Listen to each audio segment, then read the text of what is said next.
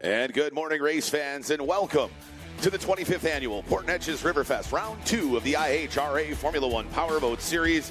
It's Sunday, and we're looking to crown some champions here on a beautiful day here in southeast Texas, right on the Neches River. Good morning, I am Thomas Yarbrough, along with me, Tim Siebold, as we give you all the live play-by-play action all afternoon long here, right on our YouTube channel and Speed Sport TV later today. Tim, it was a fantastic Saturday. We saw drivers in all 3 classes all over each other. Plus, we saw the new addition here on the IHRA in 2026, the Talon Cup, as we look to extend the drivers and bring the youngins into powerboat racing here in 2026. No, the IHRA is invested in developing our next generation of powerboat racers, and we've got 3 very talented drivers here today.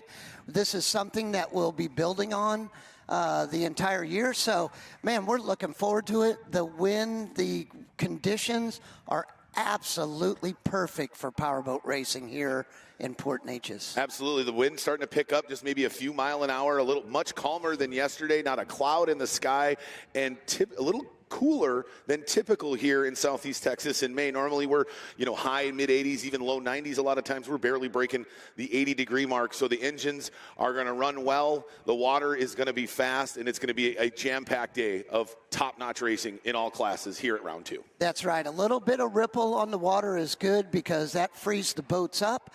You've got the nice cool weather with low humidity, which the engines love to make horsepower off of. So I can't wait. We've got some exciting racing going on today, and we're going to lead it off, with the Talon Cup. So. Absolutely. The Talon Cup going to be doing back-to-back 4-lap heats here before they run into their final a little bit later this morning. Then we're going to bring the 3rd and final qualifying heat in the Formula Lights class that's seen the 69 of Jared Wallach dominate so far through 2 heats, but it is all jumbled up right behind him, and it could be anybody's race here in the main event later on today. Formula Lights and Formula One are all jumbled up. So I think there was a 5-way tie for 3rd place in Formula One. Absolutely. So yeah, I think 1st to 11th separated by 18 total points, and 3 different positions are separated by time because they have the same exact points accumulated through 2 heats. So that started heat 3 that kicks off our live broadcast on Speed Sport 1 at 1 o'clock here Central Time in the U.S. is going to be one of, if not the best heats of powerboat racing that we've seen in many years. Absolutely. Well, right now we're going to introduce the rest of our team. We're going to send things down to the pits with Sarah, as she's got one of our drivers here in Port Neches.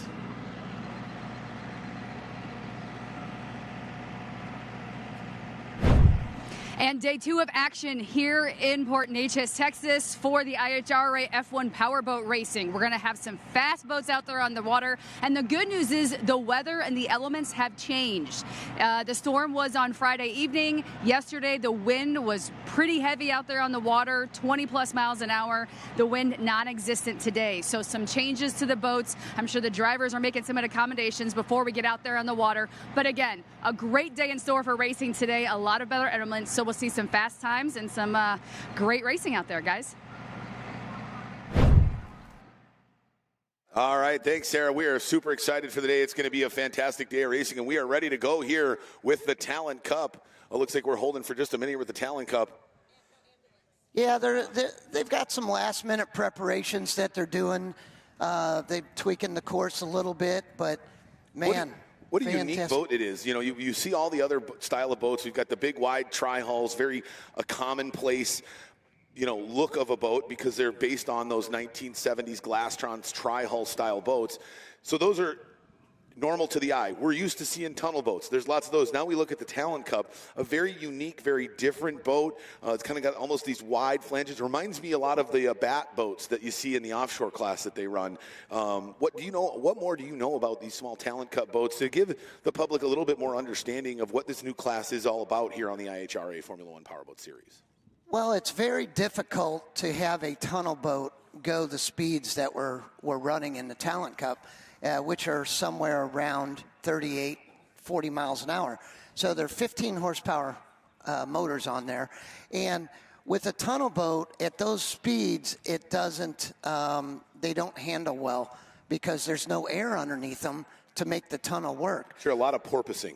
A lot of porpoising, and they kind of bow steer since they don't have the weight, the air to lift them up.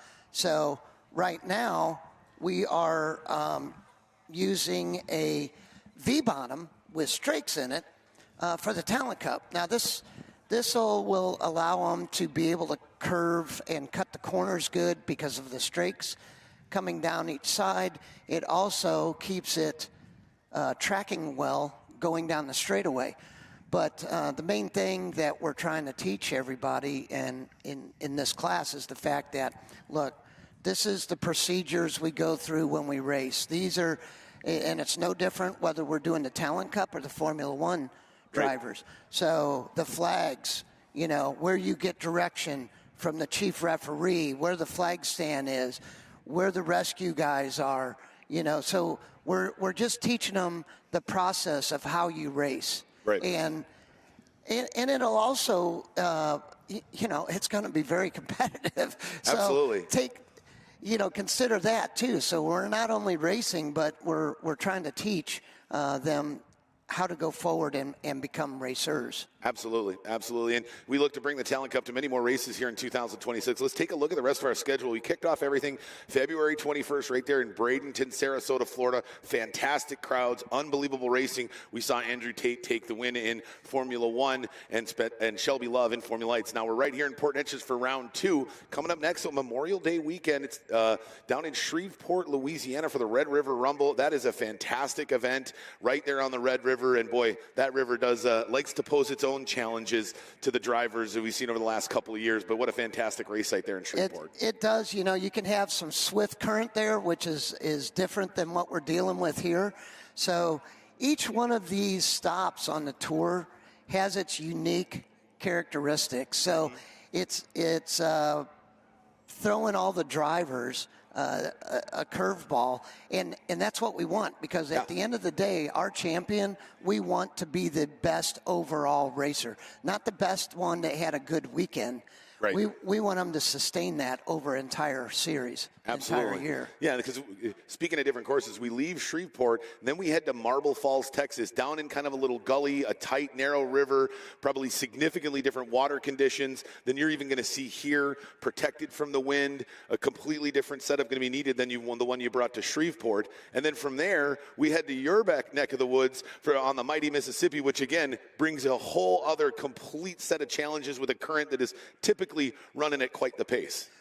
Well, it is, and typically when you run on a big river like the Mississippi or the Ohio, you get current, you get the wide open areas, so then wind can play a part.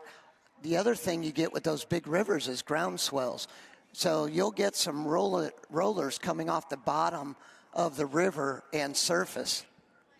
Yeah, it's and then we head up to 8,000 feet in the foothills of the Colorado Rockies for the Roar of the Rockies out in Windsor, Colorado. And again, a lake, not a river, so no current. You're up at altitude. Again, really testing every facet of not only the driver, but also the mechanics, the crew chiefs, those in charge of setup. Every aspect of the team has to seem to be working on all cylinders all season long if you want to find yourself the champion at the end of the series. That's right. So Windsor is, 5,000 feet altitude, and it's very protective.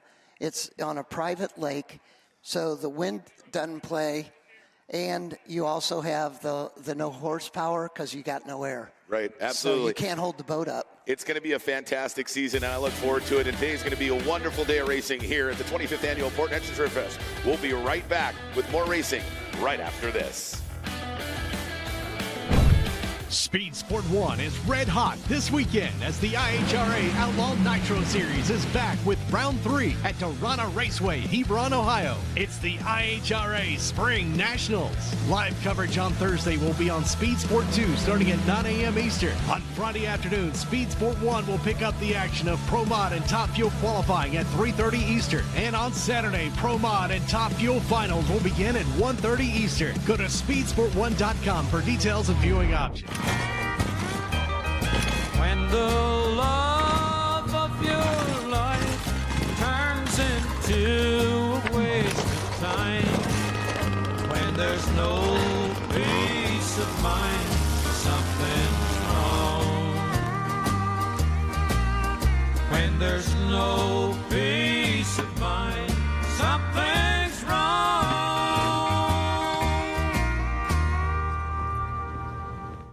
Get racing news, analysis, highlights, and more 24 hours a day, 7 days a week at speedsport.com. Get it all. NASCAR, IndyCar, Formula One, World of Outlaws, Trans Am, IHRA, and more. Speed Sport has been America's trusted source of racing news since 1934. Speedsport.com is America's motorsports authority. Check it out today.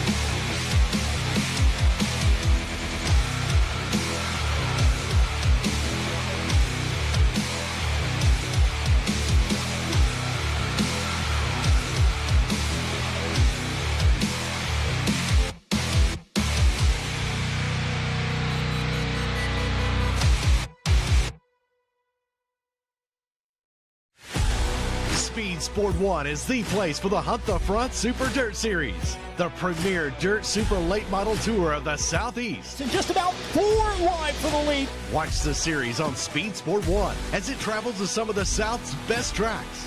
Founded by racers, the Hunt the Front Super Dirt Series is a professional touring series, and you can see the entire season on Speed Sport 1. It's free to watch. Go to speedsport1.com for details and viewing options.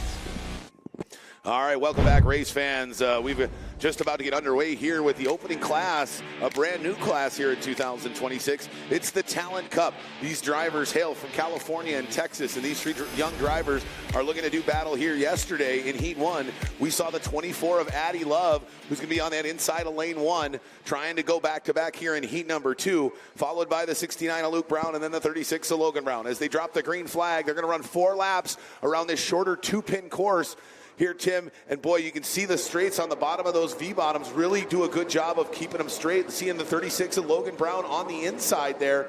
Boy, making a much better first run to the pin than he did yesterday, where we saw the 24 of Addie Love kind of get out in front and run away from it.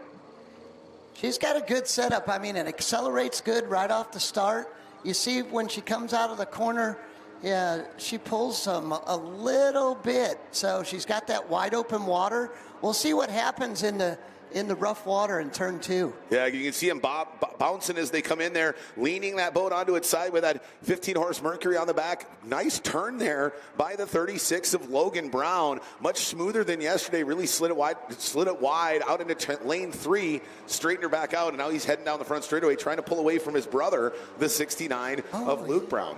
Yeah, the problem with 3 boats that are all white, it's a little bit tricky sometimes. Yeah. You got to make sure you pay attention to those numbers. Exactly, my mistake. Might need to let the guys know, hey, can somebody paint one of the boats a different color? That'd be fantastic. But you can see fantastic onboard there. What I love, the interesting thing about the 36 of Logan Brown's is his has got a little bit of a windshield. Reminds me of... boy, was it the Trotter brothers, right? I believe it was who had the Campbells with Millers. the short shield, the Millers, with that little half shield windshield, the first windshield I really ever saw in a tunnel boat that wasn't fully capsuled. Very reminiscent of that here in the Talon Cup. He's got a nice.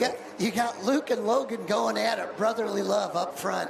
I can imagine that the battles in the pits afterwards for supremacy and all the smack talking between those two brothers might be worse than the battles on the water. As you see there, the 69 of Luke Brown go wide to the outside, over across the wake, trying to find a different line. It's great to see already. Yesterday they were kind of staying in their own lane. Now you're seeing them move lanes to try to find the clean water because they're like, I got to try to make up ground. And this is exactly the point of the Talon Cup. Not only teaching them procedures, but helping them learn the different lanes on a race course and how to move in and out and affect speed as we hit the white flag here as the 36 of Logan Brown looks to go wire to wire. Logan wasn't happy with the setup yesterday. I don't know what they changed on that boat, but it definitely looks better today. And I think he's driving a little bit more aggressively.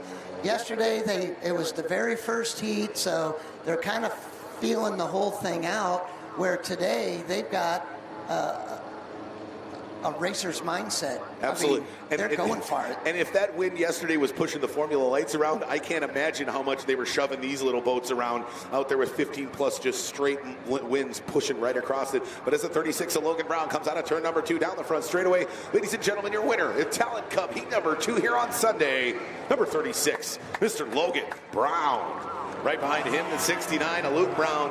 And our winner from yesterday in Heat 1, the 24 of Addie Love, rounding out the 3. Now, here's the interesting thing, Tim. We put those points together. I believe the 36 of Logan Brown finished 3rd in Heat 1 yesterday. So they're all going to be right on top of each other because Addie Love's got to have a 1st and a 3rd. 1st and a 3rd, 1st and a 3rd, and a 2nd and a 2nd. Right. So just like all our other classes, they Exactly. nobody wants to separate themselves from the pack yet today. I have a feeling this 3rd and final qualifying heat, we might see that shaken up a little bit. Same that we're going to see from our other classes today, where I have a feeling we are going to see a huge movement in the point standings and before we set that final grid. There we go with our results here in the Talon Cup heat number 2, 36 of Logan Brown, 4 seconds behind him, the 69 of Luke Brown. And then it looks like the 24 of Addie Love was just out there in 3rd right behind him. So they're going to line back up at the far north end of the course, and we're going to circle them back for their 3rd and final qualifying heat. Now, Tim, this is the first iteration of the Talon Cup here at the round 2 in 2026. Are we looking to design them just like we do for Formula 1, Formula Lights, and Tri-Hull here moving forward, where they get 3 qualifying heats and a final? That's right. We're running 3 heats and then a final. So that's fantastic, because as drivers move up as the drivers move through the program, and the goal, right, of going from Talon Cup to either a Formula Lights and then maybe to a Tri-Hull, you don't have to learn a new format. It's the exact same format no matter the class that you're in, and that continuity is key not only for our ability to stay on schedule, but it's got to be, as a fan, it's fantastic to know that every single class you watch is lined up the same exact way, and the procedures work exactly the same. That's right. It's a learning process. And you can already tell that they have learned something from yesterday, the way they're driving. Absolutely. Well, we got Sarah down there with Jimmy Kerr in the pits, the man who's going to be battling through here trying to fight for pole position in the Formula 1 class. Sarah, take it away. Joined now by Jimmy Kerr in the pits for day 2 of all the action here in Texas. So let's kind of back it up a little bit. What'd you guys do last night just to chill? Because everyone's kind of, getting things going this morning, walking around, just a night to cool off. We went to the festival back here, listened to some music, and got Bobby on the stick. Our teammate passed away. That was his favorite meal. And we went and honored him with meat on the stick. Bobby on the stick is actually what it's called, and met the owners and everything, and we took pictures with them and just chilled out over there for an hour and a half, and went back home and watched the movie and just talked about the day and that we got to have in front of us today. We're tied for 3rd in points with 2 other people, so the racing's been super tight. I haven't seen this tight of racing in a long time. It's just wonderful to have that and to be so competitive with these great racers out here. And clearly with a heavy heart, but in a good way, some fond memories. How hard is that, though, to block that out a little bit and kind of focus on what you have to do and what he would want you to do, being here, knowing kind of everything that, you hold with you? Well, we've had some time. The teams got back together. It took 4 or 5 races 2 years ago to get back in the boat, and but now we're just we're in a different boat, a safer boat. The boat is just great. Our spirits are up. We've just been getting better and better each heat, and we're excited. We're just excited. The whole team's excited. They worked hard. The last 3 days we worked hard. So we missed out on testing on Friday, which we're testing props now in heat racing. But, that's the breaks. You just got to keep going after it. And you'll be the first person I've talked to about the elements out here since it's calmed down drastically, right? Because it's been so windy yesterday, and now it's just calm and chill. Yeah, I came out this morning and went down the river, and I was like, oh, yeah, we get to rip it. We get to let it rip now. I mean, yesterday the winds, we were just all being careful, and, but now no wind. Seas are calm, and we're just ready to rip it right now. Well, good. Yeah. Well, good. We'll talk to you here soon after the heat and then maybe the finals. So thank you for your time. Thank you very much. Thank you, Port Neches and Groves Equipment Rental, for the sponsorship this weekend. Thank you very much. All right, guys. The Port Neches River Fest, the 25th annual, here in 2026 at the shores of the Neches River. Neches Federal Credit Union, a true community bank feel with low rates, fast approvals, where your money feels right at home. VP Racing Fuels, the choice of champions for decades. You can benefit from VP's expanded line of performance additives for your boat, daily driver, or weekend warrior. Seaway Marine, your one-stop boat motor shop for current and vintage outboards, as well as stern drives. Find them online at seaway.com. Mercury Racing, the leading provider of high-performance marine propulsion systems for the discerning boater around the world. Learn more about its wide-open line of outboards, stern drives, and propellers at mercuryracing.com. All right, welcome back, ladies and gentlemen. We're ready to go here for Talon Cup heat number 3, their third and final heat on the weekend, as they look to collect enough points to find themselves on the inside of lane 1. So we now have 2 classes that do rolling starts, 2 classes that do modified Le Mans starts. And what I love about it is, boy, you can see how well the drivers improve at the rolling starts, those who have been with us for a numerous amount of years versus those who may intermittently be running on the IHRA and not be as comfortable with it. I think we saw it yesterday with the 69 of Jared Wallach in the Formula Lights class when the 01 of Jake McKee really jumped him on the start. And that's one thing that I love that these kids are going to learn here, because that rolling start and that timing component can be so important into how the rest of your race goes right at the start. Well, it doesn't. Even in the classes that do the modified Le Mans start, they have to know how to do a rolling start too, just like yesterday in Formula Lights. Absolutely. So the second start, you're doing a rolling start, and we do that because of the time it takes to load the dock. Yeah. So we're always trying to make the show, move it along, make it faster, so that way it's better for the fans that are watching it live and at home. Absolutely. It looks like so. We've got the 69 of Luke Brown on the inside of lane 1, the 36 of Logan Brown in the middle there, and the 24 of Addie Love. They drop the green flag, and we are underway. And look at the 36 of Logan Brown just comes screaming up the middle. The question is will he have enough room to clear the 69 of Luke Brown as they go down into turn number 1? He gives him a lot of room. Yeah, he's doing a great job. He left him room. And look at Addie. She's diving to the inside, so. I think she learned last heat, I can't stay on the outside and hang with these guys, so she's got to start moving lanes.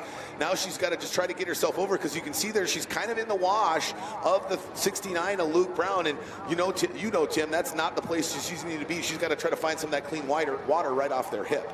Yeah, when you're running in that white water behind the boats, that's white because it's aerated from the propeller, so you don't get as much drive if you're right behind them.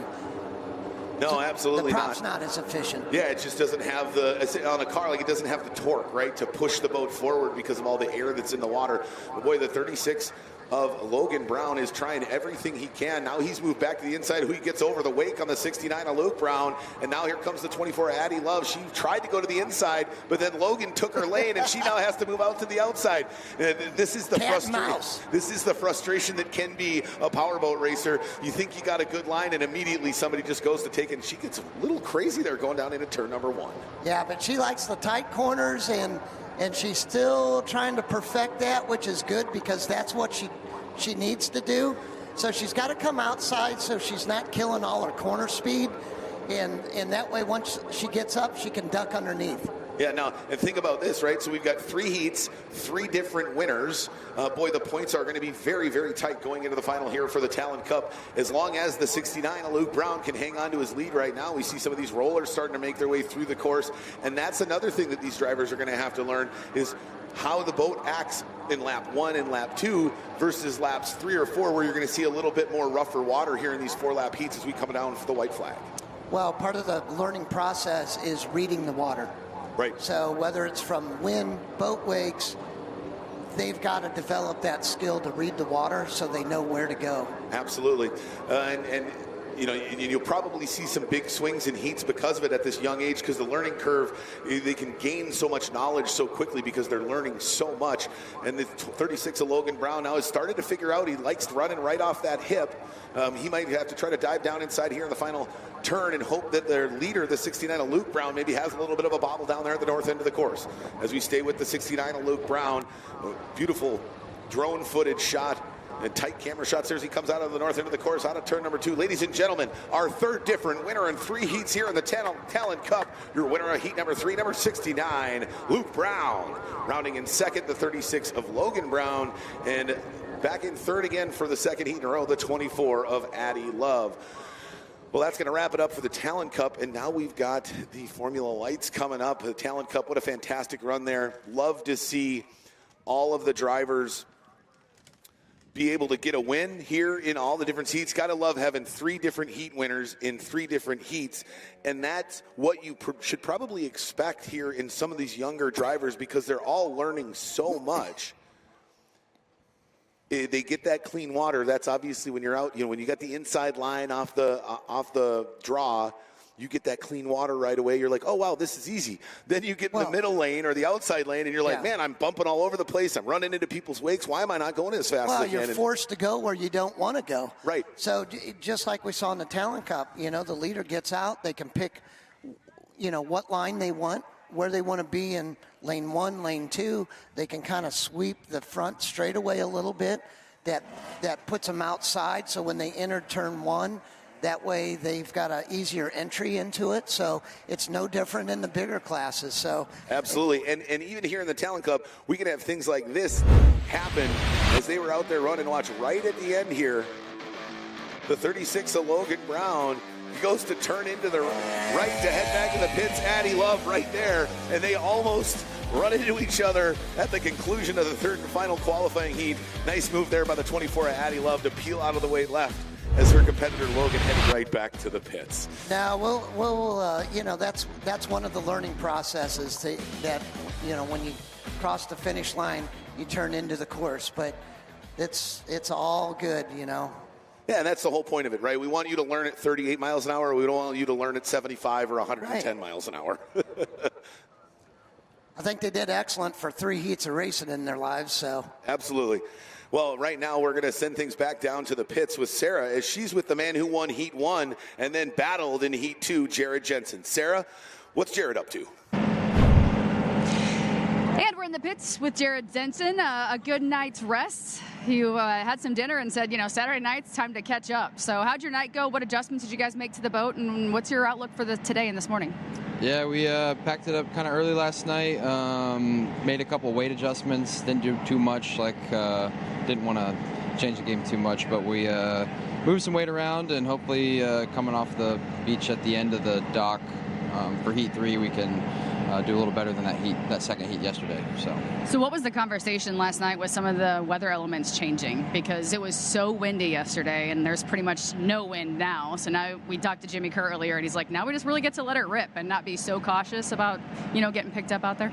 Yeah, I think it's a fine line, because that first heat yesterday we were out in front with the wind, but it's much choppier, washed out in the pack, regardless of wind. So I think we're just trying to set the boat up to be stable in the chop and can maneuver with the traffic rather than just be in the clean water most of the time. So it's kind of that fine line of losing the wind but gaining the having to fight through the traffic. So we're moving some weight around, and hopefully we can keep the boat fast through the corners and good exit velocity on the pins. So what's your mentality before you get in the boat? Do you have like a song or something that kind of gets you fired up, or do you have like something you say to yourself? I'm kind of just curious, when you get in there, what kind of gets you going? Not really. Actually, it's pretty peaceful in the cell. Kind of get in your own little planet, your own little world. So I really enjoy getting in there and getting out on the water and kind of getting ready to go racing. And once the race starts, you're kind of in your, in the zone. So it's not really anything particular I do to get ready, but just getting in the boat, strapped in, and getting off the trailer is kind of the protocol. So that's kind of all I need. So. Right. All right. Well, good luck out there, and we'll see you hopefully climb the ladder. Cool. Thank you, guys. All right, thanks, guys. Well, welcome back. Fantastic to hear from the 29 of Jared Jensen. He battled yesterday. He had a win in heat number 1, and he battled hard and was only in 11th at the end of heat number 2. But right now, I'm with our winner of qualifying heat number 2 here in the Talon Cup, the 36 of Logan Brown. Logan, how you doing, man? Got to feel good out there. How were your first 3 heats of tunnel boat racing in your career? Good. Yeah, did you guys have fun out there? Yeah. Fantastic. So, I'm curious, is it a lot easier to run out in front than it is when you're having to try to check down your brother? It's way easier running out in front. Yeah, is the water a lot smoother? Yeah. Right on. Does it feel pretty good to be able to race here in Port Neches after all the years you've been watching everybody else run? Yeah. That's so fantastic. Are you having a good time? Yeah. At the end of the day, that's what's most important. You had a blast out there. Hey, you know what? Maybe you can go out and nip your brother in the final, huh? All right. Hey, there's your winner from heat number 2, 36 of Logan Brown, doing it up in the Talon Cup. Thanks, Logan. Fantastic run. He's got one more heat left. He's got the final. Can he pull it off in the Talon Cup? We're going to have to wait and find out, because right now coming up, we've got the Formula Lights back out on the water, Tim, and what a difference a day makes. Yesterday, the wind blowing at 15-plus miles an hour straight across out of the east-northeast, and it wreaked havoc. We saw a driver who probably hasn't been upside down in well more than a decade blow over down in turn number 1, the 35 of Mark Schmierbach. Then we saw the 11 of RJ West go over down in that same north end corner. Turn 3 and 4 seemed to be pretty rough with that wind yesterday, but today, a completely different story.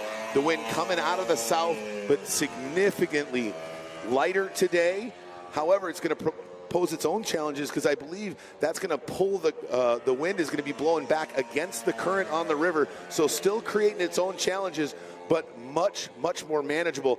I think we are going to have a super fast track here today for all classes on the water here at the Port Neches River Fest.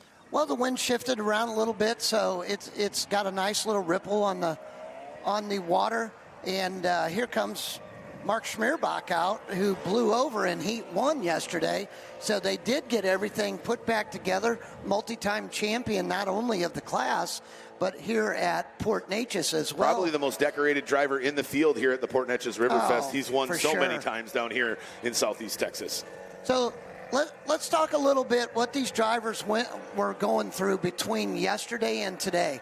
So yesterday they had to have more of a conservative setup, and they had to make sure that they could run the boat on top end at the end of a windy, gusty straightaway, where today they're going to be able to let that thing hang out, and they'll probably get, a second more faster lap time, maybe 2 seconds, than they were doing yesterday. Right on. Absolutely. It is absolutely going to be a big deal, and this, I think, is going to come huge into the favor of those veteran drivers who've got a lot more experience under their belt, and we're going to see that. But right now, we're going to send back down to our pits with Sarah. She's with Dylan Anderson. He sounds like he had quite the exciting night. What do you say, Sarah? Well, joined now by Dylan Anderson in your pits, and not necessarily the kind of discussion that we want to have, but thankfully it turned out on the good side. A little excitement last night in the pits. Why don't you go ahead and walk us through what happened? Yeah, we had a bad morning yesterday. Didn't qualify great. Had to swap to a backup boat. Had to start from the back of the dock, clawed our way up to 8th and then 2nd in the next heat race. So we had our momentum going again. And then, life just kind of had to run us back down a little bit. We get a call while we're at dinner. Hey, your trailer's on fire. So we hop in the truck. We're heading back as fast as we can. We get back, and the fire department's already got it pretty well sorted out. We open everything up, start airing it out. Basically what happened, got done charging batteries. Batteries are sitting in the trailer after the fact, and one goes up in flames. And a lithium fire, if you've ever seen it, it's just a ton of smoke and a real nasty smell. So trailer's been airing out since last night. Thank goodness, just a damaged door from where the fire department had to get in there. No other damage other than that, and a toasted battery. So we're pretty lucky, pretty fortunate, and ready to get our luck back on the right side of things this morning.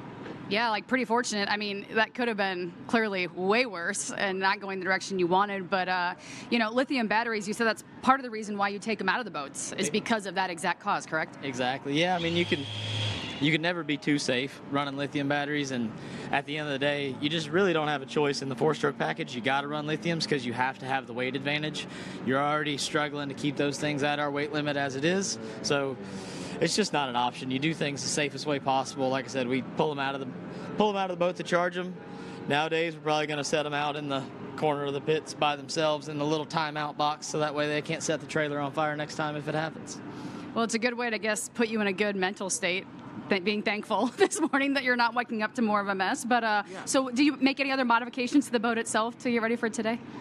No, I just really excited to get in it. We've actually, we got some calmer weather today. Yesterday we had some pretty strong winds. Calmer weather today, so we're pulling a little bit of lead out of the nose of the boat. Going to be able to fly the boat a little higher and have a lot more fun that way. Well, go get him out there, and we'll talk to you later. Thank you very much. Guys. Thanks, Sarah. Yeah, interesting. It could have been a catastrophe in the pits, not only for the 17 Anderson, but there are quite a few other teams stacked right next to each other in these tight pits here at Port Neches, Tim. Glad to see that everything came out as okay as it could have. And we got to thank the local fire, because those guys came over and helped us out. And, it was scary. We didn't know what was going on. So firemen came over, helped us out, and that was good. Dylan says a little bit what he's doing to make his boat faster for today. But not too much. I got a feeling that he's not only pulling lead out, he's probably looking at maybe a bigger propeller, and he's probably looking at a change in the engine height. So that blue Anderson Marine, number 17, make sure you watch out for him today. Absolutely. And you think about those other guys that really fly the boat when you get calm weather, like the number 1 of Dustin Terry in that 4-stroke. He really knows how to fly that boat out of the corners, and he loves when the wind lays down a little bit because he can just boogie on the outside. I think what we're going to see today is you're probably not going to see those groups get stacked up like we did in Heat 2 yesterday in both Formula Lights and Formula 1, where a lot of those top drivers just couldn't get around one another. The water was so rough. The wind was such an adversarial component yesterday that they had to manage that along with racing the other drivers, and it just didn't allow for nearly as much passing. I think you're going to see a lot more of that today. I do too, and I think you're going to get thrown in the mix some of the less experienced drivers, because now they don't have to deal with that super strong wind that they may not be comfortable driving in. Absolutely. And again, like we always do here on the IHRA Formula 1 Powerboat Series, we flip that script come second and third qualifying heats. If you qualified number 1 and you win Heat 1, you will start Heat 2 from the back. After we accumulate all our points through 2 heats, if you have the most points, you will again start at the back of the pack. So we're going to see the 69 at Jared Wallach have to do what he did yesterday and drive through the field. He wasn't able to catch anybody. He stayed behind the 24 of Shelby Love, but they are stacked up on top of each other. So weird to see Mark Schmierbach on the pole in heat number 3, isn't it, Tim? Well, it is strange, but guess what? This is what we have today. And the cool thing is you're going to have Mark starting up front, and then you got Shelby in the number 24 Clover construction boat. She's starting in the middle of the pack. And then you got Jared and Jake in the 01 and the 69 starting all the way at the back with only the rookies behind them. So this thing's going to be spread out. And it'll be interesting to see what Jared can pull off going all the way down for that start, like we were talking yesterday, because he had some top end in that prop. Absolutely, and I think another thing that we have to take into account is nobody got to test on Friday.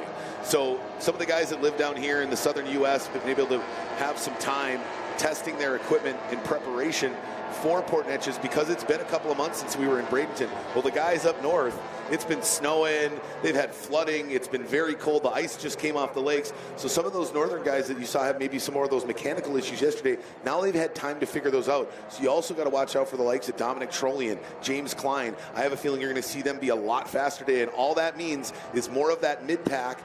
And those are going to start further up the starting grid here in Heat 3 are going to make it that much tougher for the likes of McKee and Wallach and Dumford to try to get around them. Another guy I talked to last night was the 21, the blue and orange boat of Jose Mandana. That's a new boat to him, and he had tested some tunnel fillers, and he took them off for yesterday because he wasn't comfortable with the wind and those being on his boat. he says he's going back to them today. So let's talk a little bit. That's a unique thing that, right, a little slight additive to the tunnel to adjust how it acts with the wind. Can you give us a little bit more detail? No, it just fills in some of the front of the boat in between the capsule and the pickle forks. So it just allows you to pack a little more air under it, which wouldn't have helped him yesterday. Right. But you didn't need any more air yesterday. No, you don't need any more. But he also says it makes the boat better to drive. Okay. So that way he can find that sweet spot on the trim when he's running down the straightaway, and it stays more consistent for him. And that stuff is even more important here in the Formula Lights because they're running those 2-cylinder 45 cubic inch OMCs. The smallest little trim mistake can be much more detrimental to you here in Formula Lights than it even would be in Formula One. Well, we're getting the boats lined up on the start dock here for these third and final qualifying heat here in Formula Lights. We're just moments away from getting qualifying heat number 3, the third and final qualifying heat here in Formula Lights underway. Will the 69 of Jared Wallach be able to hang on to his pole position through 2 heats? He's got a decent lead. And let's take a look at our lineup. So, reverse order of points collected. Schmierbach yesterday didn't make Heat 2, blew over on the opening lap of Heat 1. He's going to be your pole sitter here for qualifying Heat number 3. A weird place for him to be, but nonetheless, here he is for the third and final Heat in Formula Lights. Then the 11 of RJ West in that 4-stroke Beauregard coming outside of row 2. No, he's going all the way to the back. So the Han 42 of Hans McCauley is going to move up into that second position, followed by the 91 of James Klein in third. Then the 78 of Marshall Gildermaster is going to come fourth off the dock.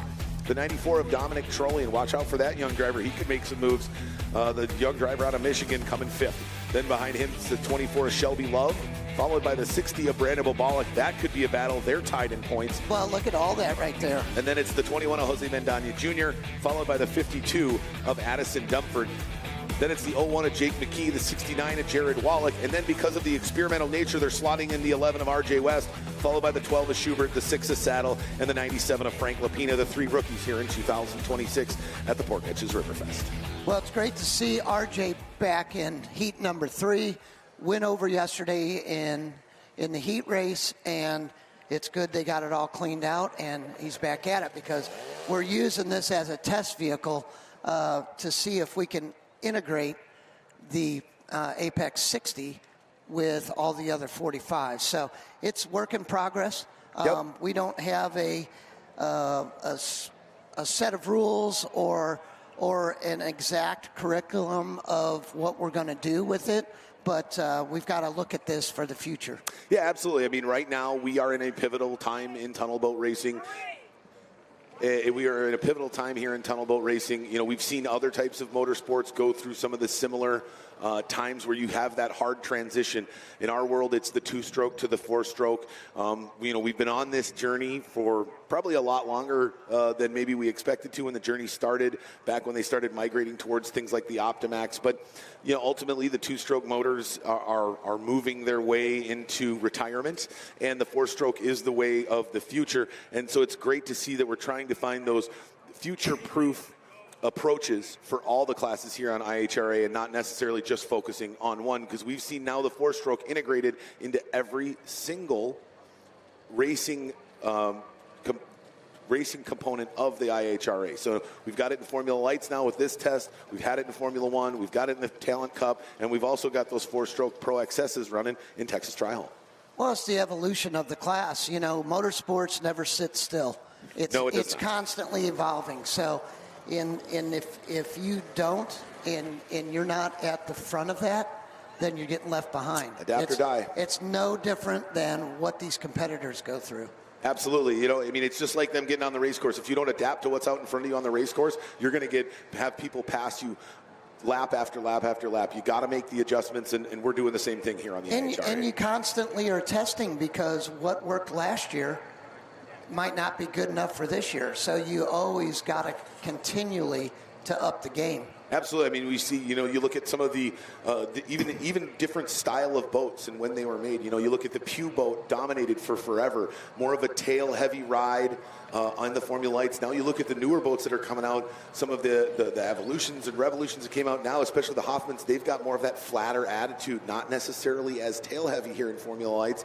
So the way that these boat builders are designing the boats is even changing to continue to drive the sport forward. And that goes all the way from the materials they're made of. They were made from wood before, and now everybody is transitioning into a full composite boat. They're stronger, they last longer, they'll take an accident better. A little bit rubbing can actually be a part of boat racing. But and you also see with some of these classes, and it's class specific, but now you're seeing the tunnels underneath the boat wider. So what that does is it'll pack more air in it, and it'll give it a flatter ride. So you're not just the bow up in the air, but the whole boat is. And once you can pick that tail up, that's really where you start seeing a performance gain, because all of a sudden now your motor can turn more RPM. One thing that we don't have in the Formula Lights class is you don't have an RPM limit. Right. So, more RPM is better. Too much RPM is not good. It ruins your day real quick. Yeah, you got to have the balance there, because you can put a smaller prop on and turn a lot of RPM, but you're not going anywhere. So you really got to find that engine sweet spot and your boat and the driver, a complete combination of, look, this is what makes everything work for me. Right. Absolutely, and we are definitely seeing that. The composite boats that run that flatter attitude, higher RPMs. I mean, you look at two of the top three boats are both those newer style composite, have a bit of a flatter attitude to them. The Molagard and the 69 of Wallach, the Revolution and the 01 of Jake McKee. Or excuse me, the composite craft of Jake McKee, and even the likes of Shelby Love and Jose Mandana and those Hoffman designed hulls, completely different attitude. Will the calmer water be more beneficial for them today, or will it allow that older school designed Formula Light tunnel to come out on top? We're just moments away from finding out here as we are got the final. We're waiting for one final boat to get lined up on the start pontoon. If he can make it, that's the 97 of Frank Lapina, but it looks like he might be hooked up with a towboat. And, things like that happen when you're a rookie. Am I right, Tim? It's all the little tiny things that you've got to make sure you've got buttoned up. And unfortunately, that might not have happened for the 97 of Frank Lapina here in qualifying heat number 3. Well, I hate to see that for Frank. He came from the panhandle of Florida, and this is his first event, but we're trying to get him some help, and hopefully he'll be there for the final. Absolutely. It looks like they're getting him towed around, so they might have to just hold him there for this Formula Lights third and final qualifying heat here. This will set our starting grid for the main event in Formula Lights later on this afternoon as we continue to roll through Sunday's finals here at round 2 of the 2026 IHRA Formula 1 Powerboat Series. Don't forget, folks, those of you here at the entrance to the grounds, we've got the IHRA merchandise tent. We've got all the official Port Neches River Fest shirts, a ton of different IHRA stuff. Make sure you take care of Debbie. Say hi from us here down at the booth, and she's right there at the entrance. If you want to find all that swag online as well, you can check out all our social media platforms at IHRA Formula 1 Powerboat Series. You can find us on IHRA.com as well. So a little bit more as we're waiting for them to get lined up for the rest of the final here. We're just getting some debris off the river. Today at 1 o'clock, we've got a unique opportunity, Tim, for I believe the first time in U.S. tunnel boat racing history. We are going to be live on TV starting at 1 o'clock this afternoon. There's not too many things.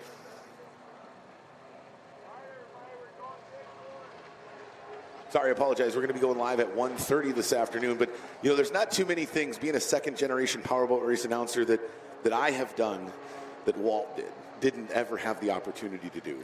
And for the first time in my powerboat racing career, I can say that I've done something that Walt never did. I'm going to be able to go live on TV for a tunnel boat race. What an exciting, monumental day it is for the IHRA, for the Formula 1 Powerboat Series, for all the work that you, John, and everybody else in this series has put in since 2017. This is the progression that you were driving for, and so excited to come up here on the 1 minute gun for the third and final qualifying heat. 1 minute drivers, 1 minute. Will our pole sitter, the 35 of Mark Schmierbach, get back into his spot where he's real comfortable and run this thing wire to wire here to collect some valuable points? 50 seconds, drivers, 50 seconds. Or could the 42 of Hans McCauley or the 91 of James Klein make a move out here coming second, third off the dock in this third and final qualifying heat? 40 seconds, drivers, 40 seconds. Then it's the 78 of Gildermaster, the 94 of Trollian, and then it's the 24 of Shelby Love. Can she come off the dock like a rocket, go back to back, and get herself back in the conversation? 30 seconds, drivers. Then it's Bobolic, Mandana, Dumford, McKee, and Wallach. Who's going to be the champion here in Heat 3? 20 seconds, drivers. You're under starters orders. Oh, quick drop of the flag. He drops the flag. Great jump there by the 35 of Schmierbach. But look at the 24 of Shelby Love. She's got a great run. Bobolic side by side with her. And there's Mandana on their outside hip. They are flying down the back straightaway. Well, they were very lucky. They were in the first flag, and Wallach had to start on the second flag. Yeah, he did. McKee was definitely the one that was most benefited from that setup there. But the 24 of Shelby Love now looks, she finds herself up in second place. But look at the 35 of Mark Schmierbach. He lays that nose down and he is screaming down the front straightaway. He knows he has got to put the pedal to the metal here. Not only does he have to win, but just in case it ties, he's got to win by a lot, Tim. Jose's looking good on the outside, and the number 21, the blue boat. Yeah, he is moving wide. He got a good start, and that outside line is working for him in that boat. Right. How about the 52 of Addison Dumford coming up the inside? Him and the 01 of McKee splitting the 78 of Gildermasters. They go down into turn 3 right behind the 21 of Mandana. They're all over each other trying to catch the two boats that have separated themselves here early. The 35 of Schmierbach and the 24 of Love. And you've got a huge battle going on for fourth place right now. Addison, Hans, McKee, and then here comes Jared starting to come up, and Bobolic's in there too. Yeah, Bobolic's just jammed down in jail on the inside. He doesn't seem like he's very comfortable there at all. But how about the 52 of Addison Dumford's the one that comes out of that group? Not what I expected, but we talked about it yesterday. This young driver continues to push, and one day maybe he'll find himself right where the 35 of Mark Schmierbach is, our leader, who's coming out of turn number 2 now, trying to pull away from the 24 of Shelby Love. But it seems like she may have figured out some of that top end from yesterday, because she's not going anywhere. Now she'll be chasing Mark, and let's see what happens. You know, as the race goes on, we'll see whose physical condition is superior. Yeah, and how about the 6 of Carissa Saddle doing battle with a 91 of James Klein? They just came across. There's he coming out of the corner. Boy, you know, you can tell she's a rookie. The corner speed isn't quite there, but boy, she's really got some top end on that French all-composite, more designed Formula Light here in her inaugural race as a tunnel boat driver. She's doing great. You know, she ran a couple smaller races in preparation for this, but you gotta say she's doing a great job right now. She's keeping everything the right side up, and she's moving forward. Absolutely. Now, and the question is, how hard is she going to make it on the 35 of Mark Schmierbach as he joins her in the 91 of Klein down between 1 and 2, and that's the last place as a leader. You want to catch back markers, Tim, is in the corners, but he looks like he's able to navigate his way through pretty well. Now can the 24 of Shelby Love have a tiny little lane? She does, to squeeze between the 6 of Saddle and the 91 of Klein and stay with the 35 of Schmierbach. That's a good job. Good job by both those drivers. Absolutely. I would say all of them. The two back markers held their lane. Yeah. They moved out of the way, and they allowed them to make the split, and they ran right through them. So they stayed out of the way, but they didn't make it. They didn't change their racing lane to do so, which is what I like to see. And here's the thing. They're still out there competing. So they're racing for position, but they don't want to hold up. You don't have to get out of somebody's way. All you have to do is not change your lane so that they can pick a lane to go around you. Absolutely. There we just saw the shot of 97 of Frank Lapina. Unfortunately, the North Florida native unable to fire here in qualifying heat number 3, but now we're overhead of the 35 of Schmierbach. Oh no, we got a boat dead down on the water. The 42 of McCauley goes down. Then the 12 of Schubert misses the turn number 3, and he's got to circle back around. Then Shelby Love goes dead in the water down outside of turn number 2. It is chaos down at the south end of the course, and that has got to be absolutely devastating for the young driver out of Santa Rosa Valley, California, and the driver out of Vienna, Austria. We lost 2 boats in one corner, Tim.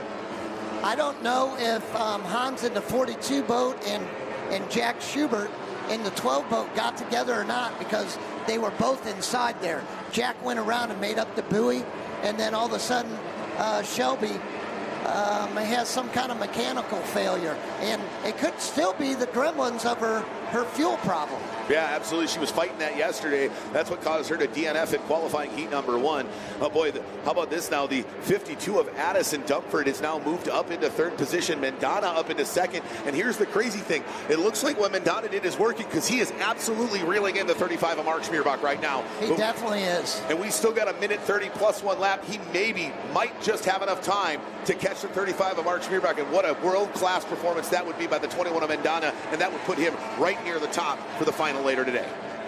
So let's see what kind of speed. Now they're both in open water, so let's see who really has the speed.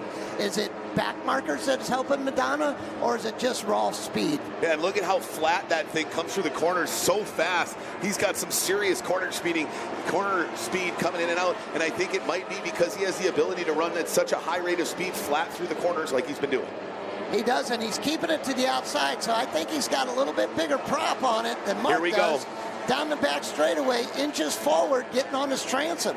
And as the Mandana's about a half a boat length behind, now he's got to lay off in the corner, because he's got to make sure that he's right on his outside hip, but not get scrubbed in the water. Now they're going to come up to more back markers as we continue to push with just 36 seconds plus 1 lap remaining here in this Formula Lights 3rd and final qualifying heat. Will the 35 of Schmierbach be able to hold off the hard-charging Tampa Terror, the 21 of Jose Mandana Jr. running for Mike Scott Plumbing? Look at a needle he threads down there. Wow, what a move that was. I like where Jose's at right now, because they're coming up on the back markers. And they're going inside. They're going inside, and they're going to hit them right at turn 3 and 4. Now this is where this might be the heat right here, ladies and gentlemen, as they navigate through turn number 3, now out of turn number 4. It's the 78 Both of them are having to come out. And that's not where the 35 of Schmierbach wants to be, because I don't think he's got enough top end. Can they get by both boats? But no, they're going to have the 78 of Gildermaster and the 91 of Klein in there. Ooh, Mandana tries to dive down inside, but it's got to split between the 91 of Klein and Schmierbach. Here we got the move coming out of turn number 2. The pass. And he splits the difference between the 91 of Klein and the 35 of Schmierbach. And now they go side by side, deck to deck, down into turn number 3. White flag is out. Mark pulled back up on him a little bit. Here we go, final heat. Final corner of the heat as they come out of turn number 4, ladies and gentlemen. On the final lap of the final heat in Formula Lights, he comes out on top, the 21 of Jose Mandana Jr., your winner, hanging on for a solid 2nd place. The 35 of Mark Schmierbach, and in finishing in 3rd, the 52 of Addison Dumford.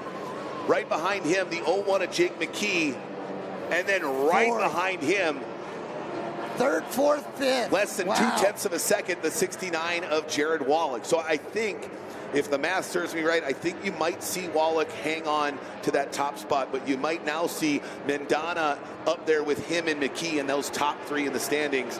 And the person who's really going to have to run hard. Yeah. And the number 52, the yellow boat, because he has had... He came in 3rd in points and another 3rd place finish. Finishes. And that is awesome. Really happy for the Mandana's new boat, and he just looks like all of a sudden things are starting to come in. Light bulb. And he's getting more comfortable in it, and it showed, because when he threaded the needle between all 4 of those other boats, that was impressive. The level of comfort that you have to be able to stick it in there with 3 other boats in the corner. I mean, if it's impressing you, you know it's a difficult thing to do. But it's amazing to me how one slight change on a boat gives him such an increased level of comfort that he was willing to be able to do that. He knew that was his move, right? This is my one shot. Let's take a recap here of this 3rd and final heat in Formula Lights. Great jump off the dock by not only He got a good start in Jose in the 21. Blue boat, he has been struggling on the starts. Yeah, he has. Schmierbach got out early, though, and he wanted to try to run away, but the problem was the 24 of Shelby Love also was able to separate herself from that first pack off the start, and he started tracking her down, which held him closer to everybody else in the field. And then, unfortunately, the 24 of Shelby Love, she goes dead in the water, and that allowed the 21 of Mandana to get up in that spot, and that's when he went to work. I wonder if Mark was caught a little bit by surprise, not knowing that Jose was there. Yeah, I mean, there were so many boats behind him, and there was such a wash behind him. It wouldn't surprise me that he couldn't really see who was behind him. outside of maybe one or two of the competitors. There's the 24 Shelby Love. She looked really fast. If she can figure out that problem, she could possibly play spoiler in the final, come from all the way out back. But there was the man 21 of Mandana on a mission to hunt down the 35 of Schmierbach. He threaded the needle down in turn number 2 on the final lap of the race. He was able to pull out in front, and just like last year, Mark Schmierbach finds himself on the outside looking in on the final lap of a race. Well, our final is set. Our final is set here in Formula Lights. Let's take a look at our full grid results from the heat there. The 21 of Jose Mandana by 1.07 seconds is able to pull out a victory, nipping the 35 of Mark Schmierbach right on the last lap there. 52 of Addison Dumford, fantastic run. Then McKee, Wallach. But Wallach pretty good considering he got pinched more than once in a really bad spot. Yeah, he got hung up on the inside there for a few laps. Gildermaster hangs on to a solid 7th. Same with the 94 of Trollian finishing in 8th. Then the 12 of Jack Schubert, even though he got together with the 42 of McCauley, came back in a solid top 10 finish. And how about the rookie Carissa Saddle, the top rookie here, followed by the 91 of Klein, the 24 of Shelby Love, along with the 42 of Hans McCauley, who both went dead in the water. The 11 of RJ West, looks like they tried to change some new things to that boat. It didn't necessarily work here in that Heat 3 for that experimental boat. And then unfortunately the 97 of Frank Lapina, who had a great view of the heat race from off the course, as he was never able to get it under power prior to the start. But fantastic heat there in Formula Lights, no surprise. You're going to have some teams thrashing to get into the to get their equipment ready for the final.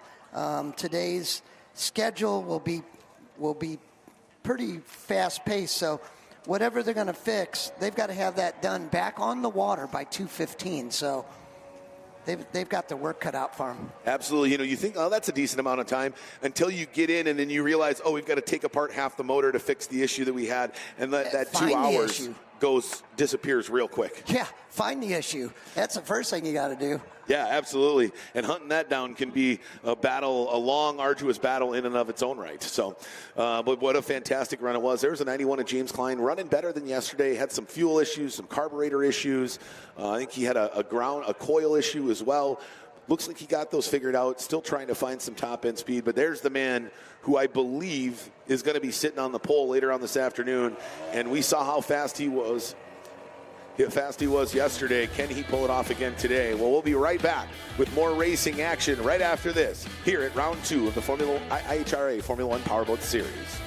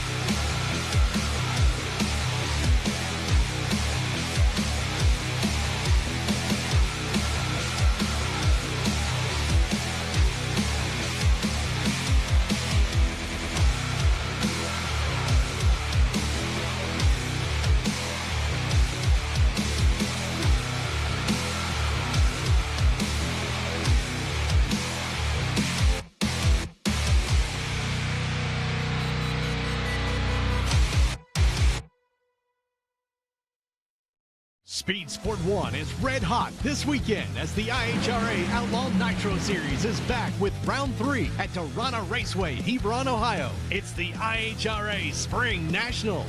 Live coverage on Thursday will be on Speed Sport 2 starting at 9 a.m. Eastern. On Friday afternoon, Speed Sport 1 will pick up the action of Pro Mod and Top Fuel qualifying at 3:30 Eastern. And on Saturday, Pro Mod and Top Fuel finals will begin at 1:30 Eastern. Go to speedsport1.com for details and viewing options.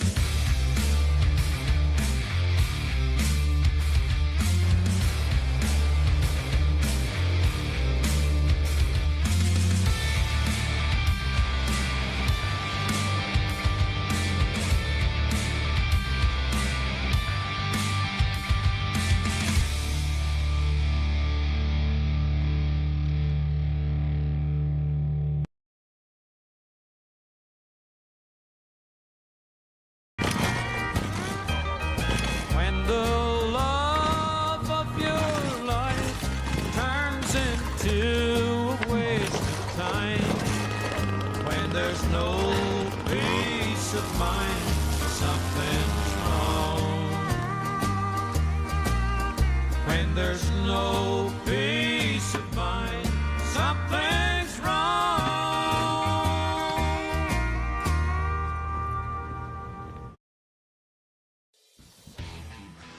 The 25th Annual Port Neches River Fest. Brought to you by Neches Federal Credit Union. A true community bank feel with low rates, fast approvals, where your money feels right at home. VP Racing Fuels. Learn more about their ultramarine and explore VP's full product line online at vpracingfuels.com. Seaway Marine, your one-stop boat motor shop for current, vintage, outboard, and stern drive parts. Find them online at seawaymarine.com. Mercury Racing, the art of speed. Mercury Racing propellers offer the ultimate performance and durability. Find everything about Mercury Racing at mercuryracing.com.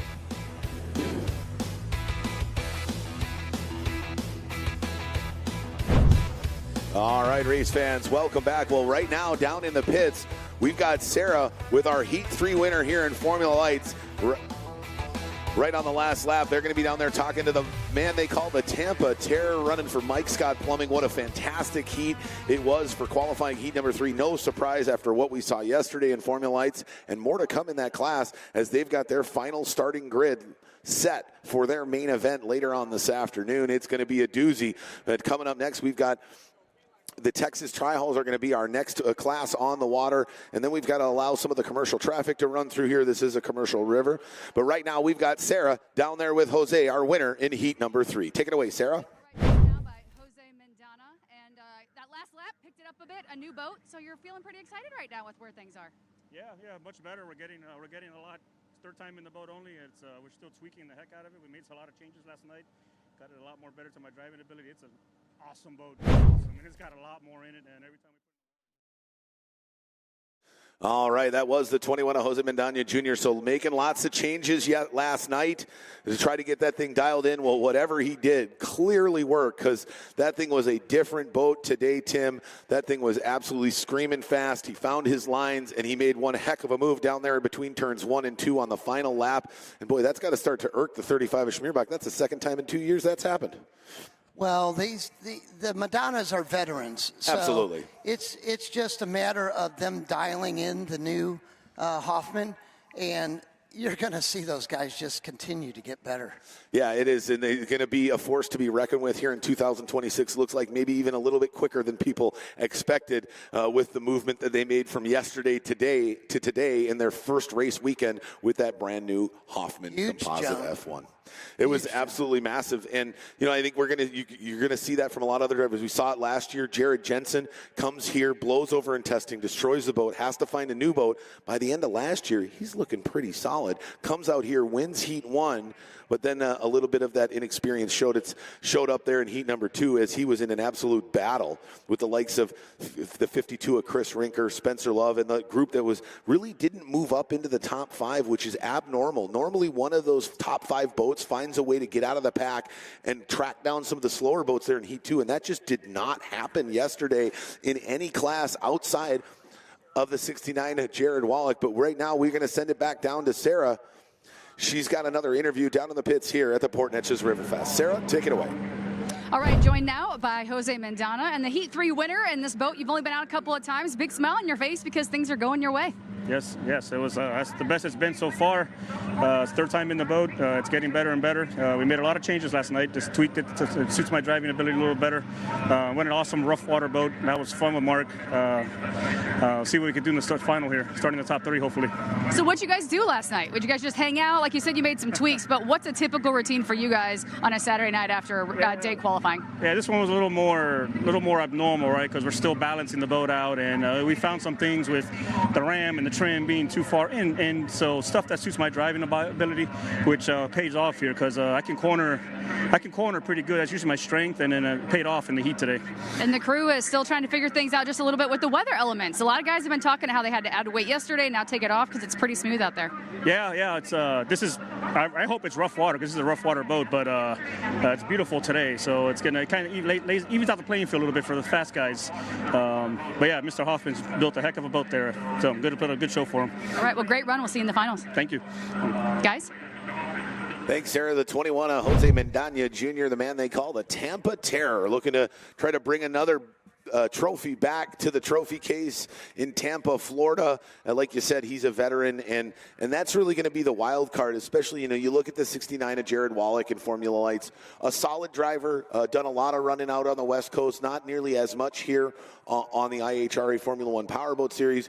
But he's got a lot of speed. The question is can he handle a full-on attack from the likes of Schmierbach, Bobalik, Dumford, Mandana, of course. And then you got the dark horse Shelby Love. If she can get things figured out, she's going to be on a mission from the word go, because she's going to have to run her way through the entire field. Yes, and now instead of a half fuel load or a quarter fuel load, you're going to have to go to a full fuel load. And that weight may affect some of them more than others. Yeah, that seems like one of those things out on Friday when you're doing the testing, which we didn't get here. It's always nice to, hey, let's go out and run it with a full tank of gas. Let's run it with a half tank of gas. Let's see what that weight distribution does with the water conditions that they're dealing with here at each individual race. Not only does it affect you out on the water, it also affects your starting. So they're going to have to trim the motors in a slightly different position in order to get it to come off the dock good with full fuel load. And is that something that, as a driver, all the, thousands of hours of testing that you've logged at race sites, prepping for race weekends, is that something that you guys would look to do to maybe, get out on the course, but do kind of a dry start? You're not necessarily at the dock, but go from a dead start with a full tank, go from a dead start with a half tank, and see how that thing gets up on plane? Definitely. And back in the day, the trim indicators to let you know where the engine position was on the transom, it was a cable. Well, they weren't 100% accurate. Now it's all digital, so you can put it right to a number. So when you go from full fuel load or to a quarter fuel load, all of a sudden that's a different number. So you can dial it right in. Yeah, it's amazing what technology can do. Not only dial in the trim, but now with these APX motors, all the different computer information that you get right off the power plant on the back of these high-performance machines. Well, again, we've got the opening ceremonies coming up at 11:45 Central here for the Port Neches River Fest. We're going to take a break here. For those of you here locally, swing down to the vendors, grab yourself an Amish donut, grab some meat on a stick, get yourself an ice cold beverage, and find your spot along the shores of the Neches River here as we're going to get ready to rock and roll again for the rest of Sunday's racing here at round 2 of the IHRA Formula 1 Powerboat Series here in 2026, the 25th annual Port Neches River Fest. Don't go anywhere. We'll be back here in just a little bit, right at 11:45.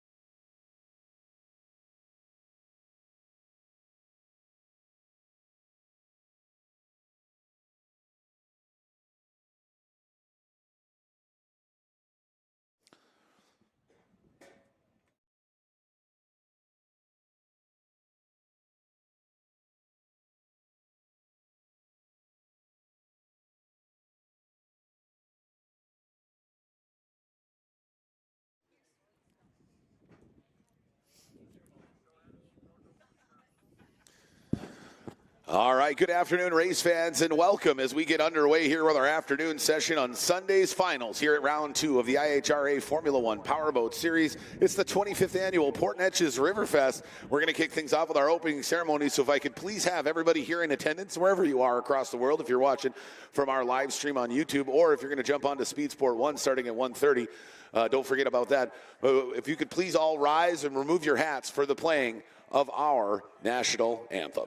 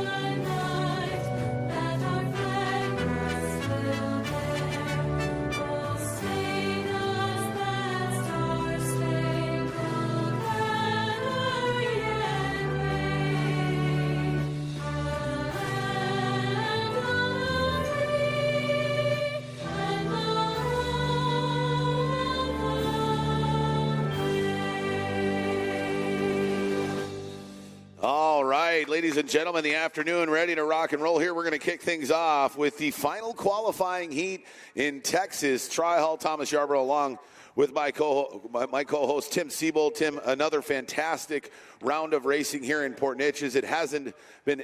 It's been absolutely fantastic so far. Deck-to-deck racing, no different here in the Texas Tri-Hall, where it looks like the 17 of Neil Marsh is starting to figure it out after a much rougher 2025. He is back on top here as we take a look at the Tri-Hall class here in heat number 3. There is the 17 of Neil Marsh. They call him the dude. He's won multiple titles. You think it's got to be a little frustrated after last year, looking to go back into the hunt and try to start up on top here in Port Neches. Well, he's no stranger to this course. He's not a stranger to being out front and controlling the race, and we saw him do that yesterday. Absolutely. We take a look at this reverse order of points accumulated. We've got the 54, Darren Ware, on the inside of row 1, followed by the man in the John Deere green machine, the 33 of John Ottinger on the outside of row 1. On the inside of row 2, the 63 of Aaron Green running for Rise Fitness. And that 42 Diamond C Reynolds of Wyatt Zellers outside of row 2. Inside of row 3, the 26 of Bristen Sherman and that Ray Bob seasoning machine, followed by the number 10 of Tanner Rinker in that Gregory Law Firm Rinker Boat World sponsored entry. Right behind him in row 4, the other half of the Rinker racing team, the 37 of Mason Rinker, running for Mastercraft Boats, followed by the 69 of Cole Wearing. He's looking to try to get on top of the podium here this weekend when it's all said and done. He's on the outside of row 4. On the inside of row 5 is the man who was dominant yesterday. They call him the dude, the 17 of Neil Marsh. And we had a late entrant here is the DD1 of Andy Miller is going to fill out the outside of row 5. And then our rookies in row 6 on the inside, the 13 of Jared Shelton, the Captain Mark sponsored Tri-Hall. And then the 03 of Evan LaBeouf. He's running in that Bunker Bar and Grill sponsored machine out of Houma, Louisiana.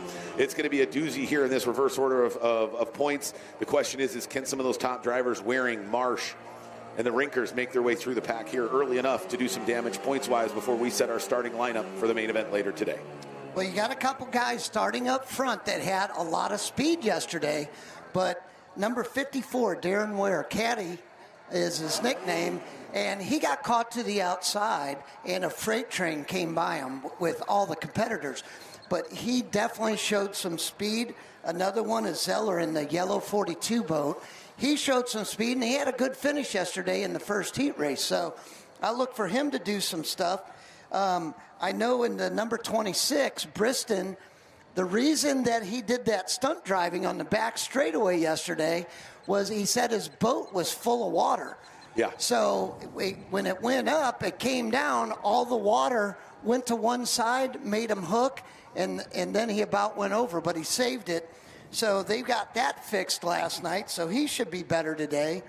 And then, the normal competitors that you have, but you got Tanner and Mason, and I'll look for Tanner probably to jump up the order today. Yeah, I mean, he's on the outside lane, which that four-stroke likes, right? I think if you're one of the four-stroke boats, you want to go to the outside lane, try to use that speed to your advantage, not get pinned down to the inside like Bristen Sherman did yesterday and got doused down with water. Along with that crack he ended up finding on the inside of the front of the hull, a pretty healthy crack that they worked and grinded on for hours last night. But Michael Schubert and his unbelievable skill set to keep that entire Outlaw F1 thing moving down there with all the boats that he's in charge of in that stable. Pretty impressive, but not necessarily surprising. So yes, look for Sherman to try to do some damage and get up the starting order here, because he needs those points, because we remember on that Outlaw F1 team, they want to beat their teammates probably even more than they want to beat the rest of the competitors out there on the water. That's for sure. You know, those guys come up with some wacky things that they do to each other if they beat you.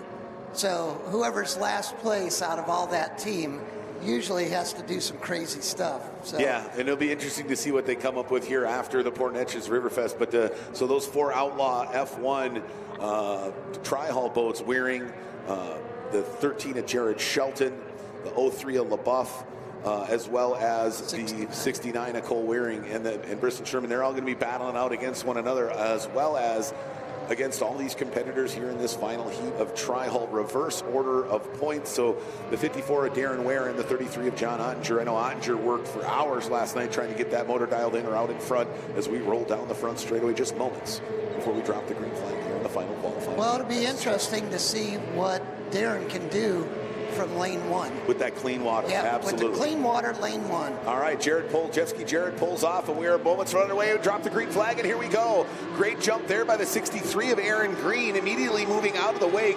But 54, Darren Ware, the man they call Caddy, moves down to the inside and douses down the 63 of Green as they go down into turn number 1. Let's see who's going to see who's going to come out clean. They all wad up down there. It is an absolute... Oh, look out there, Mason Rinker. We got a boat over. Gets over, and that's the 26 of Bristen Sherman.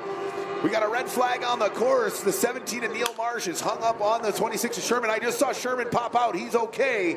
As he's come out of the boat there, it looks like he's going to be okay. Out quickly was the 26 of Bristen Sherman. It looks like the 17 of Neil Marsh just got knocked into him, and he had nowhere to go to right-size the boat after they got wadded up down there in the corner.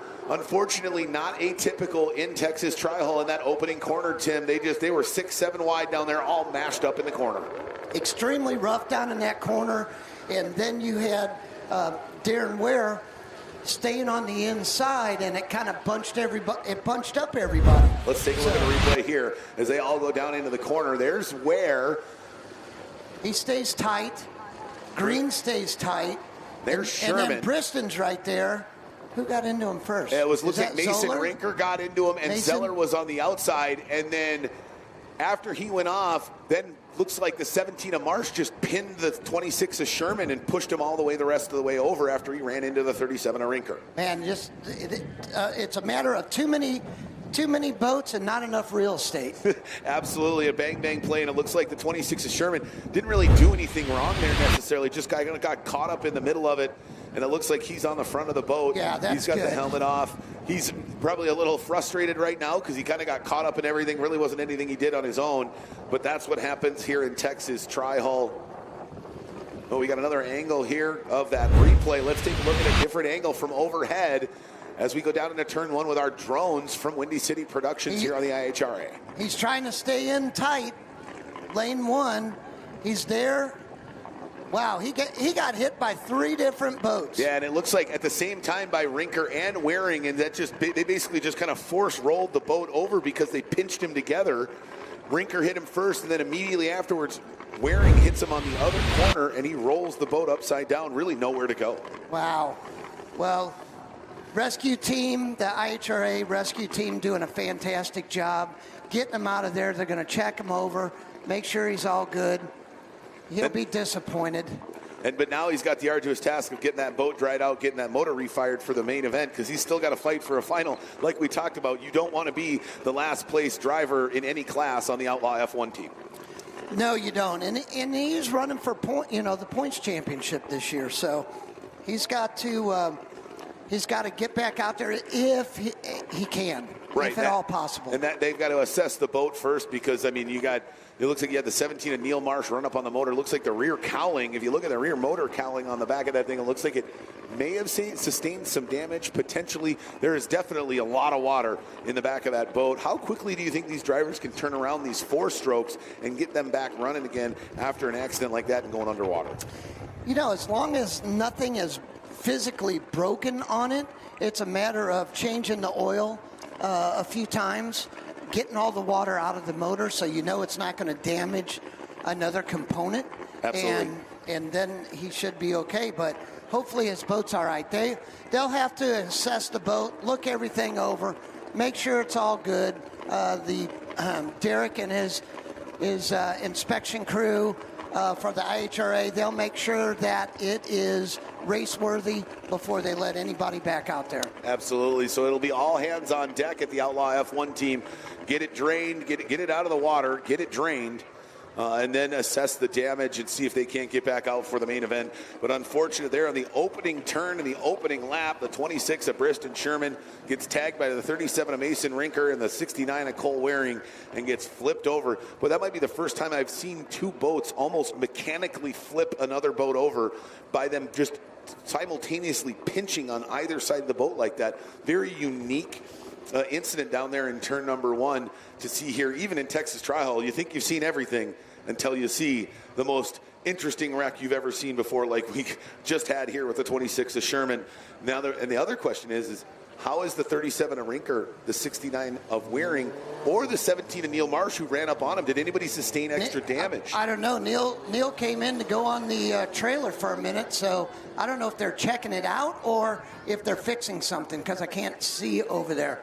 It looks like they're pulling the boat up and out of the water. Oh no, the 17 of Neil Marsh might be done here in qualifying heat number 3. The man who is sitting on top of the points may be out of heat number 3 here, and they are pulling up to try to do some more work on that boat. I don't know if they're going to have enough time. Boy, as from a point stand perspective here at Port Neches, that's going to really shake things up if the 17 of Neil Marsh can't finish this final heat. Well, you got Bristen Sherman in the 26 who just went over, was sitting 3rd in the championship right now. And then you've got Neil Marsh in the 17 who is sitting 4th in the championship. So this is going to blow the door wide open for Mason Rinker and Cole. Absolutely. That's if they can make their way up far enough to really put some distance between them and the likes of Marsh and Bristen, right? I think if you're 2nd and Neil Marsh is 3rd, you need to be equally as worried if you were in 2nd and he was in 1st. Because right. He is a surgeon cutting through the crowds. We saw it yesterday in qualifying, one of the qualifying heats. I think he passed like 7 boats on the opening lap, coming from 2nd to last off the rolling start. You don't do that without a high level of comfort, trust, and skill in your boat and your abilities, especially moving through the tri-hull class where these guys can shoot, they can dart 4 or 5 feet left or right depending on the rollers they're hitting out there on the course. He's run that package for the last several years. He's comfortable in it. He knows what the boat's going to do, when it's going to do it. So he knows when he's coming up on a situation how to handle it so he doesn't put himself in a bad way. Right, absolutely. And sometimes he only gets a few, but then you see times like yesterday where he just leaves the field in his dust like they're standing still as he just surgically makes his way through the corners. Hopefully he can get that boat back fixed. Looks like they got it up on the scale. Oh, they're just taking a look at the bottom to double check. So they may be running it right back in, but I can appreciate if there is some damage that you can't see that they will be able. But they're lining them back up. Here we go. So it looks like, if for nothing else, he's at least going to go a lap or 2 down if they haven't pulled the plug already for the 17 of Marsh. But let's take a look at this shuffled starting grid on the inside of row 1 now. Still the 33 of John Ottinger. The 54 of Darren Ware moves to the outside. But then we got the 63 of Aaron Green, the 42 of Wyatt Zeller. Then it's the 10 of Tanner Rinker and the 37 of Mason Rinker. They move up because Bristen Sherman is gone.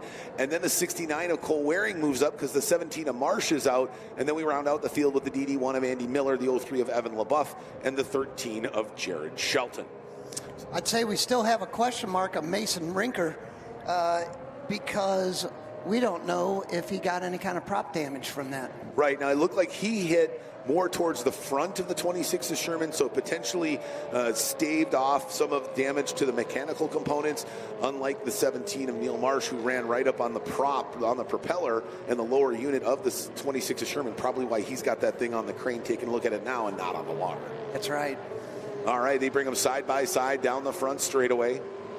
Jet ski Jared now peeling off. We're waiting for Doug Ray to drop the green flag here on the IHRA Formula One Powerboat Series third and final qualifying heat restart here in Texas Tri-Hull. They drop the green flag and away we go. Darren Ware was on pole and he elected to go to the outside. Yeah, he moved to the outside.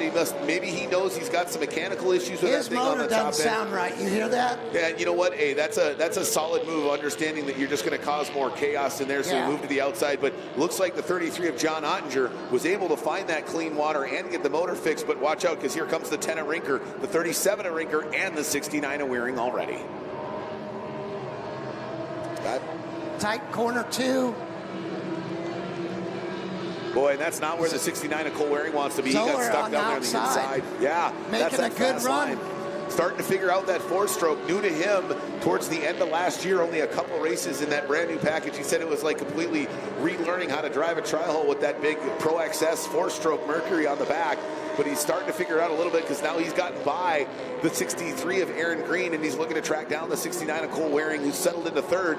But like you said, here comes Tanner Rinker already up in second. That's right. And you know, when you get jammed, a traffic jam like that, sometimes you have to take your foot off the gas, go slower in order to go faster, if that makes any sense. Oh, absolutely it does, because then you're not getting yourself into the muck. You're able to stay just outside of it and then clear through it once it dissipates. Yeah, you got to be able to put it where you want it, when you want it. Absolutely. And that's what the 33 of John Ottinger is doing right now. But the battle is really for that 4th and 5th position between the 37 of Minker and the 42 of Wyatt Zeller. The 2 yellow boats, one yellow and black, the other all yellow. Mason running for Mastercraft Boats and McLean Trailers. That goes down into turn number 2 on the north end. Boy, Zeller really takes a beating out there. A nice job by Mason Rinker. He was able to figure out that corner and clear the 42 of Zeller. And now he's looking to eyeball the 69 of Cole Waring, who's sitting in third. Mason always does, the number 37 yellow boat, Mason Rinker always does a great job of not over trimming the boat and keeping it in the water. You see these boats jumping in and out of the water, and every time they do that, it slows them down because the prop is out of the water and not pushing them forward. So the more you can keep the boat in the water, the faster you are. But as it gets rougher and rougher, that becomes even harder. Right, yeah. I think that's why we might see the Tanner Rinker excel even more in the later stages of a race, because he couldn't have a more diametrically opposed racing style to his brother, the Tanner Rinker. One's calm, cool, sweeping corners. The other one's just, hey, rung what you brung, let it fly, let's see what happens. And he's out there pushing the 33 of Ottinger to the limit right now. John Ottinger doing a great job. Keep that number 33 out front. And as he moves right down into lane 1, he's not going to let the Tanner Rinker gain any ground on the back half of the straightaway. So important here in Texas Tri-Hull, because it seems like that second half of the straightaway is where the motors that have the better top end, the drivers that have more top end, are really starting to make their moves. John's got to he's got to make Tanner go the long way around. Don't give him the inside. All right, well, here we go. We're on with just 2 laps to go. Now the white flag comes out. So last lap here, can the 33 of Ottinger hang on and hold off the 10 of Tanner Rinker? There's the 63 of Aaron Green going in. There's the DD1 of Andy Miller, and he's battling with Wyatt Zeller and Aaron Green for 5th position as they come out of the north end of the course. Oh, he left the door open on the exit of 1. The Tanner Rinker now down to the inside as they're drag racing down the back straightaway on the final lap. Nothing. It's the 33 of Ottinger on the outside. He pulls back up. The Tanner Rinker on the inside as they go down into turn 1.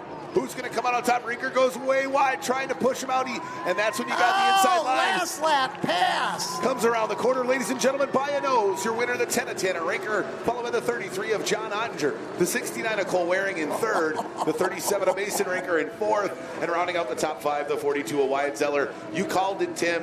You said he was going to make the move. He was hanging that thing out like he stole it all race long, and what a great move there at the second to last turn on the final lap. Yeah, but look at Tanner's record. He did that at Alton last year from the last turn to the start-finish line, won the race. And he did it, where else? In was it Marble Falls? Shreveport? Or Shreveport, one of the two. Yeah. But he's definitely not his first time. No, and that's the thing is, he may be wild and crazy, but it's always foot to the floor. And sometimes that's the best policy. Just hang it out and run your race, and good things will come. And they came to the 10 of Tanner Rinker here on the final lap. He squeezed the points, and with the 17 of Neil Marsh going out, you might just see the 10 of Tanner Rinker be your pole sitter. And the 37 of Mason Rinker right behind him on the inside of row 2. They're going to do battle with the 69 of Cole Waring smashed in the middle. Well, I think the very first heat is going to hurt Tanner because he got 10th or 11th. Yes, it did. Absolutely. All right, let's take a look at a recap of our Texas Tri-Hall first heat. On the opening lap, 54 Darren Ware on the inside runs him down to the first pin, and that is when the melee ensued as these drivers fought hard down. They went 5-6 wide in the corner. They got all wadded up. The 37 of Rinker gets into the 26 of Sherman. Then he gets tagged by the 69 of Waring, and then the 17 of Marsh ends up on top of his lower unit. Sherman goes upside down in the water. Thankfully, he gets out immediately. The IHR rescue team, Johnny on the spot. They get him out. He's good to go. We get that boat back on the trailer, and here's the restart. Now Ware moves to the outside because he knows he's got some motor issues. Allows the 33 of John Ottinger to run hard down into turn 1. He started out in the lead early, but then the likes of this man, the 37 of Mason Rinker, the 42 of Wyatt Zeller, and the 10 of Tanner Rinker, and the 69 of Cole Waring started to make their moves early. Waring was able to get up to third, but 10 of Tanner Rinker got by him at about the third lap in this third and final qualifying heat, and then he set his sights on the mean green machine as the 10 of Tanner Rinker looked to assault the rest of the Texas Tri-Hall. And here they go on the final lap. They come out of the south end of the turn as they go side by side. They're bumping, they're banging, but Rinker gets down to the inside. He pushes the 33 of Ottinger way wide out of turn number 4, and by a nose, the 10 of Tanner Rinker, you hear the crowd screaming, is able to make it all the way to the checkered flag and possibly secure himself for a pole position in Formula Texas Tri-Hall. Let's take a look at the full lineup of results. Tanner Rinker there wins by just a nose over the 33 of Ottinger. Solid run there by the 69 of Cole Waring. Then the 37 of Mason Rinker in 4th there. Wyatt Zeller, solid run in 5th. Aaron Green getting better, new boat, new look for that rise exercise. Absolutely. Evan LaBeouf, the rookie, making his way up to 7th. Then the DD1 of Andy Miller and the 12 of Jared Shelton. You could obviously see there the 54 of Darren Ware way down on power, and the 26 of Sherman and the 17 of Marsh out after that incident on the opening lap. Well, Tanner was sitting 4th overall for the weekend before that. Right on. So that first is really going to help him. Absolutely. Well, we're going to send things down in the pits as Sarah's got one of our drivers here after the third and final Texas Tri-Hall qualifying heat. Sarah, take it away. And joined now by Bristen, and clearly not the way that you wanted things to end up out there, but kind of walk us through what you at least recall a little bit before everything happened and where everything stands right now. It happened kind of fast in one of the slowest parts of the race. We went into the turn, and there was a few boats in front of me and a lot of boats coming in behind me, and I think I may have zigged when I should have zagged, or someone zagged when they should have zigged, and there was just a little bit of a pile up there. Felt a few little bumps on the boat, and next thing you know, I was swimming. So the good thing is we saw your helmet pop up fairly quickly, so we knew things for the most part were good. But what are you going to do now? Because you haven't had a chance to look at the boat yet, but you said, no, we're going to thrash and try and get back for the finals. We got a lot of parts. So I haven't looked at it yet. I don't know exactly what we're going to have to replace. It looks like the skeg ripped off of the gear case. The prop's bent in about 4 blades, and obviously the boat's full of water, so make sure we don't have any holes and it still floats, and then see if we can get a new gear case and a new propeller on it. All right, well, keep your spirits high. We'll let you go so you can get back to the boat, and hopefully we'll see you in the finals. All right, see y'all in the final. Guys? All right, thanks, guys. Yeah, we can see there down in the corner, he just gets tagged by 2 boats at once. They roll him over, and then Marsh just stabs the front of his Tri-Hall right into the gear case. So I wouldn't be surprised if that gear case is missing a chunk. It might be stuck into the bottom of the 17 of Neil Marsh. I'll tell you, the other guy needs to check his boat is Mason Rinker. He went hit him hard. He hit hard. That's one of those ones where you see the deck pop off the side because he hammered him so hard on the side. But Rinker had nowhere to go. Sherman had nowhere to go. And that's one of the uncontrollables in Texas Tri-Hall. You have a lot less of that in Formula Lights and Formula One, but when those guys start and they go deep into that first corner, it's just absolute chaos, and you're just crossing your fingers hoping to come out with some clear water. Well, that shows you what a single pin turn is. So there's only one buoy on each end that they're going around. We have a backup right next to it, but that tight turn is what bunches everybody up. It's difficult, but that's why the racing's so exciting. Absolutely, and we have two there. In some races, we probably should have 4 or 5 buoys at each turn with these Texas Tri-Hulls. In fact, if you recall back in 2024, the DD1 of Andy Miller were running in Windsor, Colorado. He split the difference and set his boat on top of the buoys. We had to unhook both buoys and tow him and the buoys back to the ramp just so that we could get the course reset, and that is the chaos that is Texas Tri-Hull. It is a fan favorite. It is about as yeehaw as they come. These guys just hanging out there every lap they're on the water, and it's such a fun class to run here on the IHRA. Yeah, you don't see that every day, a boat on top of the buoy. No, you don't. I mean, I've been doing this a really long time, and I don't know if I had ever seen that before, because the tunnel boats with the pickle forks, normally they just rupture that buoy and keep on going. I can imagine even yourselves worn a buoy as a battle scar out there on the race course a time or two, but not with the Texas Tri-Hulls. They like to bounce off of them or land on top of them. Yep. All right, well, now we've got Tanner Rinker down there, the winner from qualifying heat number 3 with Sarah. Yeah, but you told him about him.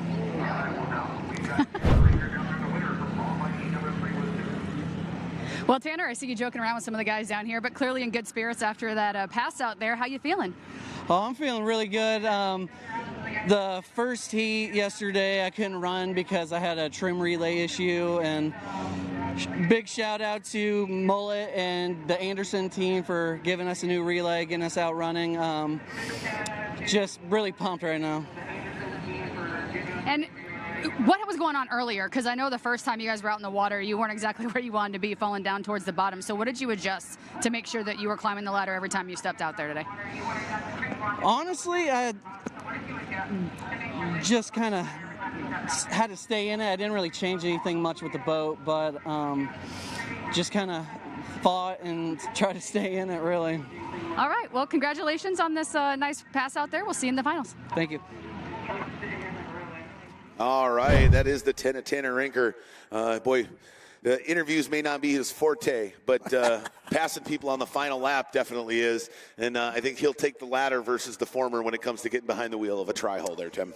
He's the guy that lets his talking out on the water. Absolutely, right? He lets us drive and do the talking. Out on the water, yeah. Yeah, he does. Absolutely. He has come out of nowhere, kind of a mid-pack guy going into 2025, and boy, after a couple of races, he really turned it on. And so coming up next, we've got the Talon Cup coming back out on the water for their 4-lap final, and then we're going to be live on Speed Sport 1 starting at 1:30 with the Formula Ones. We'll be right back with more after this.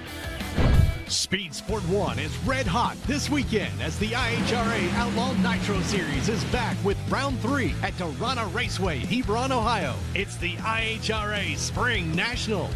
Live coverage on Thursday will be on Speed Sport 2 starting at 9 a.m. Eastern. On Friday afternoon, Speed Sport 1 will pick up the action of Pro Mod and Top Fuel qualifying at 3:30 Eastern. And on Saturday, Pro Mod and Top Fuel finals will begin at 1:30 Eastern. Go to speedsport1.com for details and viewing options.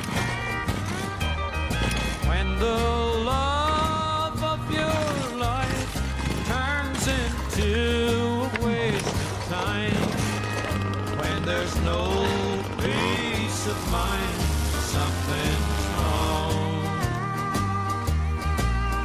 When there's no peace of mind, something's wrong.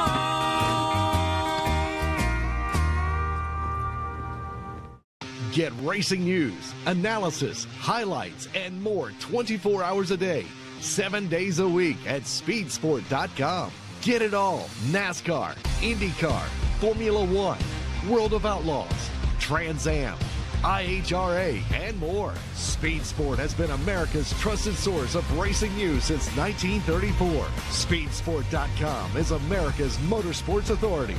Check it out today.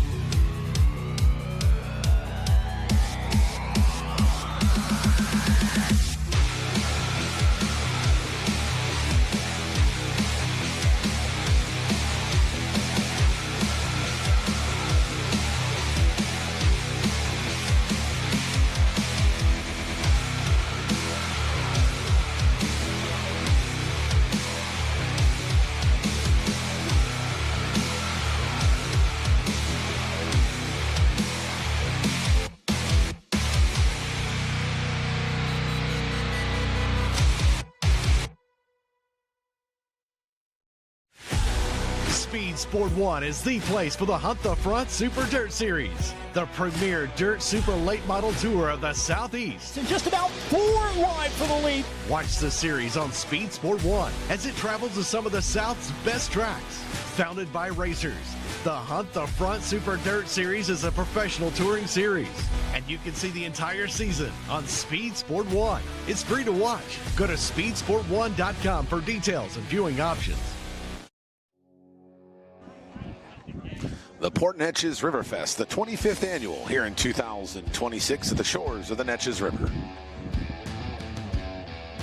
Neches Federal Credit Union, a true community bank feel with low rates, fast approvals, where your money feels right at home. VP Racing Fuels, the choice of champions for decades. You can benefit from VP's expanded line of performance additives for your boat, daily driver, or weekend warrior. Seaway Marine, your one-stop boat motor shop for current and vintage outboards, as well as stern drives. Find them online at seaway.com. Mercury Racing, the leading provider of high-performance marine propulsion systems for the discerning boater around the world. Learn more about its wide-open line of outboards, stern drives, and propellers at mercuryracing.com.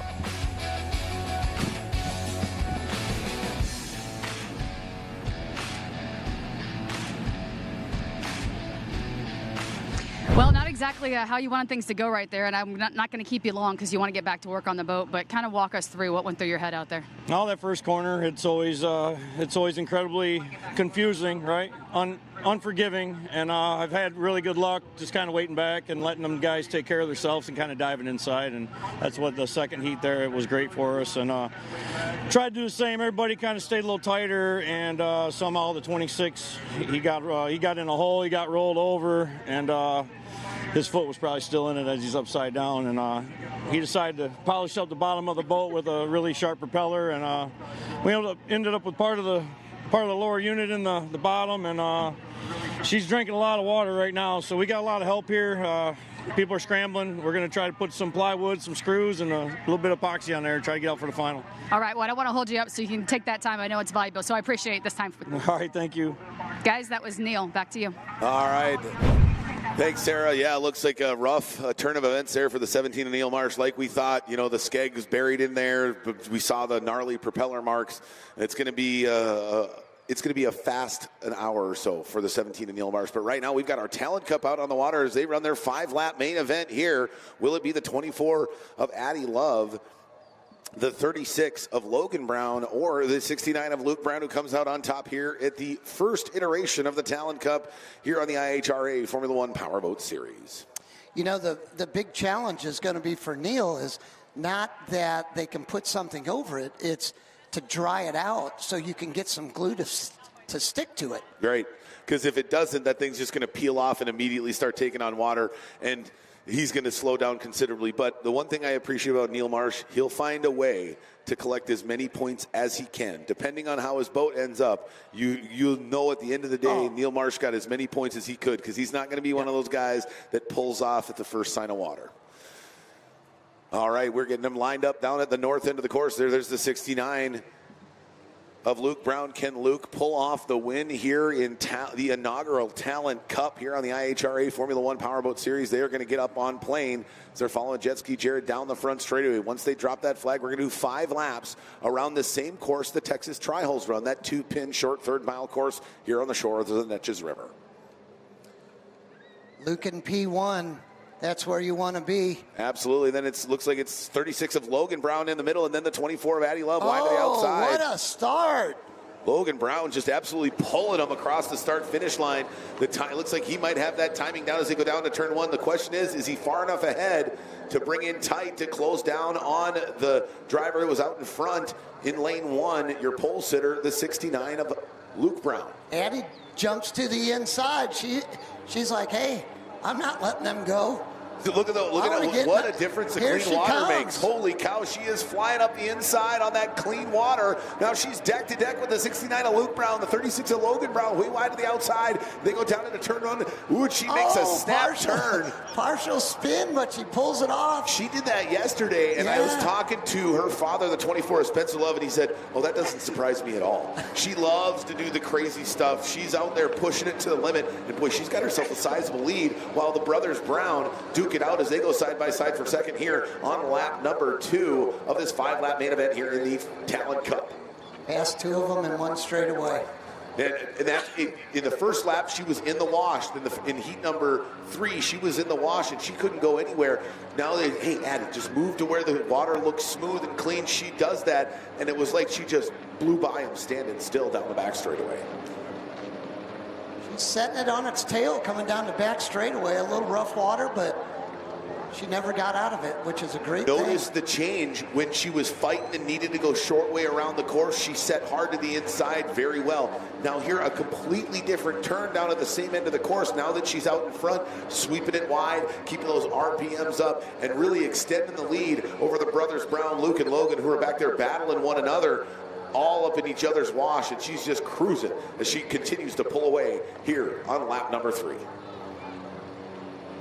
Logan and Luke battling out like that kind of slows them down a little bit, so it's just letting Addie get further away. Absolutely, and that's one of the things that is really prevalent in powerboat racing. We saw it yesterday in the Formula 1 heat number 2. All those top drivers from heat 1 were battling so hard that none of them ever could move up on one another, nor could they move up on the rest of the class, which is what's got those points so jam-packed here going into their third final heat after this. Now it looks like the 69 of Luke Brown is able to make some separation over the 36 of Logan Brown as they cross the start-finish line with just a couple of laps to go. Addie Love way out in front now, looking to come back around the north end of the course and grab that white flag with one more to go.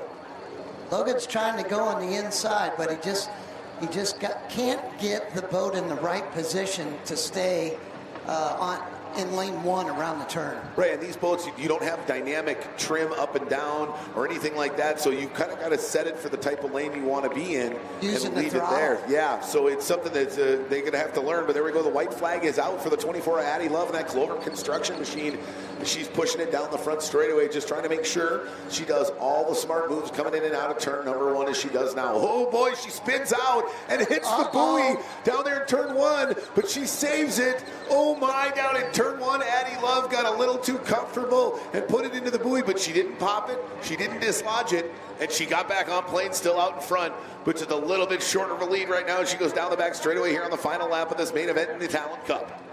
So you can touch a buoy, you can rub a buoy. What you can't do is dislodge the buoy or deflate it.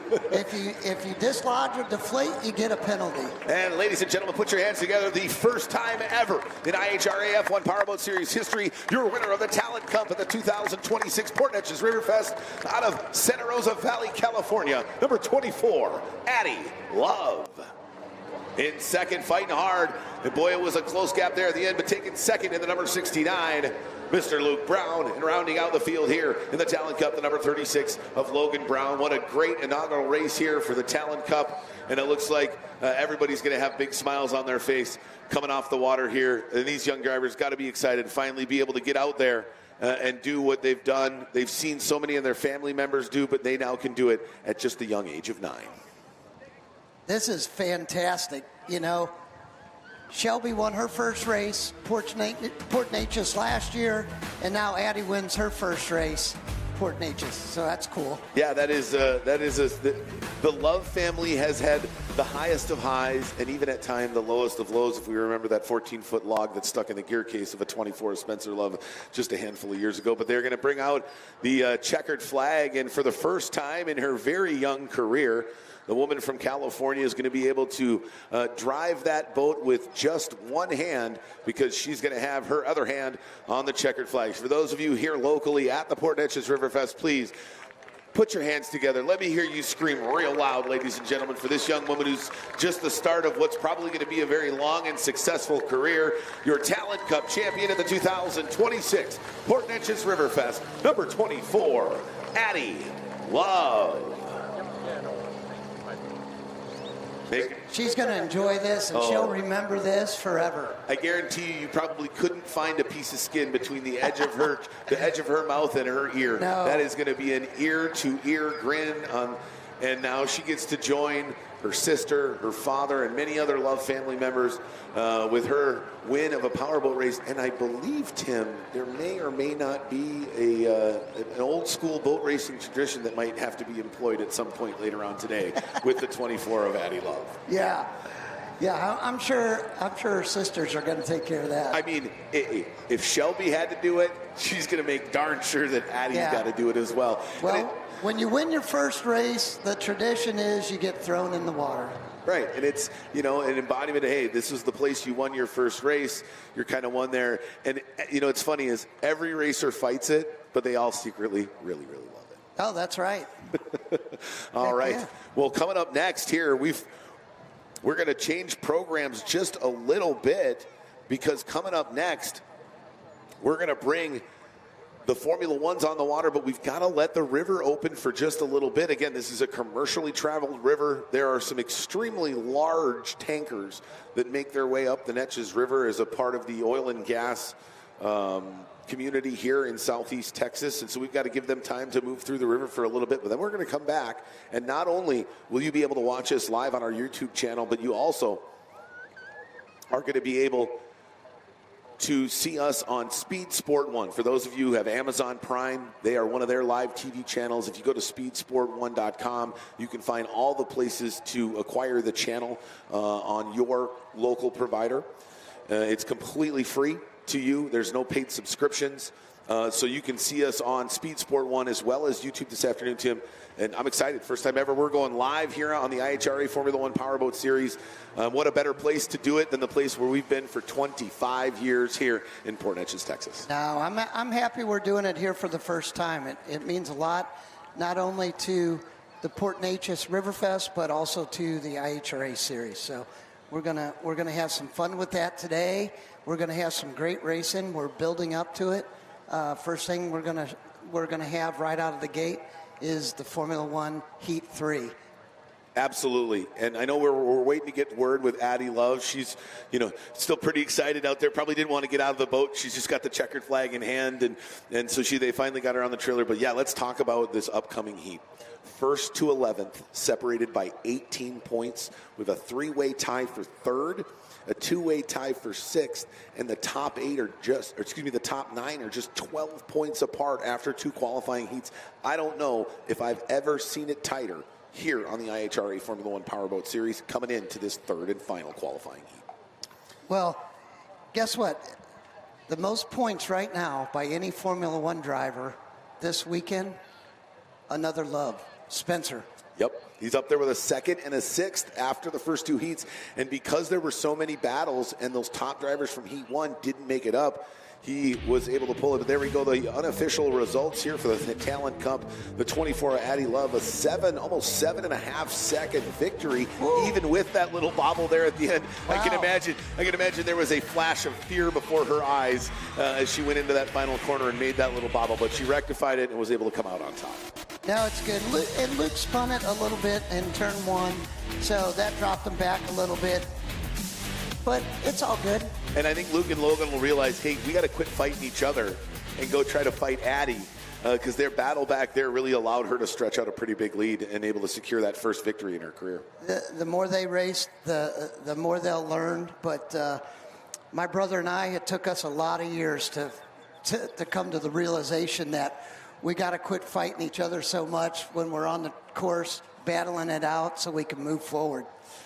Yeah, and the battles are fun, and the battles are going to be a common thing here today. Again, like we were talking about, 12 points from first to ninth, 18th and 18 points separating the top 11. And then we've got the wild card in there. We still haven't even seen what the 22 of Kyle Maskell can do, because he got pole position there in heat number 2 and didn't fire. He had to pull off the race course early in heat 1 and had a DNF. And we know that driver who's run on the F1 H2O, he's run on big bodies of water out on the West Coast, he is fast.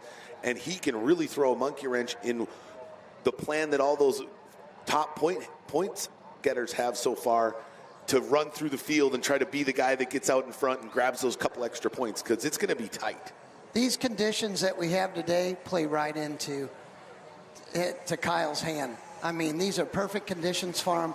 They started off with a fuel problem yesterday, and then they went to an electrical problem. They got that fixed last night. They'll be coming out. Absolutely. Well, now we're going to send it down to Sarah as she's with Addie Love, the first ever Talon Cup champion. Sarah? All right, joined now by Addie Love. And, you know, you take your first win out here. How do it feel? You have to still have that smile on your face. It feels really good. And I'm really happy that that Luke and Logan came out here to race with me, and yeah. I have to ask the question, though. Your sisters and your whole family, this is part of the deal, but you had two guys out there, only woman in the pack, so that's got to feel pretty good, right? Yeah, it feels good. What's your plan after this? When you're going to race next? Not sure? No. Just going wherever they tell you to go? Yeah. All right. Well, do you want to say thank you to anybody? Thank you to Monica, Jake, for helping put my boat in the water, and everyone in the crew, and everyone here. All right. Well, they're telling me in my ear that we'll probably see you at Shreveport, so I hope that's the case. Good luck and congratulations, and good luck in Shreveport. Thank you. Hey, not too shabby for the first time ever, and you're not even 10 years old. Oh, that's a great interview. You know, I mean, I grew up around this stuff. My dad was an announcer, and I don't think I would have done nearly that well if he would have stuck a microphone in my face at 9 years old. All right, well, hey, we'll be right back as we're loading the Formula Ones in the water. We'll be right back with more racing action here on Sunday's finals with a little bit more racing action right after this.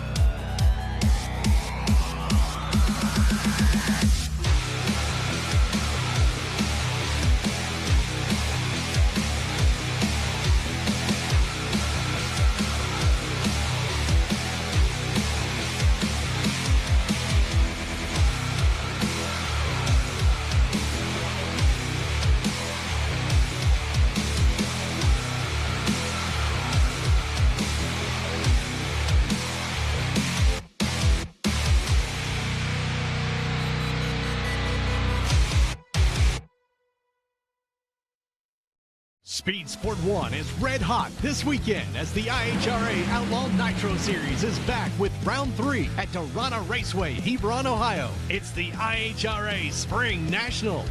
Live coverage on Thursday will be on Speed Sport 2 starting at 9 a.m. Eastern. On Friday afternoon, Speed Sport 1 will pick up the action of Pro Mod and Top Fuel qualifying at 3:30 Eastern. And on Saturday, Pro Mod and Top Fuel finals will begin at 1:30 Eastern. Go to speedsport1.com for details and viewing options.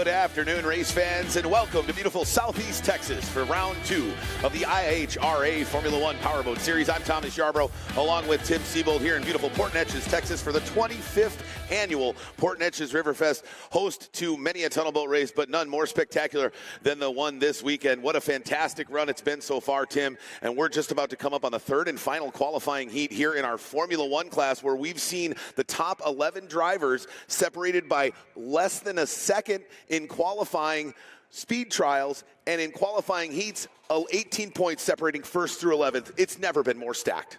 Man, the competition is super tight, and everybody, if you get caught behind on the start, you can't work your way up. The third and final heat is going to be the equalizer, so let's see how it plays out for the final. Absolutely. It's going to be interesting, jam-packed afternoon racing, but right now, we're going to send things down to our pit reporter, Sarah, as she's got more here at the Port Neches River Fest. It's an absolutely fantastic day out here. Weather-wise, the elements so much better than what we saw yesterday. The wind has died down. That makes the water a lot calmer, a lot nicer out there for the racers to really just open up that throttle and let it go. So that's going to be a huge game changer. We got to finish these heats, and then we'll see the finals, but a lot of great racing action coming your way, all here from Port Neches today. Absolutely, Sarah. It is going to be jam-packed and absolutely fantastic here in Port Neches, Tim. For those of us, everybody joining for the first time ever on the Formula One Powerboat Series history, we have a live race on Speed Sport 1. So hello, everybody over on Speed Sport 1. Again, I'm Thomas Yarbrough, Tim Siebold, and we've got these drivers lined up here in our third and final qualifying heat. And for those joining us for the first time, reverse order of points. So the driver who's on the pole here in qualifying heat 1 has the least amount of points collected through 2 qualifying heats, trying to resurrect their weekend here in qualifying heat number 3. Well, we've got everybody lined up, so I say let's get this thing started. Absolutely. Take a look at the points here after round 1. Andrew Tate coming in number 1, but he's sitting middle of the pack. Coming into the weekend here, 29 Jared Jensen off a second-place finish in the opening round, poised to possibly jump into the points lead if he can have a good finish here in round number 2. Then it's the 24 of Spencer Love. He's got the most points this weekend, sitting third in the season standings. Then the 8 of Jeremiah Mayo, and then 17 of Dylan Anderson, always in the mix over the last few seasons here, Tim, to vie for that series title here in 2026. You know, and Chris Rinker is right up there. We've got everybody poised. It's going to be who gets off the beach. So let's see what happens. Absolutely, as we're going to, just moments from getting underway here, as we're coming up on our 1-minute gun here to start this third and final qualifying heat in Formula One. 1 minute, drivers, 1 minute. We're going to count down in 10-second increments all the way down to 20 seconds, but we've got 22 of Kyle Maskell on the pole. Can he resurrect his weekend? 50 seconds, drivers, 50 seconds. Then it's another Canadian, the 98 of Aiden Benton, followed by the 99 of Travis Yates and the 9 of Johnny Fleming. 40 seconds, drivers, 40 seconds. 5th off the start pontoon. There's the winner from round 1, the 14 of Andrew Tate. Can he get off the schneid here on Sunday and bring it all the way to the top? 30 seconds, drivers, 30 seconds. And then it's the 34 of Jeff Reno, the 8 of Jeremiah Mayo, our reigning champion, the 1 of Dustin Terry, and the rest of the field trying to fight for position and set the final grid for our main event. 20 seconds, drivers, you're under starters orders. The flag is up.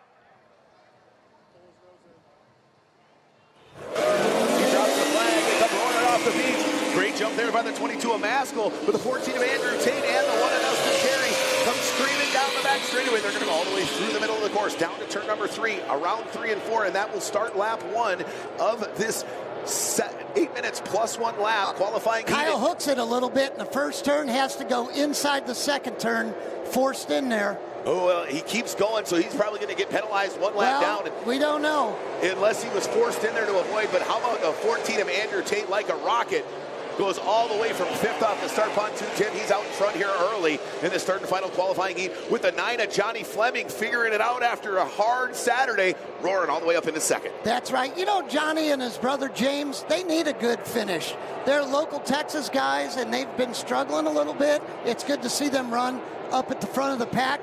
But Andrew Tate leading the way right now. Absolutely, with a 9 of Johnny Fleming in tow. And here comes the reigning champion, the Black Beauty, the 01 C&M Concrete of Dustin Terry, followed by the 98 of Aiden Benton, and now 52 of Chris Rinker.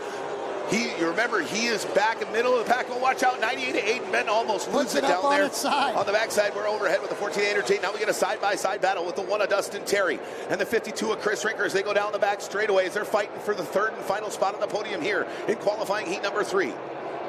Spencer Love back in 7th position. Oh, somebody went over. The two of John Jensen goes over down. No, that wasn't Jensen. Somebody went down there over in turn number 3. We had a snap roll down there at the north end of the course, trying to figure out who that was. He's down there waiting for our driver to get back.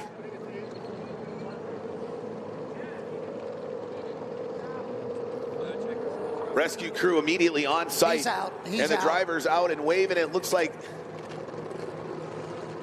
is that the 13 of Grant Schubert? Is that the 98 of Aiden Benton? That looks like that is the 98 of Aiden Benton, the young Canadian driver, brand new to him here, first weekend running. Looks like he went in hot, tried to set it hard down in turn number 3. And as you know, Tim, sometimes those things snap roll sideways and you end up on your head. Well, he was in a dogfight right there for about 4th position, 5th position. So it's a new boat to him. He's still learning the ins and outs of the characteristics of that particular composite craft. So we'll see. Hopefully he's coming in. He'll be okay. He's on the rescue boat. So rescue guys did a great job. Hopefully the boat's good where we can they can work on it and try and get it back in for the final. Yeah, you know, and being a young driver on a, you know, on a very tight budget, coming all the way down from Ontario, we had a chance to chat with him yesterday, and he said, hey, you know what, every fix so far this weekend has been free 99. Well, unfortunately, I think the free 99 train just dried up for the 98 of Aiden Benton. That's got to be unfortunate. He was pushing it hard, and he's a tough competitor.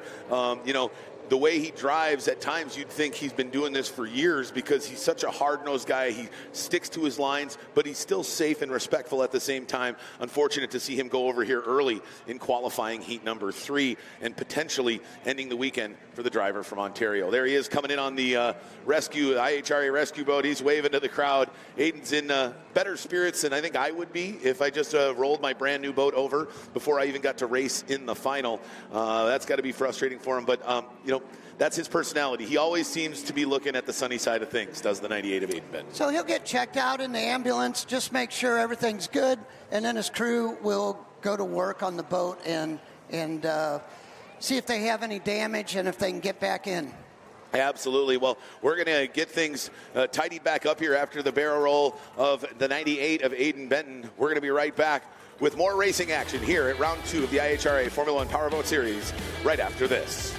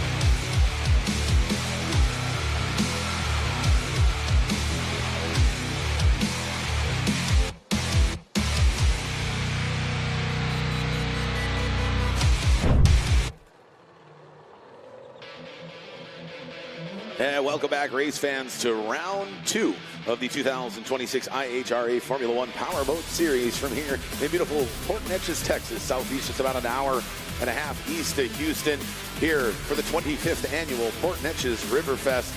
And what a fantastic day of racing we've had so far. We've had some bumps, we've had some crashes. We just saw the 98 of Aiden Benton go barrel rolling down after just a couple of laps here in this third and final qualifying heat in Formula One. Take a look. There is Captain Canada's Composite Craft Formula One.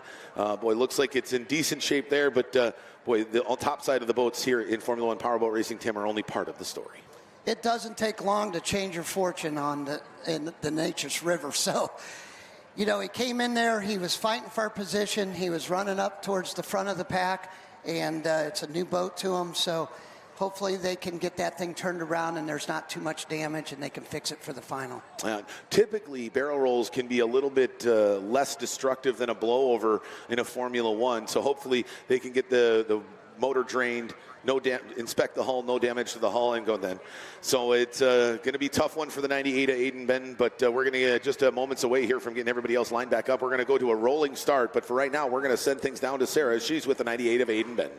Joined now by Aiden Benton, and you know, an unfortunate situation out there, but the best of the outcomes because you're standing here and everything's good to go. What exactly happened? Kind of walk us through your thought process. The boat was skipping out in those corners there. We come into corner one after that first start there. We had a podium start. We were hoping for goodness. I mean, weather's better today. People are driving a little more aggressive than we might have been yesterday, but you know what? We got an interview together, not the way I wanted it to be, but we're here.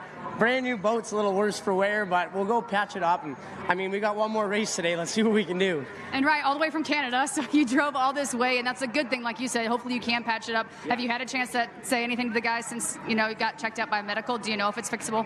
I mean, I looked at it before I climbed off of it. Everything's fixable. It's just fiberglass. So we'll look at it, see if we got enough parts to put it back together. And I mean, we got 2 or 3 hours, so get the wrenches going. All right, well, I'll let you go so you can get to that. Thank you very much. Guys, back to you. Thanks, Sarah. Boy, you know, I love the demeanor of the 98 of Aiden Benton. You know, so many people would be just completely dejected. I don't want to talk to anybody. Just leave me alone. And he understands that, hey, that's part of racing. And you'd love to have more guys with more racers out there with the mentality of an Aiden Benton, because he's just all about going out there and laying it on the line. And you have to have that attitude. If you don't, you're not going to be able to overcome these kind of setbacks. So you've got to have the positive outlook, and you got to be willing to go in there and do whatever it takes to get back in the race. All right, well, absolutely. What do they say in tunnel boat racing? It's not a matter of if you crash, it's when. That's right. It's an inevitability. If you don't, you're not trying hard enough. Right, exactly. When you're on a race course that is dynamic, not only every lap, but every foot that you cover on every lap is completely different from the lap that you've seen before.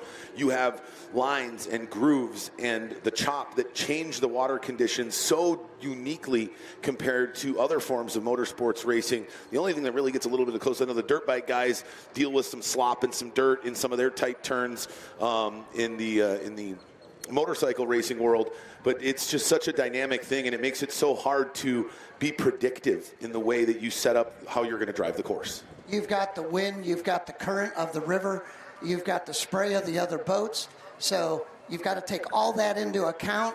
And then when you're driving these boats, you're flying them as much as you're driving them. So you're using the trim to pack as much air underneath the bottom as you can to get the boat lifted up for performance.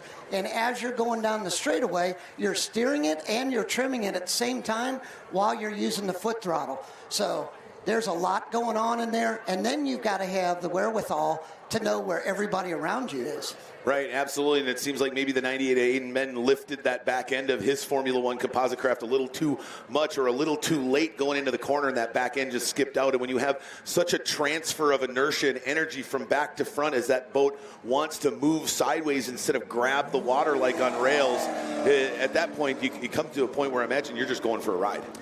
You are, and you know what can happen in situations like that where you're really trying to bury the boat, you might over trim it in. And what that does is it changes the prop angle and the angle of the motor on the transom of the boat, so it actually lifts the transom and the back of the boat up. So even further and really cause that boat to snap sideways and roll over, which happened to the 98 of Aiden Benton. All right, it looks like we've got everybody else on the water. We did see the 8 of Jeremiah Mayo come to the trailer quickly. It looks like they have assessed and corrected whatever happened there. Here on the IHRA Formula One Powerboat Series, within stoppages like this, you are allowed to work on the boat or do some assessments to the boat. If you did have something potentially happen during the race course, there is no penalty for that. It's just the time allotted with them getting there right. But it looks like we're going to go back with this rolling start. So already into one of the unique things here on the IHRA Formula One Powerboat Series, Tim, is we do a modified Le Mans start off the first start of any race, but from there on out, it's rolling starts here on the Neches River. And because we were a couple laps in, Andrew Tate gets to retain that top spot that he earned on that opening lap, going from 5th to 1st. So what happens in powerboat racing is you go back to the previous lap from the incident. So that way you go back to the last full lap, and that's the positions you're going to find the boats in. Absolutely. As they go down to the north end of the course, we'll look at this on the inside of row 1. It's the 14 of Andrew Tate and that Phenom Ventures machine.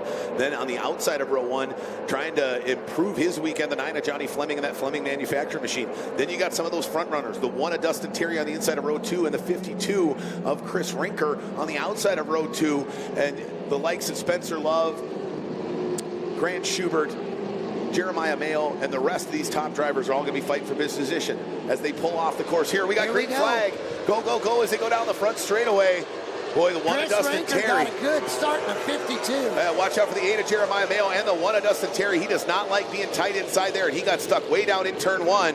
And look at the 9 of Johnny Fleming, slingshot wide to the outside as he's holding the outside line there in position number 2 as they go down the back straightaway with the 14 of Andrew Tate out in front. They go 3 wide, Dustin Terry, Chris Rinker, and Jeremiah Mayo 3 wide down there. Tate almost goes over, puts it on its side. Oh, look out there. Oh, he spins and runs into the 1 of Terry, then spins out the 8 of Jeremiah Mayo, and we've got a red flag on the course, red flag on the course. Oh no, the 14 of Andrew Tate is absolutely decimated.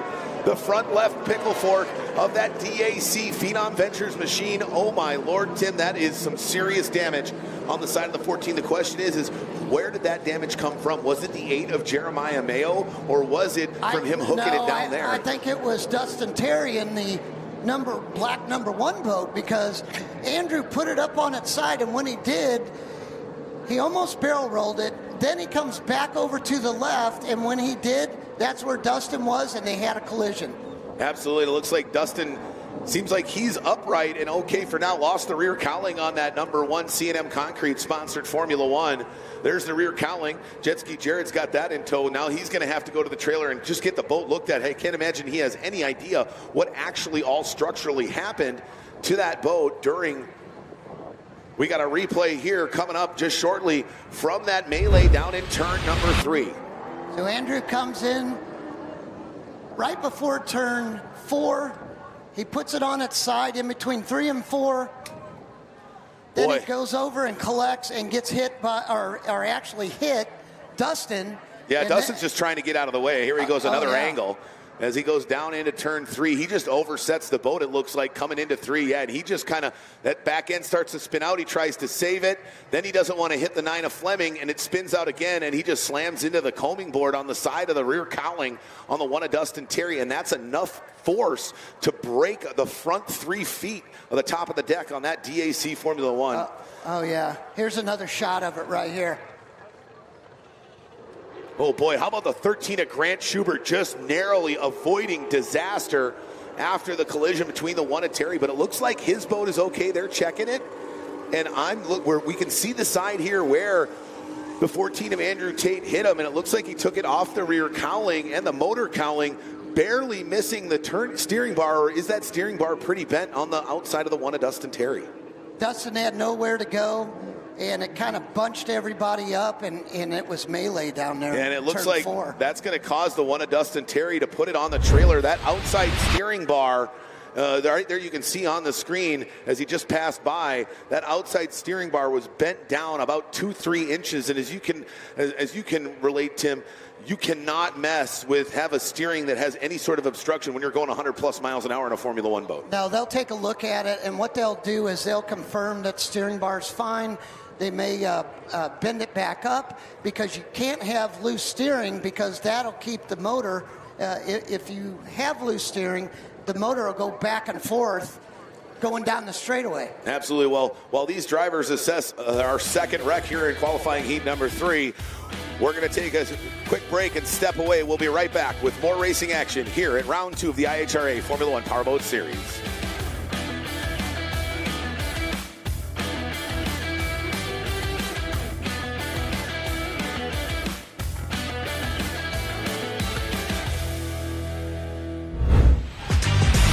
Looking for a quick fix of motorsports news? The Speed Sport Daily is what you need. It's a free racing newsletter delivered directly to your email every day. We'll cover the winners and the losers and tell you who's making news off the track. It's NASCAR, NHRA, World of Outlaw, IndyCar, and so much more.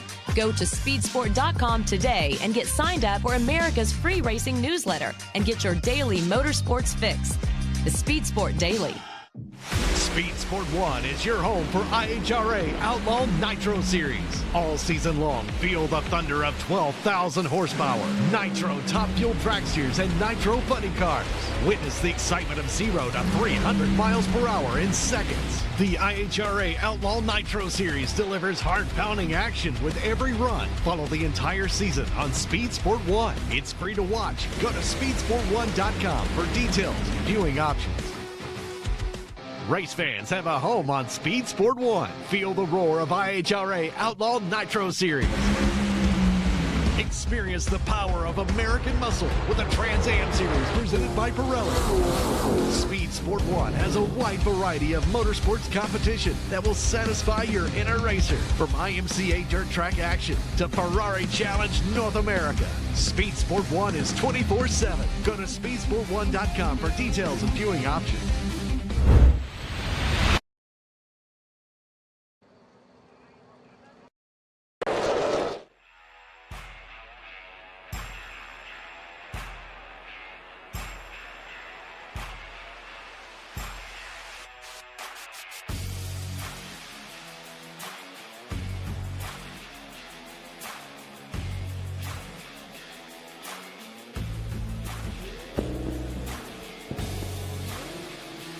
Welcome back to the 25th annual Port Neches River Fest, round 2 of the IHRA Formula 1 Powerboat Series here in beautiful Southeast Texas.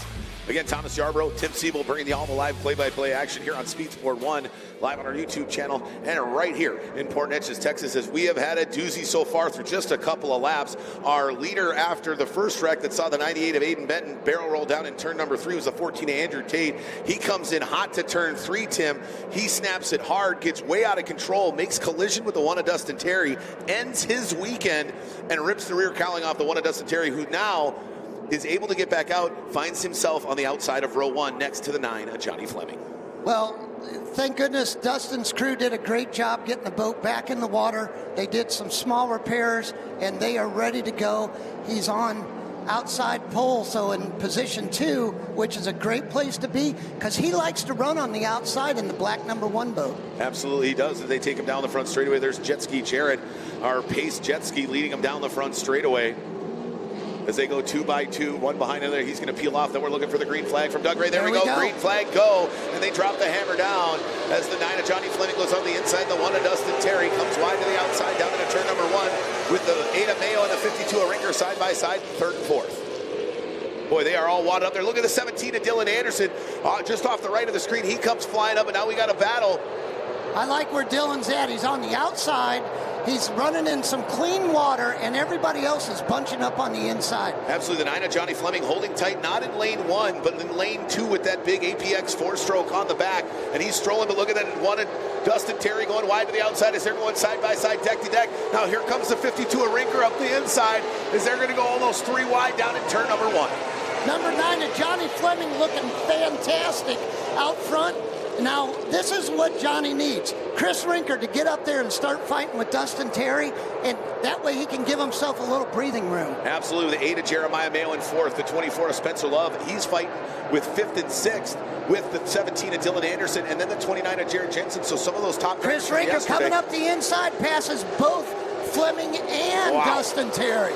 Absolutely screaming in that 4-stroke. You know, he said, I stuck with the 4-stroke when everybody else went to the 2-stroke in qualifying because he does have a 2-boat setup. He stuck with the 4-stroke, and it looks like it's paying dividends here in qualifying Heat 3, Tim. The Rinker team is learning more and more about that 4-stroke package with the Moore boat, so it looked like it's starting to come around for him.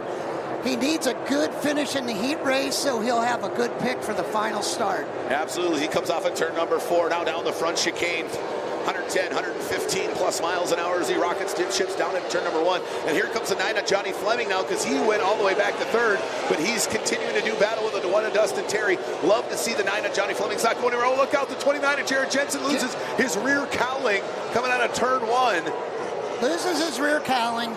Dustin in the number 1 black boat is having some handling problems on top end.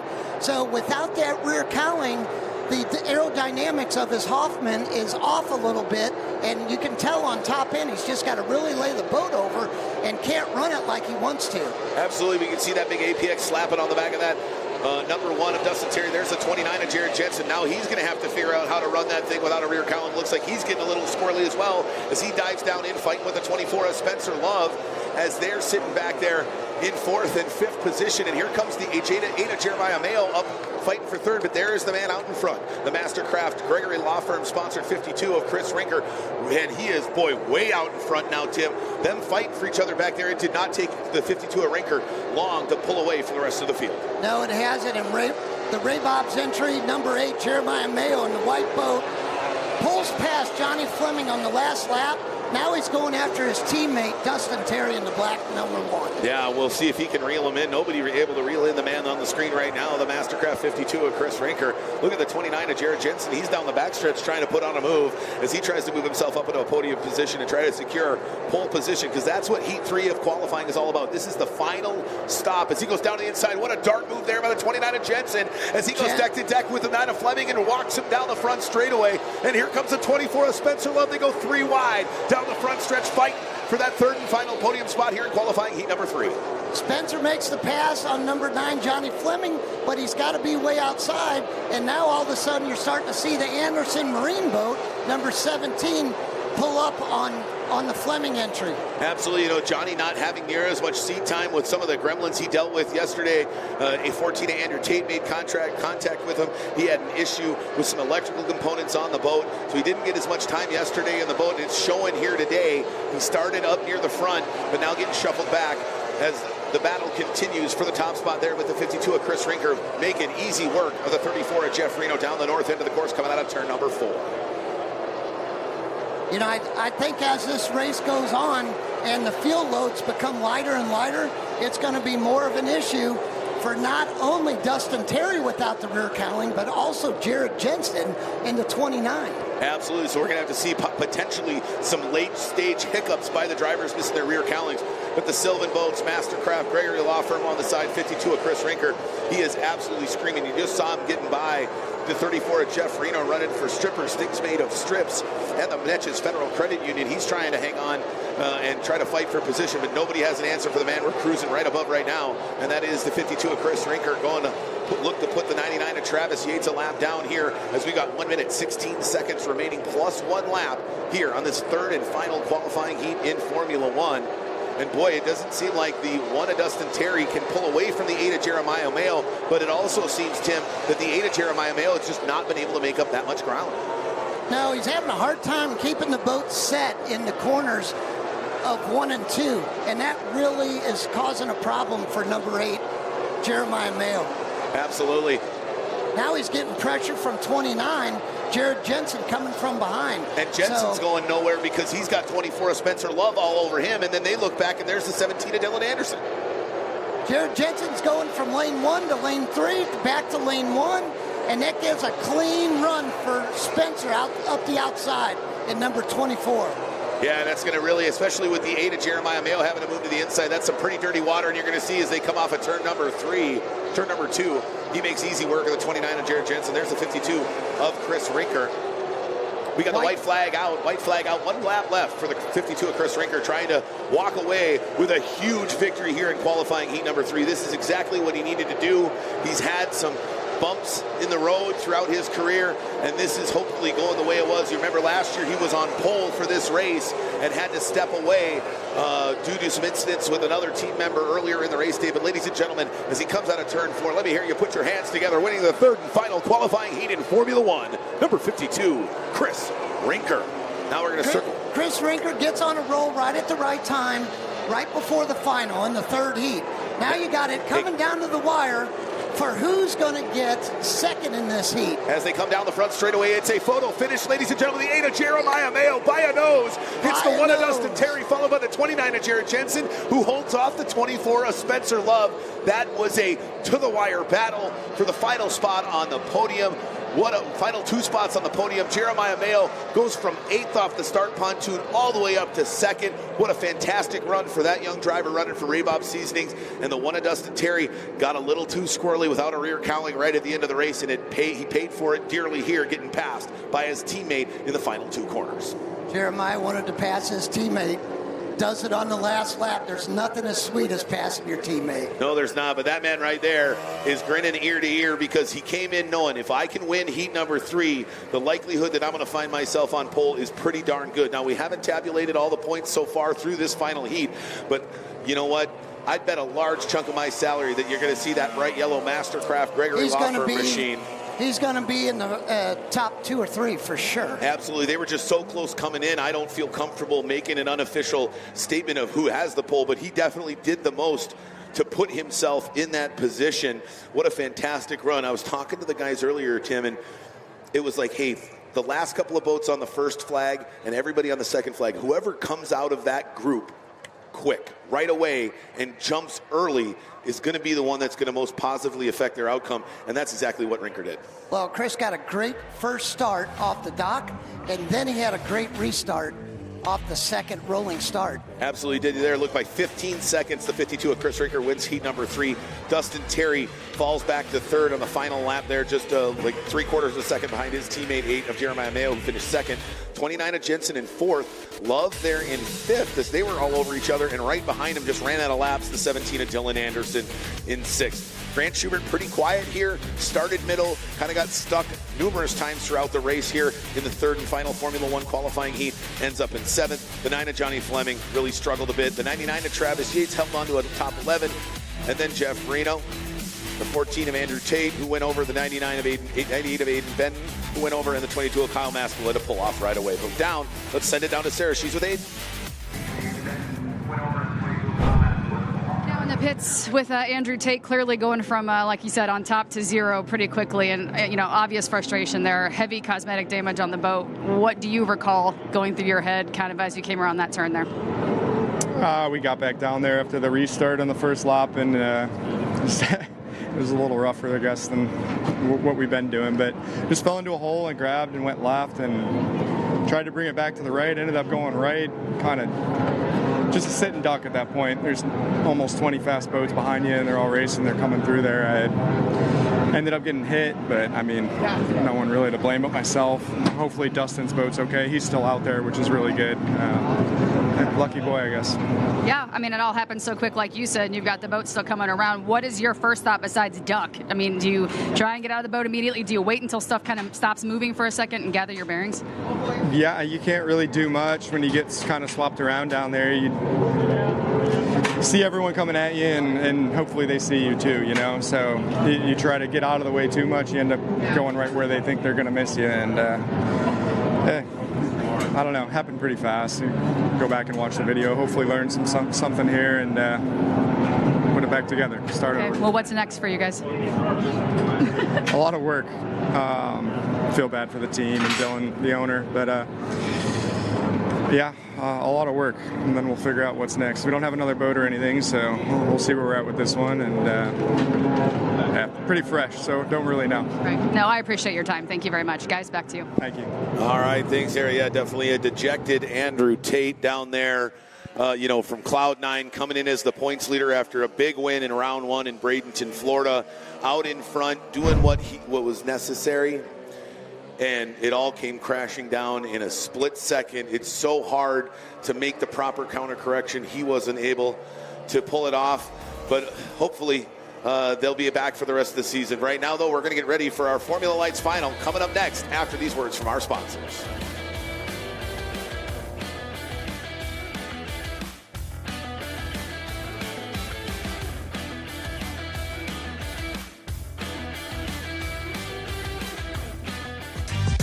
Looking for a quick fix of motorsports news? The Speed Sport Daily is what you need. It's a free racing newsletter delivered directly to your email every day. We'll cover the winners and the losers and tell you who's making news off the track. It's NASCAR, NHRA, World of Outlaw, IndyCar, and so much more. Go to speedsport.com today and get signed up for America's free racing newsletter and get your daily motorsports fix. The Speed Sport Daily. Speed Sport 1 is your home for IHRA Outlaw Nitro Series. All season long, feel the thunder of 12,000 horsepower, Nitro top fuel dragsters, and Nitro buddy cars. Witness the excitement of 0 to 300 miles per hour in seconds. The IHRA Outlaw Nitro Series delivers heart-pounding action with every run. Follow the entire season on Speed Sport 1. It's free to watch. Go to speedsport1.com for details and viewing options. Race fans have a home on Speed Sport 1. Feel the roar of IHRA Outlaw Nitro Series. Experience the power of American muscle with a Trans Am Series presented by Pirelli. Speed Sport 1 has a wide variety of motorsports competition that will satisfy your inner racer, from IMCA dirt track action to Ferrari Challenge North America. Speed Sport 1 is 24/7. Go to speedsport1.com for details and viewing options.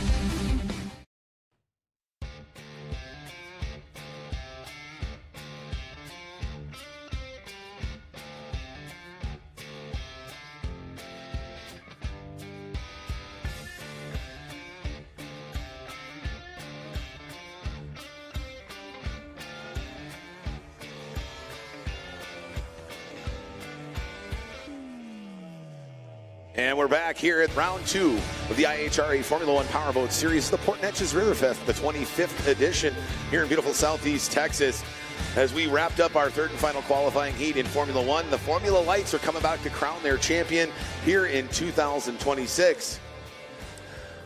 But right now, we're going to have Sarah join our chief scorer, Lindsay Matthews, as she explains the unbelievable timing system used by the IHRA Formula 1 Powerboat Series. Sarah, take it away. Up here in the scores table or area that we like to have at IHRA, we're joined now by Lindsay Matthews, who is one of the official scorers here. And we want to learn about this system. It's not necessarily a new scoring and timing system, but it's been around for 4 or 5 years or so, but it's really starting to be used in powerboat racing, which is a huge advantage for IHRA here. So MyLaps developed this hardware, and they worked with lifetime scoring to help us adapt the transponder system for our boats. We've been using it about five or 6 years. It was becoming too hard to keep up with the boats on paper because they're all so competitive. Like in this weekend, 10 of my boats are within half a second of each other. So this system allows me to track and time their laps by exact numbers, right? Like pinpointing down to the millisecond, thousandths of seconds. Yes. Okay, so that's definitely helpful. Now we've seen some of these in some of the boats. Some have been duct taped, some have been like strapped in, some of they're adhesed to the boats in all different methods. But this is basically what it looks like. So just kind of something that's attached to where on the boat. Each boat has one transponder in it, depending on time that we have set up beforehand. Some of them keep them in their dash. If it's a last minute thing, we'll also tape them to the top of the cockpit. So this is recording their time and position as they're running. I have antennas and a network that picks up this signal and transmits it back to. Yep. Transmits it back to you. Yep. So this is what it looks like. So this is what you're looking at, essentially. You can see all these little numbers, which are the boats, correct? Yep. Each dot is color-coded. It corresponds to the matching boat. So that's one way to view it. And then as the race is progressing, it also tells me how many laps they've done, what their fastest one is. It'll tell me their speeds. Basically more information than anyone needs. Yeah. Well, that's pretty incredible, because also having some of that data as a racer, that's important information to have too, to keep learning about your boat and to speed it up and to do better. So, well, this is absolutely incredible. I appreciate you kind of explaining us what you guys use up here. So thank you very much for walking us through all this. Thank you. All right, guys, back to you. All right, thanks, Sarah. Well, Tim, the MyLaps timing system has transformed Formula 1 tunnel boat racing here in the United States, and I know you and your partner, John, in the early days of the Formula 1 Powerboat Series, you guys were the ones that really spearheaded this. Boy, how much growth have you seen and how wonderful it's been for the series? Well, it's been fantastic because as the boats became more and more competitive and we got greater numbers of boats, it was too hard to score any other way. And this gets it down. The accuracy is way better than the old-fashioned stopwatch. The other thing this allows us to do is get lineups much quicker. But the real trick to this whole thing is the transponders normally read over a loop underneath a wire underneath the track. Well, obviously we can't do that with powerboat racing, so we use a combination of RF and GPS signals to send it up and send it back 2 different ways. Well, it's impressive. We're going to send things down to Sarah. She's with the 52 of Chris Rinker, your winner from qualifying heat number 3. Take it away, Sarah. All right, joined now by Chris Rinker here, and you just came off the water, but, you know, heat 3, or heat 1, rather, came in 3rd. And this last heat kind of just put you back on top, points-wise. Yeah, we're pretty excited about that, Sarah. We made some adjustments overnight and came in, did a prop change, and it made all the difference in the world. That boat is on fire. I feel really good about it. I think we've got a really good chance to be at the top of the podium this weekend if nothing else happens. I haven't had a chance to really talk to you about it, but the family affair and the family effect here, we were talking about Tanner, you know, right before we went on camera, and he's doing well here this weekend. It's got to be a pleasure to see everyone kind of rise up when the occasion comes. It's a little stressful, probably more for my wife than me, but yeah, it's awesome. It was awesome to be able to come down and watch the last heat race and see Tanner win and Mason battling and getting 4th, and I think they'll be at the top too and making a pretty good push to get on the podium as well. All right, well, we'll see you in the finals. Thanks, Sarah. Guys? All right, a confident Chris Rinker, and he should be after that dominating win in qualifying heat number 3. It's amazing with the smallest change, just a prop change. And boy, that thing became an absolute beast out there. He walked away from the field a 15-plus second win there. I'm sure that he is simplifying what all they did to get that thing to run like it did in that last 3rd heat. But it's great. The confidence boost right when they need it. He's going to go in, no matter where he starts in the finals, he's going to feel like he can win it. Absolutely, especially considering he started middle of the pack there in heat number 2 back, 9th, 10th, 11th, somewhere in there. And he was all the way to make it all the way up to 1st very early on. He battled for the first handful of laps, just kept in it. And boy, once he got clear of the field and found some open water, I mean, it was game over. Came off the dock strong. And that made a difference for him because he got by some of the melee that was there, and he was on the outside. Yeah, he was, and he found that clean water out there. That 4-stroke loves that wider line, and while everybody else was trying to go short way around the course, he just kept those RPMs up and ripped it around the outside and cruised his way all the way to victory in Formula 1 qualifying heat 3. So we got our grid set for Formula 1. We've also got our grid set for Formula Lights, and it looks like the man out in front, no surprise, the 69 of Jared Wallach, the driver out of Redondo Beach, California, over here running for Peterson Racing. Boy, he's been dominant so far, but coming up his right side, the man who took qualifying heat number 3, who's really got it dialed in here on Sunday. We are going to have a battle with 21 of Mandana Jr. And don't forget about another California native out of the Redlands, California, the 01 of Jake McKee. So a couple California boys sandwiching a kid from Florida.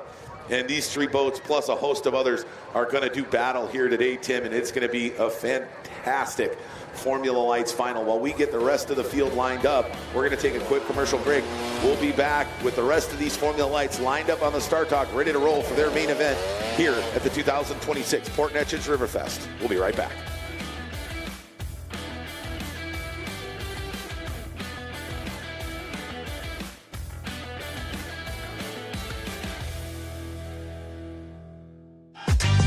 Looking for a quick fix of motorsports news? The Speed Sport Daily is what you need. It's a free racing newsletter delivered directly to your email every day. We'll cover the winners and the losers and tell you who's making news off the track. It's NASCAR, NHRA, World of Outlaw, IndyCar, and so much more. Go to speedsport.com today and get signed up for America's free racing newsletter and get your daily motorsports fix. The Speed Sport Daily. Speed Sport 1 is your home for IHRA Outlaw Nitro Series. All season long, feel the thunder of 12,000 horsepower, nitro top fuel dragsters, and nitro buddy cars. Witness the excitement of 0 to 300 miles per hour in seconds. The IHRA Outlaw Nitro Series delivers hard-pounding action with every run. Follow the entire season on Speed Sport 1. It's free to watch. Go to speedsport1.com for details and viewing options. Race fans have a home on Speed Sport 1. Feel the roar of IHRA Outlaw Nitro Series. Experience the power of American muscle with the Trans Am Series presented by Pirelli. Speed Sport 1 has a wide variety of motorsports competition that will satisfy your inner racer. From IMCA Dirt Track action to Ferrari Challenge North America. Speed Sport 1 is 24/7. Go to speedsport1.com for details and viewing options.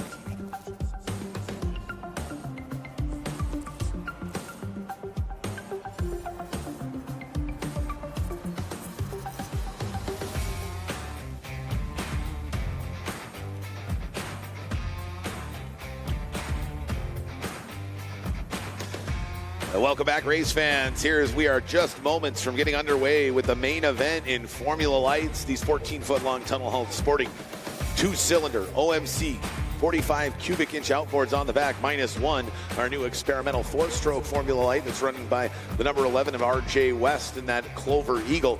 But we got the rest of these fantastic drivers from all across the United States who have ascended here to Port Neches, Texas for the 25th edition of the Port Neches River Fest and round 2 here in 2026 of the IHRA Formula 1 Powerboat Series. Let's take a look at our starting lineup for the main event here in Formula Lights. No surprise, the driver out of Redondo Beach, California, number 69, Jared Wallach, on pole position. Right off his right hip here on this modified Le Mans start, the man from Tampa, Florida. They call him the Tampa Terra runner for Mike Scott Plumbing, the 21 of Jose Mandana Jr. And then it's the 01 of Jake McKees, a part of that Clover construction contingency out of the Redlands, California. The 01 coming third off the start pontoon. Then it's the young driver who was a rookie in 2025. Here in 26, he's making a splash out of Franklin, Tennessee, the number 52 of Addison Dumford. In fifth off the start pontoon, the one half of the B&B Racing Team running for Pizza Inn out of Crosby, Texas, the number 60 of Brandon Bobolick. And then it's the winner from round 1 in Bradenton, Florida. She's 6th after some motor issues in both qualifying heats 1 and 3. She's the 24 of Shelby Love, starting 6th. 7th off the start pontoon, quietly been plugging along and looking for his best finish in his young career, the 78 of Marshall Gildermaster, the man out of San Antonio, Texas. And then right behind him, he just got rookie status lifted after a partial season in 25 and the first round and a half here in 26. Jack Schubert has been fully unleashed here on the IHRA Formula 1 Powerboat Series and Formula Lights. He's in the number 12 boat, coming 8th off the start pontoon. Then it's the 94 of Dominic Trollian, followed by the 91 of James Klein. And then it's the 42 of Hans McCauley. The 35 of Mark Schmierbach, after blowing over in Heat 1, has a solid run for second in Heat 2, but so few points collected. He's going to start in that 12th position. And then it's our 3 rookies, the 6 of Carissa Saddle, the 97 of Frank Lapina, and the 11 of RJ West in that experimental Clover Eagle 4-stroke Formula Light.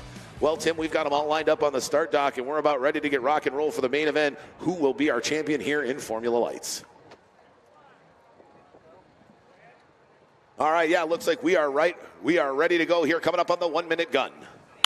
1 minute drivers, 1 minute here in this modified Le Mans start. Can the 69 of Jared Wallach use pole position and get out in front early and run away from this thing here in this Formula Lights final? 50 seconds, drivers, 50 seconds. He's got to watch out, though. The 21 of Mandana and the 52 of Dumford and the 60 of Bobolick are all right behind him. 40 seconds, drivers, 40 seconds. The 01 of Jake McKees in there. Don't forget the Redlands, California native looking to bring some hardware back to the West Coast. 30 seconds, drivers, 30 seconds. And it's the 24 of Love, Gildermaster, Schubert, Trollian, and the rest of the field. Let's crown a champion in Formula Lights. 20 seconds, drivers, you're under starters' orders. He drops the flag. The first 10 boats come off the dock. Who's going to get a good jump? Looks like Shelby Love and the 69 of Wallach gets a good jump. Mandana, not so much there, Tim, as they go through the middle of the course. Shelby gets a good jump, but she's the first one on the outside gate, so she's got a good run. She'll be on the outside. That's a good spot to be. Boy, look at Wallach just clear the field. Then here comes the 01 of Jake McKee as the 21 of Mandana had a rough start there, and him and the 24 of Love are side by side as they come out of turns 3 and 4. But it is all Jared Wallach right now as a young driver out of Redondo Beach has got that Peterson racing machine absolutely screaming coming down the front straightaway as that battle continues for the third position between the 24 of Love and the 21 of Mandana here in the main event. Now we're going to up our time. This is 15 minutes plus 1 lap here in Formula Light. So we got a much longer race here in the main event than we did in qualifying. Can the 69 of Peterson hang on? We're going to see here. He's probably going to pull out a lead, but once he gets into those back markers, Tim's, it's really going to change the dynamic of the race. So I can imagine Wallach is trying to get as far out in front as he can. He sure is. He's gonna try and stretch it out so that way he doesn't have to make any put himself in a bad position when he is doing going by the lappers. But you know, the other thing is you got Jake in second place in the 01 and Jose in the blue and orange boat in the 21 coming up on him. So I think Jose's got a little speed on him now. Absolutely. I think he's found that top end, maybe a different prop. Maybe he went for a top end prop here, knowing, hey, as long as I stay in the conversation off the dock and keep myself in that top 5, I can use that top end because this thing flies through the corners, and it looks like that might be the approach he's looking to take. But that still is going to give him a long distance to have to make up the ground over the 69 of Jared Wallach. But first he's got to get by the 1 of Jake McKee because they are going back and forth with each other, trying to catch this man right now coming out of turn number 3, now down off of 4. There's the 94 of Trolley, and the 35 of Schmierbach is finally making his way up. Yeah, he's moved up to 9th. He's coming up slowly, but he's stuck on the outside with those guys. And that is not a place that Mark Schmierbach likes. That Pew really likes to go pin to pin, short way around the course. That's how he's been so successful all the years. But he's still starting to pick off some of those guys as he continues to do battle coming up on the 94 of Dominic Trolling in that Bam Bam Motorsports machine out of Island, Michigan. You got a heck of a battle right now with Jack Schubert and Hans McCulley coming up the front straightaway, number 12 and number 42, and then James Klein right in front of them. So that's turning into a good battle. We'll watch it as the leaders come up on them. Right, as the 52 of Addison Dumford comes out of turn number 4 down the front straightaway. He's hanging on for 5th position right now as he continues to go down at turn 3. But if we can find the drivers on the backstretch, the 01 of McKee, the 21 of Mandana, and the 24 of Love are all over each other. They're all trying to catch this guy right now. Now he's going to start getting into the back markers, the 69 of Wallach. He's liking that he's seen him on the straightaway, but could this really close the gap for there? The 21 of Mandana, look at how close he is on the 01 of McKee, and right on his inside is the 24 of Shelby Love. They are all over each other for that 2nd and 3rd positions on the podium here in Formula Lights. Shelby makes the pass on Jose on the in between turns 1 and 2. Jose got caught on the outside. She dove under and made it stick. Absolutely. When he had to deal with the back marker, the 6 of Carissa Saddle. So catching those back markers in the corners is very, very tough. And it looks like the 11 Clover Eagle RJ West pulls off the course. The experimental boat struggling a bit here on the shores of the Neches River. But the 01 and the 69 are trying to find a way to bring that hardware back to the West Coast. The 69 of Tyler Peterson has gotten through that first group of back markers, and he did most of it on the straightaways. I apologize, the 69 of Jared Wallach. He yelled at me before this weekend about it, and I still got it wrong. Well, right now he's got smooth sailing on the outside. He's got enough speed where he doesn't have to go on the inside with all the back markers. And in the meantime, 2nd, 3rd, 4th are battling it out, and that's holding them back from catching them. Absolutely. Now the 24 of Shelby Love's got herself in a good position because she's been able to find a clean line on the outside as she's easily able to clear the 21 of Mandana, who again in that final corner that they just went through got caught up in some of the slower back markers. Once again, it's amazing how right place, right time can change the outlook for a driver in a Formula Lights race like it just did for the 21 of Mandana. Shelby overturned it in turn 3 and scrubbed off some speed, and that cost her. And Jake McKee now having to move to the outside. He's been inside. Let's say Shelby Moot can make him another move as they go down 3 wide into turn number 2. She gets the door shut on her by the 91 of Klein. Got to back off a little bit. And the 01 of McKee comes screaming out the outside and is able to clear the 91 of Klein pretty easy. And Shelby Love's got to start all over again. You ever get that feeling, Tim, as a driver out there? It's kind of like, all right, tried, reset, try again, reset. That's right. And you're always trying different lines. Now you see Shelby in the 24 boat move to the outside, but Jake McKee did a great job because he used Klein as a pick on the back straightaway just then. Absolutely, and she's staying on his outside hip, but that differently built composite craft Formula Light, it doesn't like necessarily the wide line. It doesn't have nearly as flat of an attitude. So McKee seems like he can handle it well on that tighter line and keep the 24 of Shelby at bay, because once he comes off the pin, he moves out and then dives back into lane 1. He's making her run where she doesn't want to run. So that's a good job by him. And in the meantime, Jared in the 69 boat on the back straightaway is just having smooth sailing. And he's got a little bit of a gap there, so he's not in a hurry to pass these back markers. No, actually, I could see there's the 10th place of James Klein. He's pushing hard down the back straightaway, fighting with the 12 of Jack Schubert, but there's the 52 of Addison Dumford there coming up. He is hanging on to 5th position down the back stretch. And now here's the 69 of Peterson. He's down, coming out of turn number 1 and 2. He's starting to get into some of those faster back markers as the 94 of Trollian and the 78 of Gildermaster. They've been locked up for the last 4 laps. This is going to make it much trickier for the 69 of Peterson, but it looks like he's taking the smart route, going way wide to the outside. Peterson Racing's number 69 with Jared Wallach driving it. He's finally getting around Gildermaster in the 78 boat.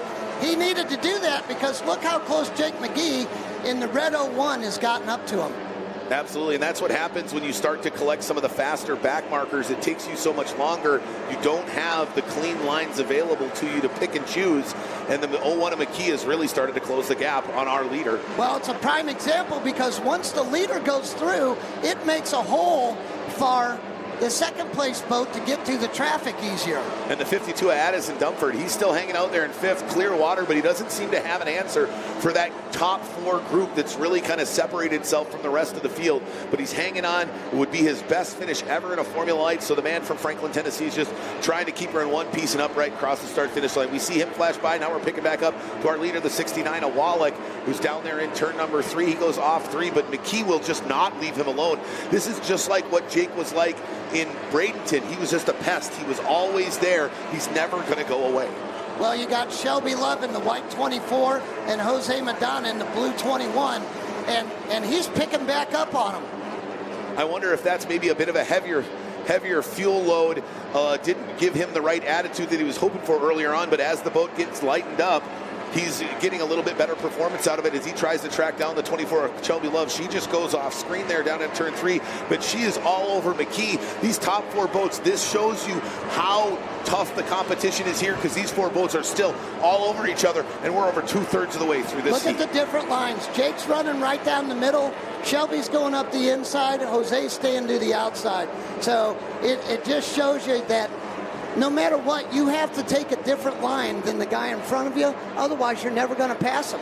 Absolutely. That's Shelby's Shelby electrical Love. Problems continue as she slows on the back straightaway. Oh, no. What an unfortunate for the 24 of Shelby Love as she was hanging on to that 3rd place. And she is dead in the water down on the back stretch.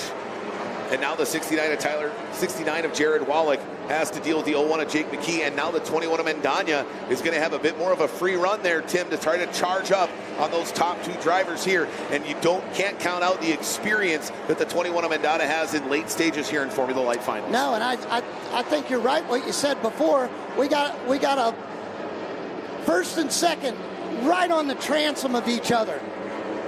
I wonder what's going on with the 69 of Wallach. Is it just getting past the back markers, or is that thing getting way more out of line as he's trying to drive it here because the wind's picked up? There's a lot less fuel on those boats as we're over. We're just about to the 10 minutes into this Formula Light final. They've burned through a lot of gas. It could be the engine height with the rough water and then getting lighter on fuel. So then the handling has changed for him, and he can't run it as aggressive as he was before. But on the opposite end of the spectrum, the more fuel that comes out of that number 21 boat, the faster he gets. Yeah, absolutely. He is all over the 01 of Jake McKee.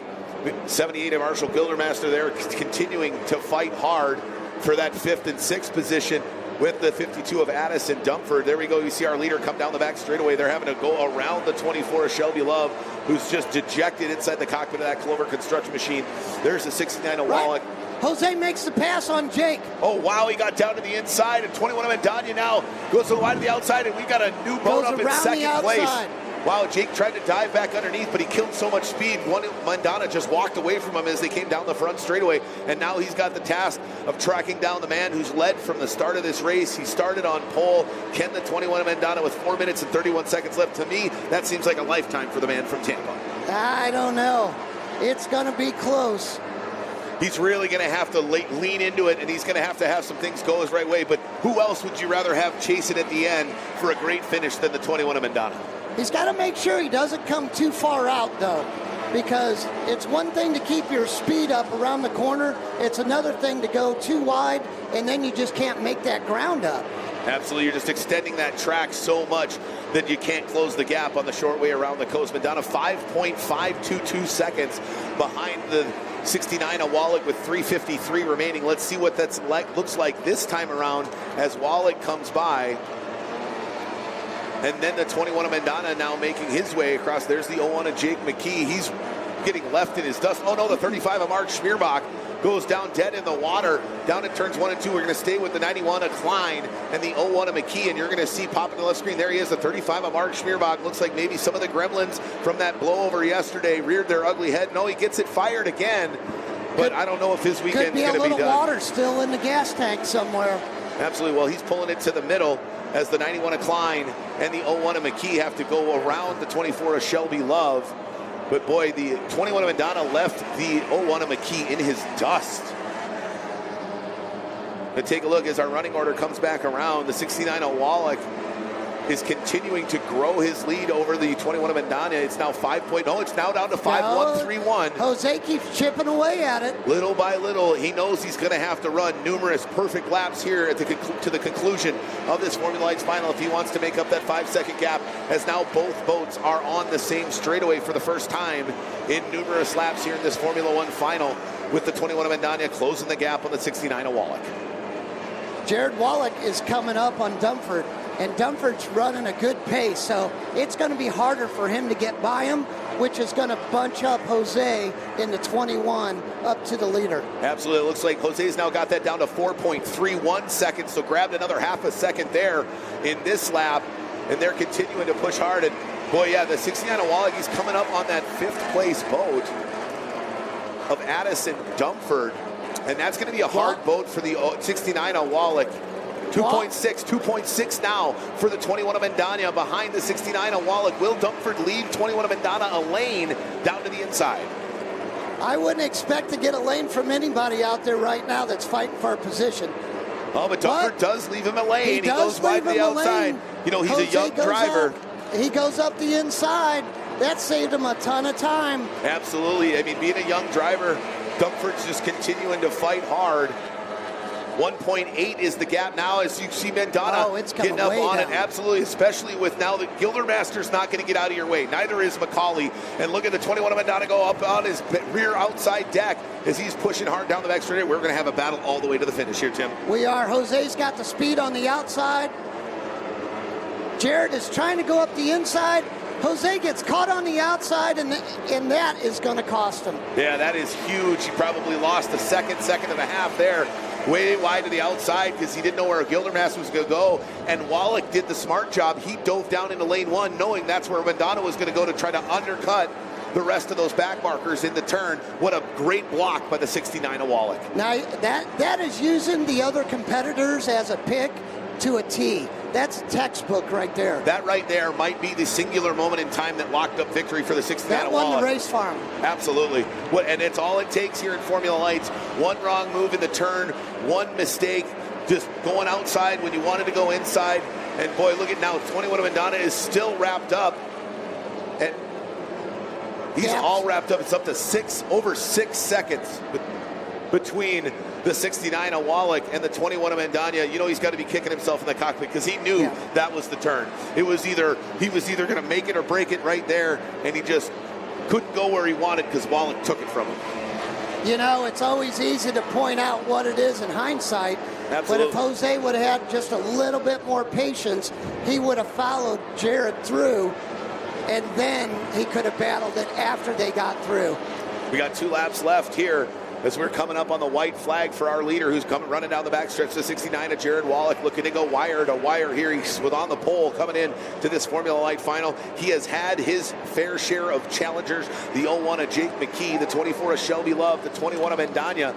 Ladies and gentlemen, put your hands together. Your winner, the Formula Lights final here at the 2026 Port Neches River Fest out of Redondo Beach, California. Number 69, Jared Wallach. In third, the 21 of Jose Mandana Jr. Valiant effort, collected great points moving on to Shreveport, especially with the 24 of Shelby Love breaking down. And then the 01 of Jake McKee. I think he might be your new point series leader after 2 rounds with a solid 3rd place finish, 2 podiums in a row for the young driver out of the Redlands, California. And that wraps up our top 3, but what a fantastic run by the 69 of Jared Wallach. I think when they laid down their fastest elapsed times, and Jared Wallach was the only one who broke 28 seconds, he kind of put everybody on notice.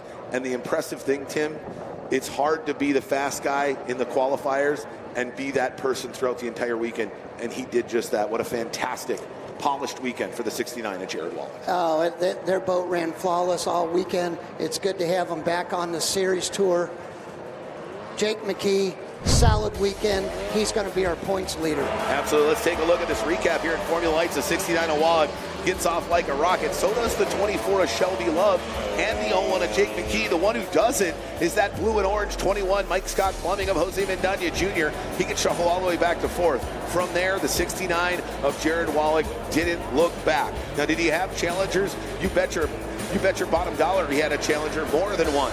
It started off with the 01 of Jake McKee getting up close. Then Shelby. And then the 24 of Shelby Love. She fought hard. That man there, the 35 Mark Schmierbach, worst performance in a Formula Lights final in many a year. He struggled all weekend for the first time in a Moon's Age. But he continued to fight all the way till the end. There's the 24 of Shelby Love. Her and Mandana got into a battle for 3rd place as McKee separated a little bit about halfway through this Formula Lights final. She finally got around Mandana, but that is when disaster struck. And she went dead in the water down the back straightaway, Tim. What a frustrating turn of events for the 24 of Shelby Love. Jose had a great run, too. The more fuel that he got out of the boat, the faster he was. If he didn't get held up by the lappers, which is all part of it, he would have been battling for the win, too. Absolutely, and he just got nipped there right at the last second, but he pushed hard all race long, moving in, moving out. He had a fantastic move on the 01 of Jake McKee.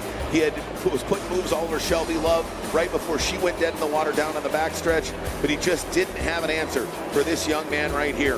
This is his first race in 2026 after a horrific crash in 2025. They got the boat back together, and they put it back the right way because that thing was screaming fast, and he went wire to wire, started on pole, and goes all the way to victory lane here in Port Neches, Texas for round 2. Nice field of boats for Port Neches. Everybody was safe, so fantastic weekend for them. Absolutely. Ladies and gentlemen, let me hear you one more time. Your winner in Formula Lights out of Redondo Beach, California, number 69, Mr. Jared Wallach. Fantastic run, well earned. Boy, they're going to feel good when the boat makes its way back to Phoenix, or Lake Havasu, where its home base is. The question is will this maybe give them a taste to make their way back to the central south U.S. to Shreveport, Louisiana in just 3 weeks' time for the Red River Rumble? Oh, it's definitely looking a lot better now. Absolutely. Let's take the full field results there with a 10-second win. The 69 of Jared Wallach brings home his first Port Neches River Fest victory, followed by the 21 of Mandana, who gets back on the podium here in Port Neches, Texas for the umpteenth time. The 01 of Jake McKee, 2 podiums in a row. He'll be your new series points leader in Formula Light. Solid 4th by Addison Dumford, his best finish in his young career, and a 5th by Dominic Trollian. And how about Marshall Gildermaster? Just kind of under the radar, cruising along there in 6th, followed by the James Klein in 7th. We 12 of Jack Schubert in 8th, the 42 of Hans McCauley in 9th. Another top 10 for the rookie Carissa Saddle. And then it's the 60 of Brandon Bobalik, who really struggled and had to pull off late. Then the 35 of Schmierbach. The 24 of Shelby Love, she goes down just a handful of laps in. The 11 of RJ West had to pull off earlier. And Frank Lapina unable to start here in the final. Well, that's going to wrap up Formula Lights. Coming up next, it's the Texas Trials. We'll be right back right after this.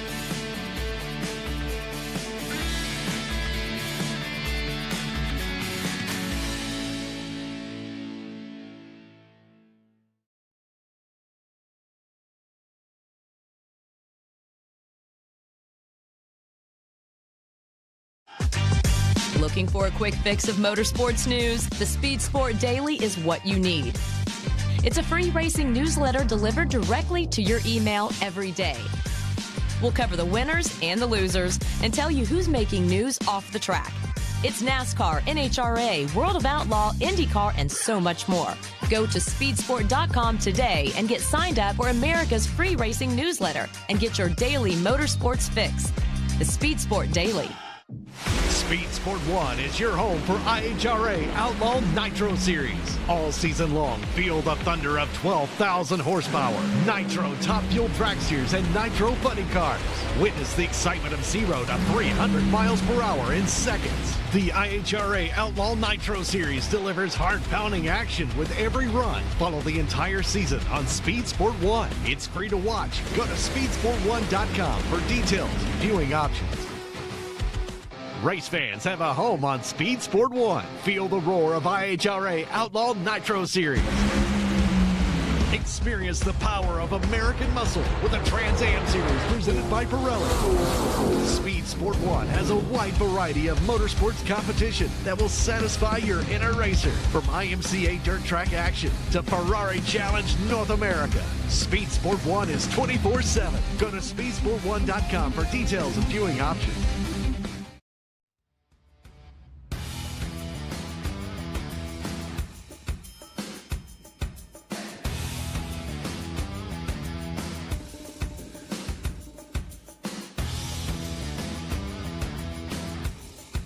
All right, race fans, we're back here at the 25th annual Port Neches River Fest for round 2 of the 2026 IHRA Formula 1 Powerboat Series, as we're running live on Speed Sport 1 for the first time ever in Formula 1 tunnel boat racing history in the United States. A live event here for round 2 of the Port Neches River Fest. We wrapped up a fantastic Formula Lights final, and right now Sarah's down with our winner, the man from the West Coast, bringing some hardware back to California. Well, congratulations. That has to be exciting, and your first race back in 26 since 25, so probably a lot of emotions. Why don't you kind of walk us through what was in your head? Yeah, no, I just so thankful to be back. All thanks go to the team, Todd and Diane, Nick and Zach, Team Clover, this whole series, IHRA, for putting us on. We had a pretty nasty accident in Kankakee last year, and it took a lot to get it back together, but we had a lot of help, and that's why this is the best sport out there. Everyone's lending hands, and just for us to have fun. So yeah, a lot of emotions. What does it do to the team morale? I mean, always being successful at a race is a positive, but especially after what you guys have gone through and then coming back and coming out on top for you guys.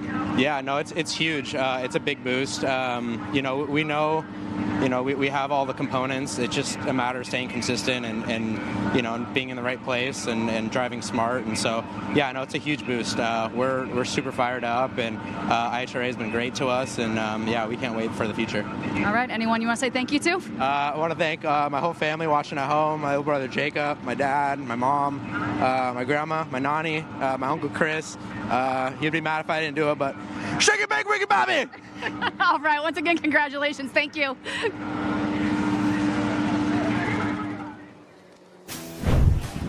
The Port Neches River Fest, the 25th annual, here in 2026 at the shores of the Neches River. Neches Federal Credit Union, a true community bank feel with low rates, fast approvals, where your money feels right at home.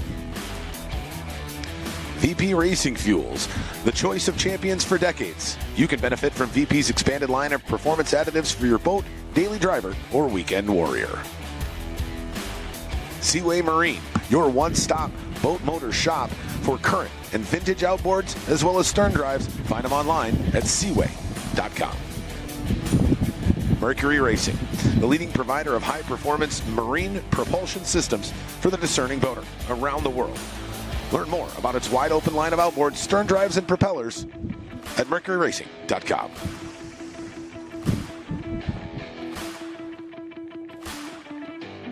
All right, welcome back, race fans. Here we've got the Texas Tri-Hulls out for their 20-lap main event. Look, coming into the standings, Mason Rinker, winner in Bradenton, Florida. Cole, but boy, the 69 Cole Waring right behind him.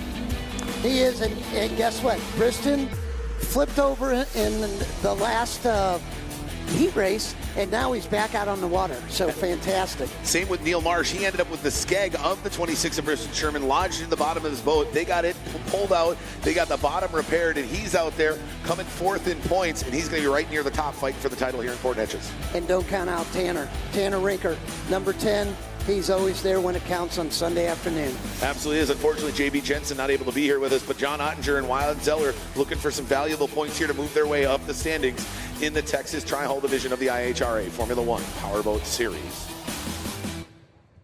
All right. Man, this is going to be exciting. It really is. 2 pins of absolute and utter chaos. Let's take a look at our starting lineup. On the pole on the inside of row 1, the 69 of Cole Waring. He did just enough to nip the 10 of Tanner Rinker. I believe might be the first time here in 26 Waring's going to find himself on the pole. Awesome for Tanner Rinker to fight his way back after an electrical problem with his trim in the very first heat race of the weekend. Starts in P2. Absolutely. Inside of row 2, 37 of Mason Rinker.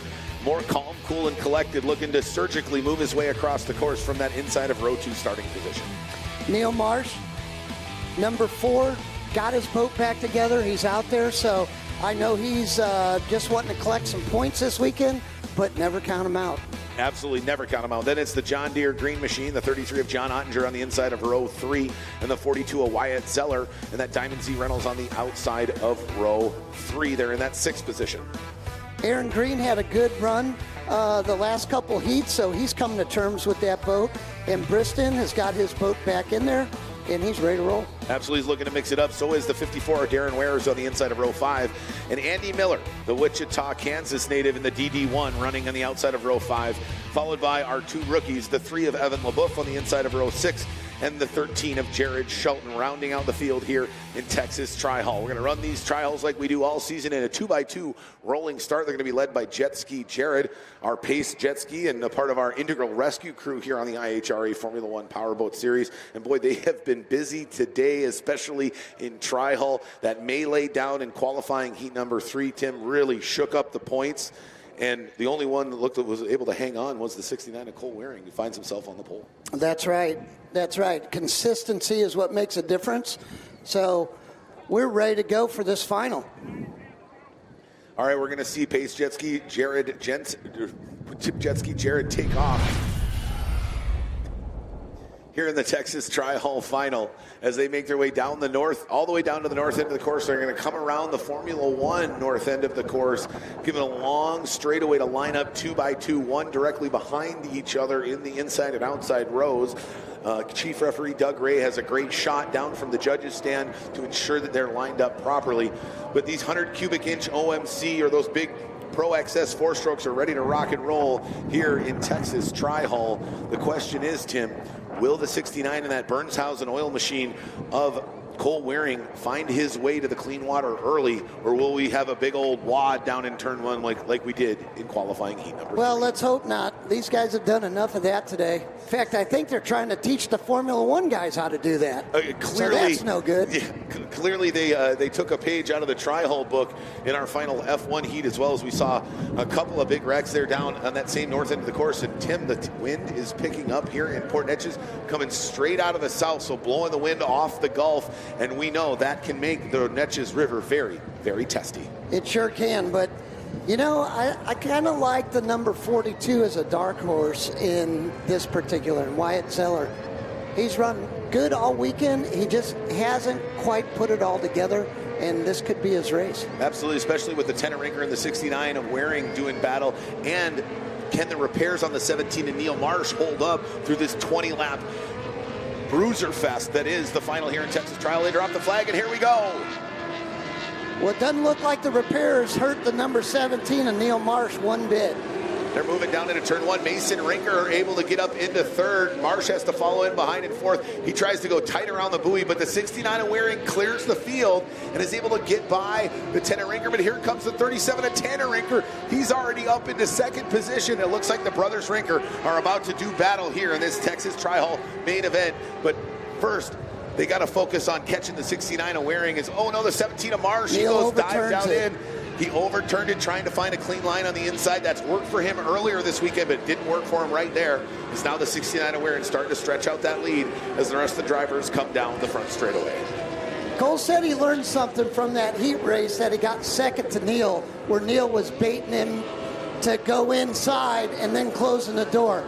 So he's on it now. Absolutely, and the battle continues behind the driver right here on the screen, the 69 of Waring. Right behind him, you see that black and white and that yellow boat. Those are brothers Mason and Tanner Rinker in the 10 and 37, fighting hard coming down the front straightaway. Tanner just douses down his brother, the 37 of Mason Rinker, as those Pro XS Power Texas Tri-Hulls go side by side with the 17 of Neil Marsh hanging back in fourth, trying to find a way to get back up into the mix here early in this 20-lap main event in Texas Tri-Hull. As the water continues to get rougher, watch the boats. Everybody's jumping in and out of the water. 17 is keeping it hooked up, and he's able to go forward. So he's kind of pulling up on the Rinker boys. Absolutely, but the thing you got to watch out for here is the rogue whalers, the rogue waves that get thrown off from one side of the course to the other. Oh no, looks like the 54 of Darren Ware. He's down just outside of turn number 1 on the south end of the course. His afternoon is done. The man they call Caddy is now floating to the outside of the course, so he's out of harm's way. We're going to keep running here in this Texas Tri-Hull final as the 10 of Tanner Rinker out there in turn number 1 was able to really pull away from the 37 of Mason Rinker, and now he's going to take chase. There we see the caution flag on the course. That the blue and yellow means continue running, but there is a boat out there that is without power. It is getting extremely rough out of there. Right now, Mason Rinker is bouncing side to side, put it up on its side in the corner, and he was by himself. Absolutely, and some of that wildness that he's experiencing in and out of the corners has allowed his brother, the 10 of Tanner Rinker, to clear him about a lap ago, but the 37 of Mason Rinker is still taking chase and not giving an inch to his brother, the Tanner Rinker, as he stays right inside the wash of that Tanner Rinker as they come out of 3 and 4. Now he's going to make his move. Tanner goes wide to the outside. The 37 of Mason Rinker tries to dive down inside, but just lost just too much speed there coming out of the corner. He's got to go across the bow. Lanes. Mason switches to the outside to try and dive underneath in the first turn, and he just has to turn it too hard, kills all his corner speed. Especially with how rough it is down there with the wind blowing back against the current and them churning up that corner. It's really rough to try to make a tight inside move there down in turn number 1. But in turn 2, a little bit easier, and the man who's been navigating it fantastically is the 69 of Cole Waring. You got to imagine that Burnshausen oil machine and the man behind the wheel are excited where they are right now with 14 laps to go. There is a long way to go. Physical endurance is definitely going to play a part out there. I mean, the way they're bouncing around is making my back hurt. That is a fair estimate, because it does look very painful bouncing around as hard as they do out there in the Texas Tri-Hulls. You know, I wonder, Tim, is the 17 of Neil Marsh taking it a little bit easy? He knows he's in this for the long haul. He knows he's got some pretty extensive damage. The last thing he wants is to rip that repair off and take on a lot of water and then end up back in 12th. And I think he might already be taking on a little bit of water, which is why he's slowing down as well, just trying to baby that thing to the finish line, because I think he knows he can still find himself in a top 5 position. But the 26 of Sherman just got by him coming down the front straightaway. If he's got some water in the boat, that's sloshing around, and he's not able to corner like he normally does.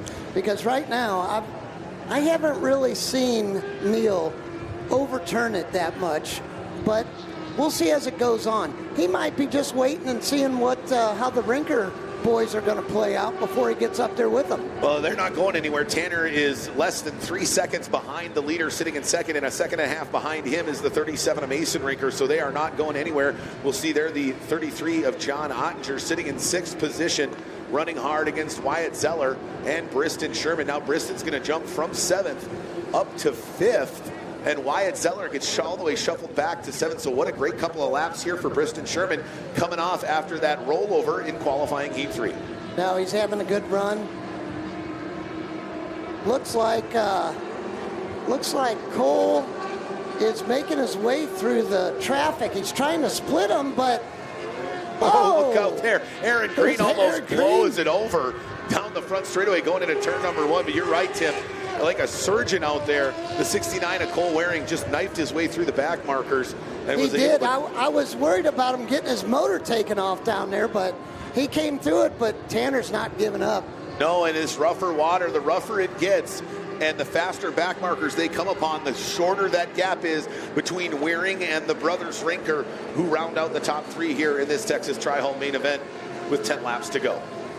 10 laps to go is a lot of racing in Tri-Halls. Yeah, it is. It only takes one wrong corner to shuffle yourself back 4 or 5 positions. Bristen Sherman found that out yesterday when he snap hooked into the infield, went from 3rd to 7th in an instant in qualifying heat number 2. Looks like Bristen slowed down a little bit. He might be having some of the effects of the rollover in heat 3. Yeah, he was looking so good, and then all of a sudden, the lap after he had his best lap of the day, he's now way back off the throttle, and you can see that damage on the inside left that he repaired overnight. Looks like it is really struggling. He might be taking on more water. That battle for 2nd and 3rd is still contentious between the 10 of Tanner Rinker and the 37 of Mason Rinker as they both go wide out of turn number 1, down the south end of the course. They make little gains on Cole, but you know, he just, they can't get right up on him, you know, right on his transom. And that's what you need to be able to make the pass at Tri-Hall. Absolutely. You got to get up there to at least make him try to get off his game and try to counter your move. And then when he makes that counter, you do something that he doesn't expect. And that's where, like we saw with the 21 of Mandana and Lights in the qualifying heat 3, they just knife through the traffic and leave him in the dust. But the 69 of Waring doing a fantastic job of keeping them at bay. It is, and those guys just got to get up there a little bit more so they can put more pressure on him. See if he cracks under pressure, especially as they come up the faster back markers to lap. Absolutely. As he comes up now, he's going side by side with a Rise Fitness 63 of Aaron Green and the 12 of Jared Shelton. But Shelton moves out to the outside. Green lets him go by, and Waring does a nice job of sliding right down in the inside lane there, but does a good job of keeping his cornering speed up and clears those back markers very easily coming out of turn number 1. Tanner Rinker, good drive down the back straightaway, getting by both back markers at the same time. That's very big. Absolutely, and so does 37 of Mason Rinker. Now he's going to try to go down to the inside. Does a pretty good job for such a tight line coming out of turn number 2. He had to because those back markers were on the outside lanes. And the 10 of Tanner Rinker, his brother, was taking up lane 2. Good job of getting tight out of turn 1, out of turn 2. But you see those guys working the wheel. Tanner Rinker in the number 10. He's going back and forth, just trying to keep that thing in a straight line somehow. I don't know if a Tri-Hall has ever run a straight lap in its history. Maybe the opening lap for the leader, maybe. That's right. That's the only time. But he is all over the course, driving it like a madman out there on the water. Pushing it to the limit is the 10 of Tanner Rinker, trying to find a way, somehow, some way, to catch the 69 of Cole Waring. But he has to be careful because right behind him, now coming up the inside, is his brother, the 37 of Mason Rinker, who's not giving him an inch. And with 5 to go, those two have battled all race long and continue. And that is music to the ears of Cole Waring. You guys go back there and battle for 2nd and 3rd. I'm just going to stay up where I'm at and keep rolling out here in front. And I think it's allowing Neil Marsh in the number 17 white and blue boat a little bit of room so he can catch up to him. Looks like he's catching them slowly very slowly. Absolutely, and we saw him come across the start-finish line, and we saw the whole underside, huge 3-foot patch down the left inside of that Texas Tri-Hall. So he's having to be very delicate with it, but still hanging into a solid 4th place finish if he can hang where he's at right now with 4 to go. But there we go overhead. There's the 37 of Mason Rinker, and then the 17 of Neil Marsh. Oh no, the 12 of Gerald Shelton goes dead in the water down front straightaway. The 10th place. He's running in 10th and went dead down to the front straightaway. Frustrating for the 12 of Gerald Shelton has been this weekend here in Port Neches. Now Waring coming up on the 42 of Zeller, who's sitting there in 5th position. So wow, only the top 4 boats on the lead lap. What an impressive run by those top 4 boats, because it's not like one of them's way out in front. They're all very close together. They are, and and he's trying to pass him up the inside, and Zeller likes that inside line. So hopefully he can get it done without a problem. All right, coming up on the white flag, just 2 laps to go. The 69 of Waring now, he got bogged down there a little bit. This is the opportunity for Rinker. He closed it a little bit, but I don't know. The 69 of Waring might have recovered well enough to keep the 10 at bay there, coming down the back straightaway after probably the worst corner of the day by the 69 of Waring. He held it on long, got into Zeller in turn 4, slowed him down. Here comes Tanner. That's tightening it up. And here's the white flag, 1 lap left. Are we going to see a repeat of 2025 Alt Midwest Nationals where the 10 of Tanner Rinker finds magic in a bottle on the final lap? Let's stay with them here as they go down out of turn 1 on the south end of the course. Wide to the outside is the 69 of Waring just inside. The 42 of Zeller almost makes contact, but a good job there. He knew he had to keep the RPMs up because he had to have known the 10 of Rinker was coming fast. Number 69 holds it on, keeps it in the water down the back straightaway. All he's got to do is get through turn 2 and bring it home. Ladies and gentlemen, for the first time here in Port Neches, the man running for Burnshausen Oil, out of Rosenberg, Texas, number 69, Cole Waring. And what a fantastic run by the brothers Rinker in second, the 10 of Tanner Rinker, and in third, the 37 of Mason Rinker, and a valiant effort by the 17 of Neil Marsh. The boat held together for him, and he brings 4th place points back to Michigan for another solid finish and continuing to move himself up the point standings as he goes for what, 4th title in 5 years? That's right, but he's got a long climb to get past Mason and Cole. Yeah, or he as does. is better known, Mullet. Yeah, absolutely. Mullet finds himself on the top of the season standings after 2 events, a place he has never been before. So it's gonna be interesting to see what happens from here on out. But for right now, the man from Rosenberg running for Burnshausen Oil got the hat on. The Pit Viper glasses will be coming out pretty soon, right before he grabs that checkered flag, and the grin will be from ear to ear on that young driver from Texas. He deserves it. Absolutely, ran a flawless race. He knew what he had to do. He got out early. He found the clean water. And, boy, his driving was fantastic. He's really settled down a lot in the last year. Absolutely, and no perfect way to show that, more perfect way to show that than here on the start. They drop the green flag in this 2x2 rolling start, and Cole immediately gets out, finds the clean water, well, as clean as it can be here in Texas Tri-Hull, Tim. But, man, from there on out, it was just precision in and out of the corners for the 69 of Cole Waring, and really nobody had an answer for the young man in that number 69 boat, even though they were all over him all afternoon. They pressured him all day long. He didn't break. He went through the lap traffic. They couldn't catch him. They would reel him in a little bit, but he always had an answer for it. Absolutely, he always did. He picked the back markers well. He navigated the back markers in the turns well, and he was darn fast coming down the straightaway. And the one thing he did a lot better today than even yesterday is, boy, was that boat flat going down the straightaway, no matter how rough the conditions got here on the Neches River. Complete package today. Absolutely complete package. Complete package, total domination by the 69 of Waring, and he's got to have a nice, fun, short trip back to the greater Houston Metro tomorrow morning with a first place trophy in hand here for the Texas Tri-Hull 20-lap main event here in round 2. Outlaw team taking the Tri-Hull number 1 plate home for the day. Yes, they are. But you know what? Valiant effort by the 37 of Mason Rinker and the 10 of Tanner Rinker and even the 17 of Neil Marsh. He didn't know if that boat was even going to hold together for 20 laps. You could definitely tell he was not pushing as hard as we normally see out of the 17 of Neil Marsh. But again, do you want to win the battle or do you want to win the war? And he wants to win the war. So Neil Marsh did what he needed to do. And so did that guy right there, the 69 of Cole Waring, checkered flag in hand. Ladies and gentlemen, for those of you here in Port Neches, let me hear you one more time. Your 2026 IHRA Formula 1 Powerboat Series Texas Tri-Hull champion, number 69, Mr. Cole Waring. All right, here's our full standing results. Cole Waring, a nice almost 2.5 second win over the 10 of Tanner Rinker. That might be about as close as he got all day, Tim. Tanner and Mason both fought hard all day, but I think they spent too much time racing each other rather than racing for the win. You know, one of those things that come up when you have your brother on the out on the race course with you, Neil Marsh finishing a solid 4th, and your dark horse started 5th, and hung on to 5th. Solid run for the 42 of Wyatt Zeller in a much newer to him 4-stroke power plant package on the back of his Texas Tri-Hull. John Ottinger, a great finish for him in 6th place. How about Aaron Green in 7th? He sure put on a show as well, almost blowing it over down the south end of the course. He's learning, he's getting better. A solid 7th place finish for the man from Ector, Texas. Then we had the rookie, Evan. You know, he's only run, what, a couple races at most? Yep, he's the sub driver for the 03 of Austin Terry when he can't make it.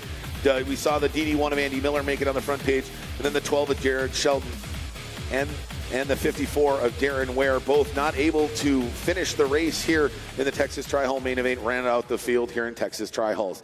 Well, that's going to do it for the Texas Tri-Hull class. We're going to get them off the water. We're going to load the Formula Ones in, but right now, Sarah's down in the pits with our winner. And joined now by Mullet, taking this one here in Texas. You like to do it big down here. Congratulations, the checkered flag, and you said, man, it feels good. Start us off with where you went in this race. Oh, man, it feels great. You know, for once, the past 3 years, we've had very rough years here. And, you know, I came out here with a different attitude. I said, you know what, I'm going to just keep my head down, you know, keep on working. And it finally worked out for me for once. So I'm fired up. You know, hopefully this puts me in the points lead. You know, I needed these points. Hopefully take a championship this year. Let's talk about the race itself just for a little bit. Got out into clean water pretty quick and then just driving like a madman as best as you could. Man, all I saw was a mirror full of rinkers behind me, so, you know, I was doing everything I could to keep it that way. You know, I got it tangled up in some lappers a couple times, made a couple of mistakes, should have went outside, went inside, you know, but held them off, and that's all that matters. Of course, referencing Tanner and Mason, who both finished 2nd and 3rd. But congratulations. Enjoy it here in Texas, and way to go. Thank you. All right, the man they call Mullet, rocking and rolling all the way to victory here in the Texas Tri-Hull division of the IHRA Formula 1 Powerboat Series. And that's going to wrap it up for Texas Tri-Hulls. But don't go anywhere, because coming up next, we've got the Formula 1 main event here at round 2 of the IHRA Formula 1 Powerboat Series from Port Neches, Texas.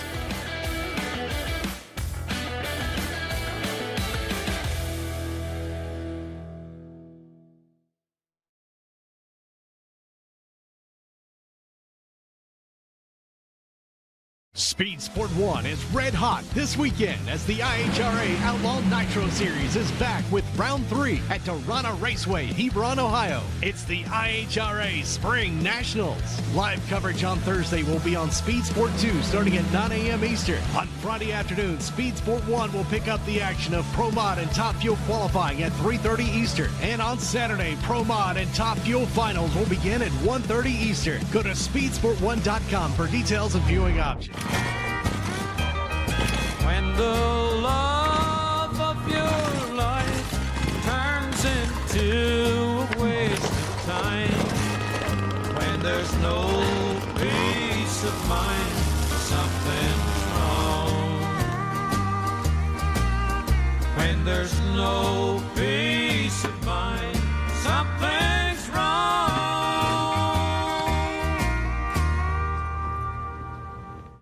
Get racing news, analysis, highlights, and more 24 hours a day, 7 days a week at speedsport.com. Get it all. NASCAR, IndyCar, Formula 1, World of Outlaws, Trans Am, IHRA, and more. Speed Sport has been America's trusted source of racing news since 1934. Speedsport.com is America's motorsports authority. Check it out today.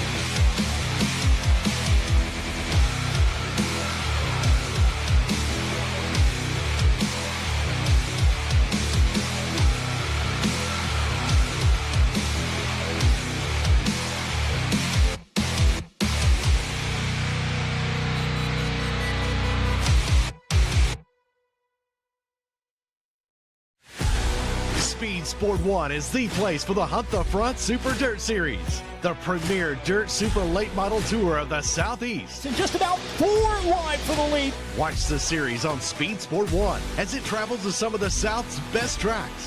Founded by racers, the Hunt the Front Super Dirt Series is a professional touring series, and you can see the entire season on Speed Sport 1. It's free to watch. Go to speedsport1.com for details and viewing options.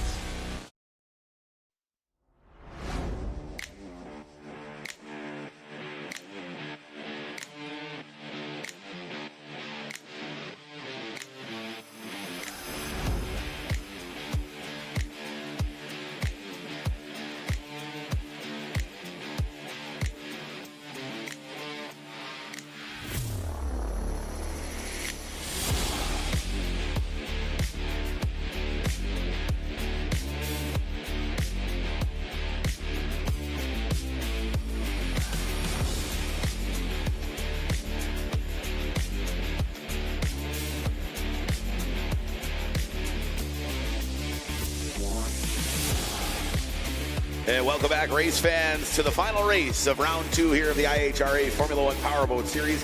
It's the 25th annual Port Neches River Fest right here on the Neches River in beautiful southeast Texas. Thomas Yarborough along with my colleague Tim Siebold here, giving you all the live play-by-play here on Speed Sport 1 for the first time ever on the Formula 1 Powerboat Series. A live IHRA F1 race from right here in Port Neches, Tim, and boy, we are going to have an absolute fantastic main event, 17 minutes plus 1 lap here on the Neches River. And they're going to be running hard here for this final main event, but we'll be right back with more from our sponsors here with the Formula 1 final at round 2. The 25th annual Port Neches River Fest. Brought to you by Neches Federal Credit Union, a true community bank feel with low rates, fast approvals, where your money feels right at home. VP Racing Fuels. Learn more about their ultramarine and explore VP's full product line online at vpracingfuels.com. Seaway Marine, your one-stop boat motor shop for current, vintage, outboard, and stern drive parts. Find them online at seawaymarine.com. Mercury Racing, the art of speed. Mercury Racing propellers offer the ultimate performance and durability. Find everything about Mercury Racing at mercuryracing.com. All right, we're back after a word from our sponsors. What fantastic sponsors we have. You know, Seaway Marine, been a huge supporter of our Formula Lights class, Tim, here on the IHRA Formula 1 Powerboat Series. The great Giacomoto out in the northwest of Seattle, shipping parts for vintage boats, inboards, the premier supplier for our Formula Lights drivers. What a fantastic sponsor. He's been since day one here on the IHRA Formula 1 Powerboat Series. Yeah, he's a huge race supporter, boat racing supporter, my teammate for a long time. So we really appreciate his help and Brad's help. So those guys do a great job out at Seaway. And if you ever need any hard-to-find part, look them up. Absolutely, seawaymarine.com. And then we've got VP Racing Fuels, the only fuel choice on the IHRA Formula 1 Powerboat Series. You only bring in the best high-quality stuff here. We run a couple of different gases from the VP Racing Fuels for both the 4-stroke and the 2-stroke. Let's talk about that a little bit because we have such differences here in the Formula 1 class between that old-school 2-stroke motor and that new-age APX. So it's really good to work with VP because they showed us which fuels each engine liked. So with the testing with them, they were able to dial the fuel in, and we have more consistency. We've got better durability, and we use the MS98L in the 2-stroke 2.5-liter Mercuries, and we use the C9, which is the unlimited motorsport fuel for the Apex 250. Right on, and it's got to be so nice to have that readily available. The drivers don't have to worry about trying to bring their own gas, hauling it here across the country. The series brings it all for them. They pick it up. You've got barrels ready for them to use, all different apparatus to ensure that they can get that high-quality fuel into their high-performance race machines. The other thing that it does for us is it gives not only our officials but also the racers peace of mind to know that there's a spec fuel. It gets delivered right here, and nobody's messing around with the fuel. So, and VP makes fuel for everything. Go there and get pre-mixed lawnmower fuel. Absolutely. Let's take a look at our standings after round one in Bradenton, Florida, that saw the 14 of Andrew Tate come blasting off the dock and run wire to wire for his first win here in 2026. And the 29 of Jared Jensen right behind him. But the 14 of Andrew Tate, Tim, here out in round two, that's going to do some serious damage to his points lead after round one.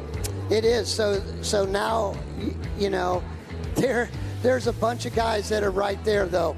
You know, Jared Jensen has been running great all weekend, got a heat race win in the first heat race, put it on pole for the first time.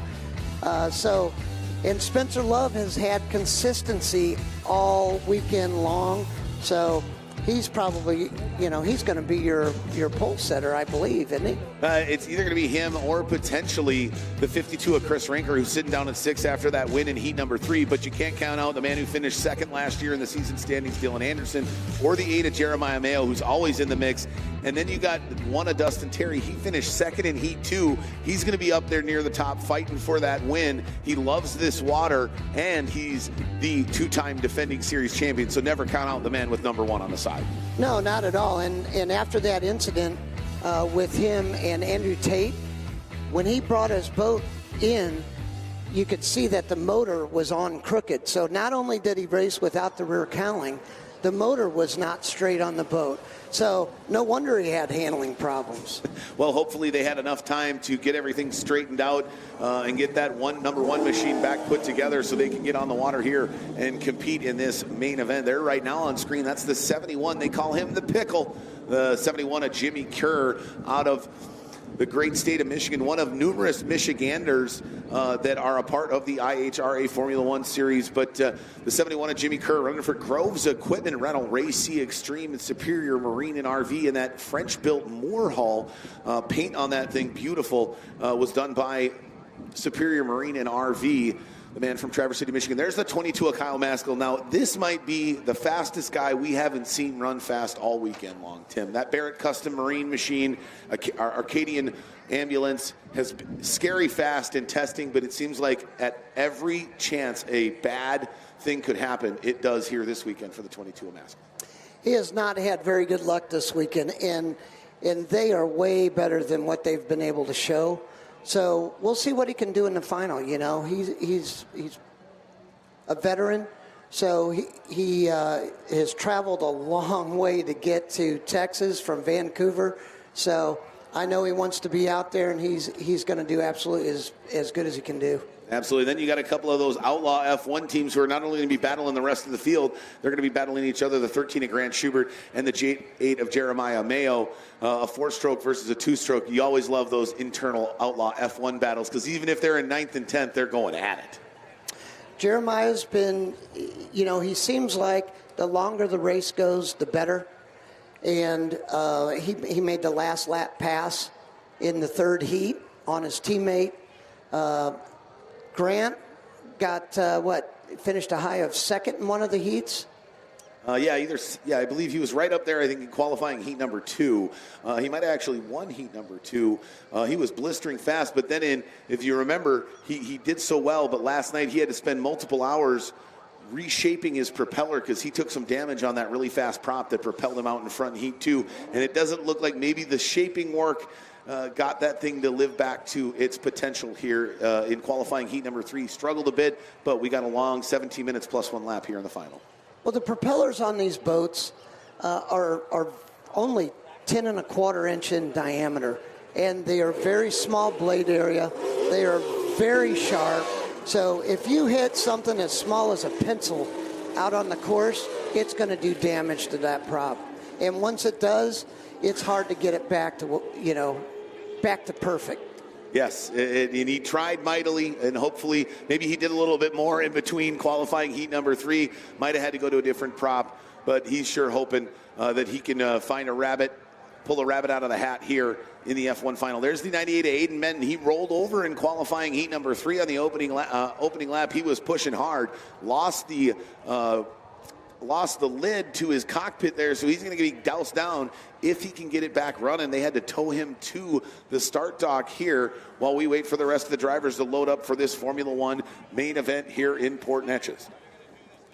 All right, there goes the green flag. We're going to go hot laps. These guys are going to run one lap around this 4-pin, 3/4 mile course and get these motors revved up and ready to go here for this Formula One main event, 17 minutes plus 1 lap here on the shores of the Neches River, the 25th annual Port Neches River Fest.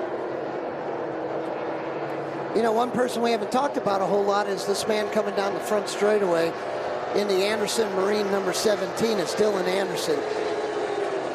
He struggled because he had to jump in the other boat for qualifying, and he's had a couple hiccups along the way, but he looked good in that last heat race. Yeah, he did. You know, he's going to be shuffled back a little bit. I think you're probably going to find him in 6th, 7th position off the start pontoon, but he's on the first flag, which is going to be a big deal for him.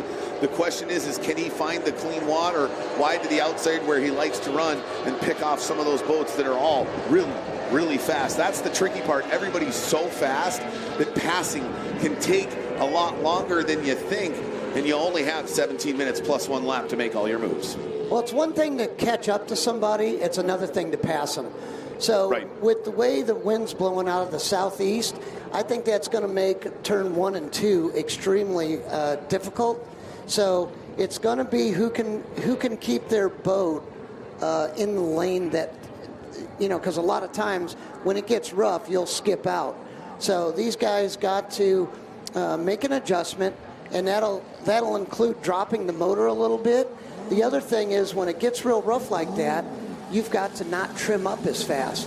So that way it carries the boat in the water a little longer around the corner. Right, keeps the fronts of those sponsons out of all that rough, choppy water that's going to cause it to really grab or possibly skip out there in the middle of the turn. Yeah, when it skips out, all of a sudden it catches, and it catches on the outside sponson, and then bam, you're over, you barrel roll.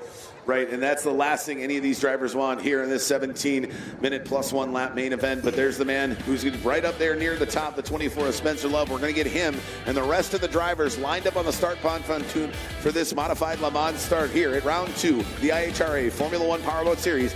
Formula One Finals coming up next.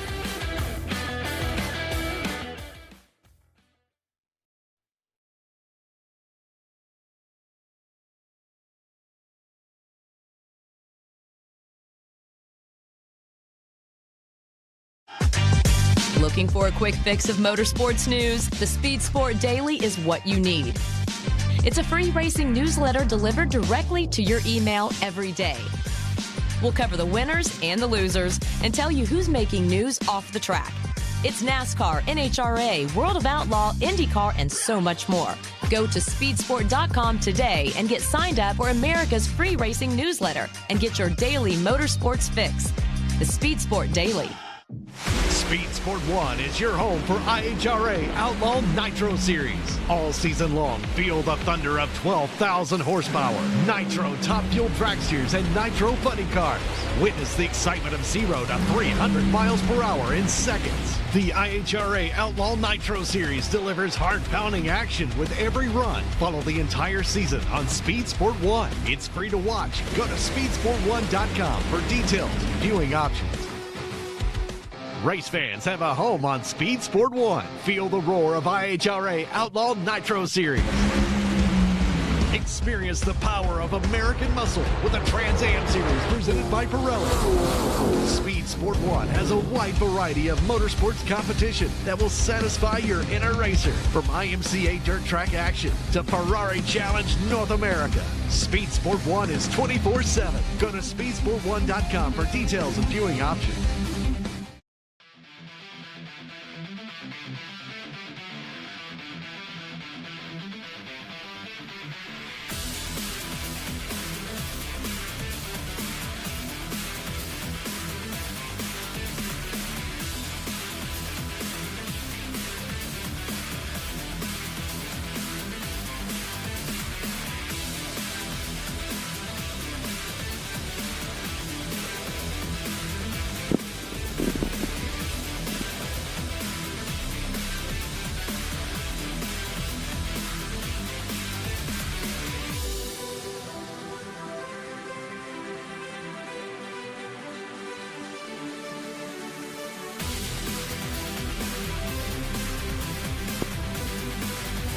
Welcome back, race fans, to the final race of round 2 here in Port Neches, Texas on the 2026 IHRA Formula 1 Powerboat Series. Thomas Yarbrough, Tim Sebo bringing you all the live action here from Southeast Texas. They are working feverishly on the 98 of Aiden Benton to try to get that boat back on the water. The boat was undamaged, well, for the most part. He's got no capsule lid on the capsule of that composite craft, but they're working fast. Well, Tim, what does it seem to be working on right there on the front of that 2.5-liter V6 outboard? They're working on the carb, so it seems like maybe he's got a little water left in the fuel system. Okay, so hopefully they can get that flushed out and get the 98 running here in the main event here in Formula 1 as we're just about have the entire field lined up and ready to go here on the Neches River. And it's going to be a fantastic run here in Formula 1. Boy, the 52 of Chris Rinker. Boy, no surprise after that dominating win in qualifying heat number 3. The man from Spring, Texas, running for Mastercraft Boats. Gregory Law Firm, the 52 of Chris Rinker, your pole sitter, and sitting in the catbird seat, Tim. Well, he got off the beach really good in the third heat, and he's found a propeller that works right for the more Mercury Apex combination. But guess what? Number 24 gets off the beach like a lightning consistently. Absolutely, he does. And that's going to be huge for the 52 of Rinker. He's going to have a bang-bang start because the 24 of Spencer Love sitting there in second positions ready to pounce. In third, this young man just keeps getting better every race. He came in second in points after a podium finish in Braden. Starts third off the start pontoon here, the 29 of Jared Jensen. Jared's been looking good all weekend, and he's followed by Jeremiah. Jeremiah is getting more comfortable in the Hoffman 4-stroke Mercury package. So he's come on, made a last lap pass in the final heat. So I'll look for some good things from number 8. Absolutely. I think the big thing for the Ada Mayo is how well he navigates turn 1 and 2 with this southeast wind picking up. But coming 5th off the start pontoon, your 2-time defending series champion, the one of Dustin Terry. No rear cowling for that C&M concrete machine, but he's done it before. He doesn't seem to mind. He's gonna drive the wheels off it if it had wheels. That he is. And then in 6th position, the 17, the man we talked about earlier of Dylan Anderson. He's got to make some moves here early to try to get in position to pounce for a victory because it starts 6th here in the Formula 1 final.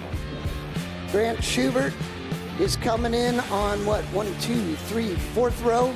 And that's a good starting position right next to Jimmy Kerr. And Jimmy's had a lot of consistent heat races this week, and it's the best I've seen him run. Absolutely. Kenny put it all together here in the final. Then the other half of the Island Lake Marine Racing team, the 2 of John Jensen, coming back in here in 2026 and with a solid 9th starting place here in this main event in Formula 1. It's good to see John back in the cockpit, and Jeff Reno had got a 4th in one of the heats, so.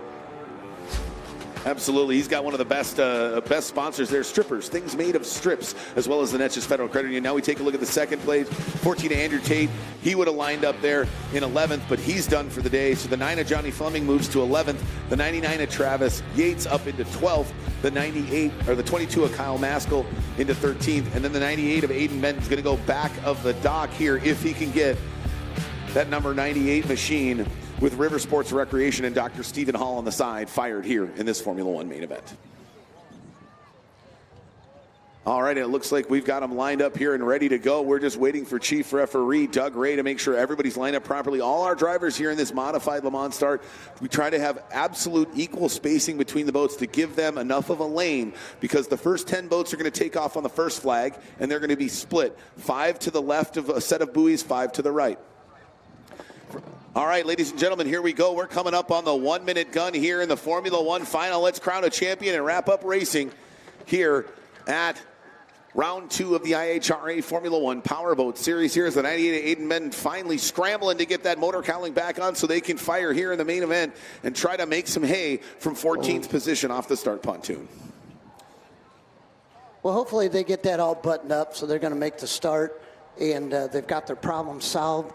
We've got a lot of racing ahead of us for the Formula 1 final, and we've had different winners for all the heat races, so it should be a nail-biter. Yeah, it should. The question is are we going to have a fourth one? Will the 24 of Spencer Love find his first victory here this weekend and saving the best for last as he comes second off the start pontoon? Or will it be one of those drivers that won one of the first 3 heats here in qualifying, where, again, looks like the 98 of Aiden Benton is going to have an interesting day with a capsule boat that's got no lid on it. That's going to be real interesting. There we go. 1 minute, drivers, 1 minute. Can the 52 of Chris Rinker do what he did in the third and final qualifying heat and start from pole and go all the way to victory here in Port Neches? 50 seconds, drivers, 50 seconds. Or will the 24 of Spencer Love, significant improvement back to form here in 26, can he get a win here in Port Neches? 40 seconds, drivers, 40 seconds. Or will the 29 of Jared Jensen find his first victory ever here in Formula One? Or could it be the 8 of Jeremiah Mayo? 30 seconds, drivers, 30 seconds. Don't forget the 1 of Dustin Terry, the 17 of Dylan Anderson, the 13 of Grant Schubert, or the 71 of Jimmy Kerr. Let's crown a champion of Port Neches. 20 seconds, drivers are under starters' orders. He drops the flag real quick. Great jump there by the 24 of Love and the 29 of Jensen. But can the 52 of Rinker hold hard on that inside line and try to make his way down into turn 3? Look at the 24 of Spencer Love wide on the outside. Spencer got a great jump off the dock. He needs to get over into into lane 1, so that way he can make everybody go a long way around. Watch turn 1 up here and stay inside. Oh, no, looks like the 98 of Aiden Benton didn't fire there off the final. But, yeah, the 24 of Spencer Love came out like a rocket, and he was able to get that clean water. And, boy, look at him fly that Clover construction machine. Oh, boy, we got a battle behind them brewing as well for 4th, 5th, and 6th between the 17 of Anderson, the 1 of Terry, and the 8 of Jeremiah Mayo. Surprised to see the 8 of Jeremiah Mayo shuffle all the way back to 5th position, starting in 4th. For that driver, looks like maybe just not quite comfortable off the starts in that 4-stroke. No, he got hung up on the inside, and I think Dylan is in the spot you want to be on the outside, because you're not going to pass Dustin Terry in the 1 on the inside. No. They're continuing to push hard and fight for position, and they're trying to scratch and claw for every point possible here in the Formula One class on the IHRA Formula One Powerboat Series as we go overhead atop the 1 of Dustin Terry, and he is fighting there in 4th position. There's the 17 of Dylan Anderson, who got by the 8 of Jeremiah Mayo. He's continuing to push, and that's a guy right there. If anybody could get his way up on the podium, I like the 17 of Dylan Anderson, but man, is the 24 of Spencer Love looking good right now, Tim.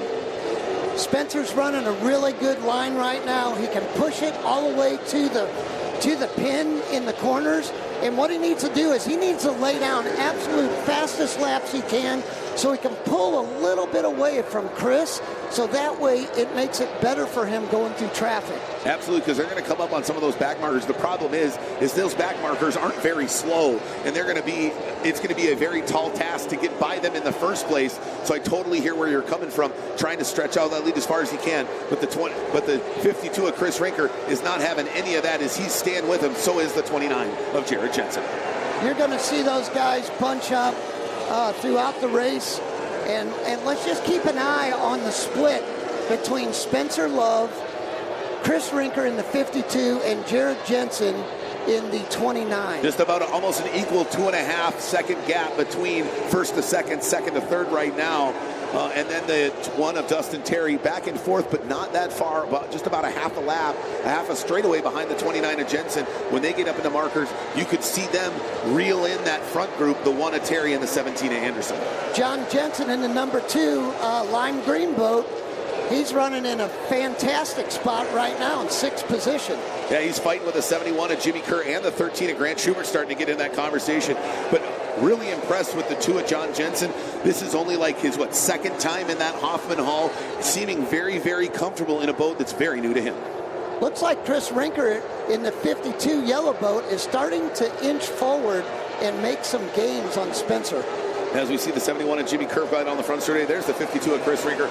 And then they're starting to get in some of those back markers. There's Love. Now here's the 52 of Rinker. He's really close, 1.92 seconds for the 52 of Rinker. So you're right, Tim. He's closing it in, but the 29 of Jared Jensen is not. So could this end up being a 2-horse race as we get to the later stages of this 17-minute plus 1 lap final? We've only got 13:33 left, so just about a third of the way through this Formula One final. I wouldn't count Jared Jensen out, because look at the back markers they're coming up on right now. And once they get into the back markers, they're going to have the rest of the race in those back markers. So it's going to shuffle the deck. Absolutely. As our leader, the 24 of Spencer Love, comes flying by. He's trying to get by the 22 of Kyle Maskell, who hasn't had the greatest of weekends. Good to see he's at least out there running. But Maskell moving wide to the outside. There's the 52 of Rinker coming off the corner. Looks like Jensen has made up some ground on Rinker, but the 24 of Love has started to open up his lead a little bit further as he easily gets by the young driver from Chilliwack, British Columbia, running for Barrett Custom Marine. Number 24 boat, Clover. He's got that thing on rails, and he is picking his way through the lap traffic. And that's the difference right now between him and Chris Rinker. Hey, you know what I think it really is? Notice for the first time in like 2 years, the 24 of Spencer Love puts the white cowling with the Clover construction on the back of the boat. Up to this point, he was running a black carbon fiber rear cowling after damage in 25. He was like, I like it. I'm going to keep it on there. He switches it up this weekend, finds himself out in front. Coincidence? I don't know. Well, Spencer's on it. He just stood it on its tail coming out of turn 4. So he is pushing it to the limit. Yeah, he is. As we go through and circle back around from our running order here, unfortunately, the 98 Aiden Benton you're seeing there on the top of our screen, unable to continue running. He didn't even fire off the dock. Valiant attempt for the man who barrel rolled in qualifying heat 3, but there's Spencer Love, 1.94, so he's still hanging in that just under 2 seconds. Jared Jensen made up some ground. He went from 4.5 to 4 seconds back. And again, like you said, those back markers are going to make it more and more difficult for our leaders to get by. The question is how can they navigate around those back markers here as we get to almost the halfway point, as the 52 of Rinker easily gets by the 34 of Reno, who almost barrel rolls it down there in turn 2. Spencer's really got a good line right now. He's running on the outside a little bit in lane 2 down the back straightaway. He's coming through the corners. Then he's coming up the front straightaway. He's not right on the pin, but what he'll do is he'll set the boat down just a hair early going into 1, then he's been able to keep it tight. That looks like Travis Yates. As we stick with our leader now, looks like we got a boat spun out down in turn number 3. As our leader makes his way, you'll see the flash of red and gray there to the inside. Now he's making his way into the course. Looks like he might be taking on water, but boy, the 99 of Travis Yates spinning out down there in turn number 3, and that's going to end his day early. He's going to have to pull to the infield. You can't even find a spot to get off the race course. There's so much action going everywhere all over the course here in Port Neches. Spencer's having to stay on the outside to try and get past the 71 of Jimmy Kerr, and it's allowing Chris Rinker to inch closer every lap. Now, if that was a 2-stroke on the back of Rinker, that gap would be closing probably a lot quicker, but that big APX does not like that inside line. That's probably why the 24 Love is okay with staying on the outside. Well, Spencer's trying to go to the outside. Kerr comes to the outside, and that's allowing Rinker to go straight up the inside. But now, I think you're going to see him make the pass, and it'll stick this time. There goes Rinker down into turn 1. He's got to go wide. Oh, Jensen makes a move down to the inside. Oh, he spun it sideways a little bit. Did you see that? Man, he came out of nowhere, tried to make a move, and it just didn't work for the 29 of Jared Jensen, the young driver out of Windsor, Colorado. He had to overcorrect it and get it back so he didn't run inside the number 2 turn buoys. But it looks like the 99 of Travis Yates after Spinell lost the rear cowling, but he's back out on the course. There's the 29 of Jared Jensen trying to hunt down the 52 of Chris Rinker. He's probably kicking himself in the cockpit because he overdrove it there last time around here into turns 1 and 2. Let's see what happens here this time. Oh, the 71 of Jimmy Kerr is fighting hard with Jensen as Jensen tries to get by him, forces him down to the inside. But you are absolutely right, Tim. Boy, that one little mistake in the corner cost Jensen a couple of seconds as he had really closed the gap on Rinker, and now he's got to start all over again.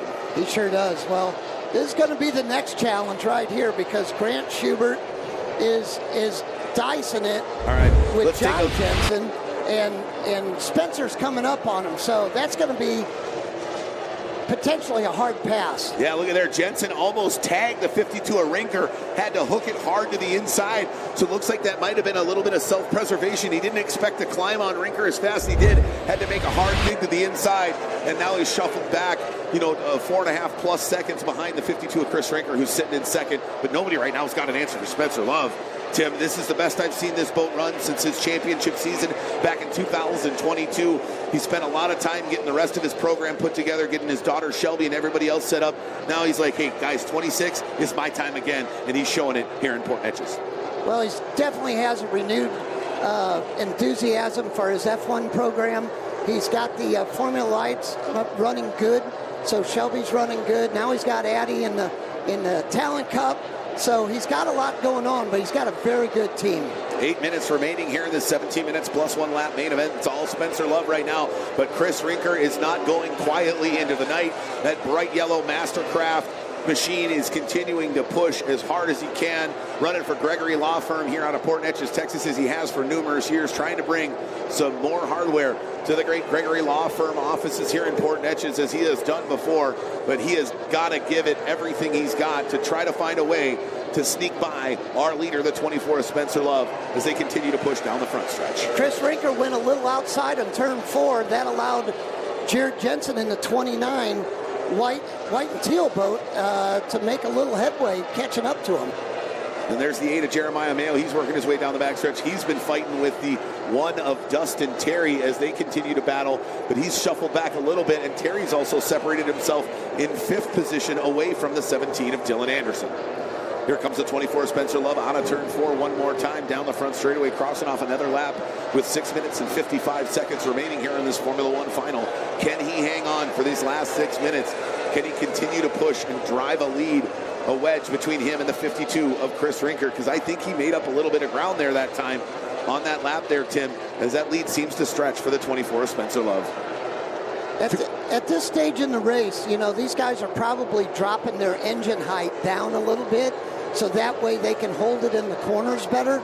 As the course gets rougher and rougher, that'll also help you track better and keep the prop in the water going down the straightaway. Absolutely, but I love the 29 of Jared Jensen. We see them on screen. He is right behind the 52 of Chris Rinker. I love that this young driver has collected himself after a tiny little mistake, a self-preservation B. It's a 3.0 gap between Spencer Love and the 52 of Rinker, but we're probably less than a second and a half. Less than a second between the 52 of Rinker and the 29 of Jared Jensen, fighting for second and third. Oh, look at Jensen now, dives down to the inside. He is trying hard, but boy, it is so hard to get the RPMs back up when you slam that thing tight into the exit turn down in turn 4. Now halfway down the straightaway, he bounces back outside because he can't go underneath Chris. Right, and Rinker is forcing him to go to the outside. Now it's back to 1.02, so Chris has gained a little bit of ground there after that tight turn down in 4. Hopefully Jensen realizes maybe I need to stay on the outside here until I can get up side by side with him. I think he's going to have to go back and forth because there's not only a one line that you can do to try and catch Chris. So he needs to go on opposite lines. If Chris goes inside, he needs to go outside. That's the only way you're going to make up ground. And he goes, dives down to the inside because Rinker did go on the outside, and this is where last time he was able to get up close, but Rinker did a great job of hammering off the exit pin and squashing him down. Rinker now only 2.18 with 5 minutes left. Spencer Love looks like he's getting back up on some more back markers, and he's struggling a little bit, that gap closing once again. Look who they're catching up to. So right now, these guys are getting faster and faster as they catch up to him, and it's going to be harder and harder for them to lap them. Yeah, especially the likes of Grant Schubert and Jeremiah Mayo. They're not going to get out of anybody's way for any reason whatsoever. They're fighting with one another because they want to not be last on the Outlaw F1 running order when it's all said and done. So those 3 boats now are stacked up. We probably got less than 3 seconds going from first to fourth. Look at Chris Rinker's right on the transom of Spencer Love now. Spencer needs to use Grant Schubert as a pick so that way he can get a little bit of room. Oh no, the 22 of Kyle Maskell's weekend has finished just about how it started. Very, very disappointing down there. Outside of... Oh, sorry. 1.2 for Spencer Love over Rinker, but boy, Rinker's got his hands full of Jensen right now, doesn't he? Well, 52's, he kind of skipped out in between 1 and 2, and Jensen went underneath and he caught up. 0.78 seconds between the 29 of Jensen and the 52 of Rinker. That one little bobble down there in the corner gave enough for the 24 of Love to stretch it out, and now he's got to worry about that teal and white Island Lake Marine machine. He's going to do it again. Ooh, boy, he is sticking it in there. He is really pushing it on the edge, man. He has to. That's the only place that he's making up ground on Chris Rinker, so he's got to jam it in there and hope that he can get that thing to stick. Absolutely. A solid run continuing for the other half of that Island Lake Marine machine. The two of John Jensen's running fantastic, but the battle continues between the 52 of Chris Rinker and the 29 of Jared Jensen. 1.45 seconds is Rinker behind Love, and right behind, so no 0.8 seconds, and just a second behind him is the 29 of Jensen. We are going to have a bang finish here. 2 minutes 57 seconds remaining, plus one lap here in this final, and they have been all over each other since the word go. Wow, Tim. This is a fantastic race. They are leaving it all on the course, and things happen. They're bouncing out. They're getting held up by lappers, but guess what? They're still making it happen. Spencer has led every lap of this event so far.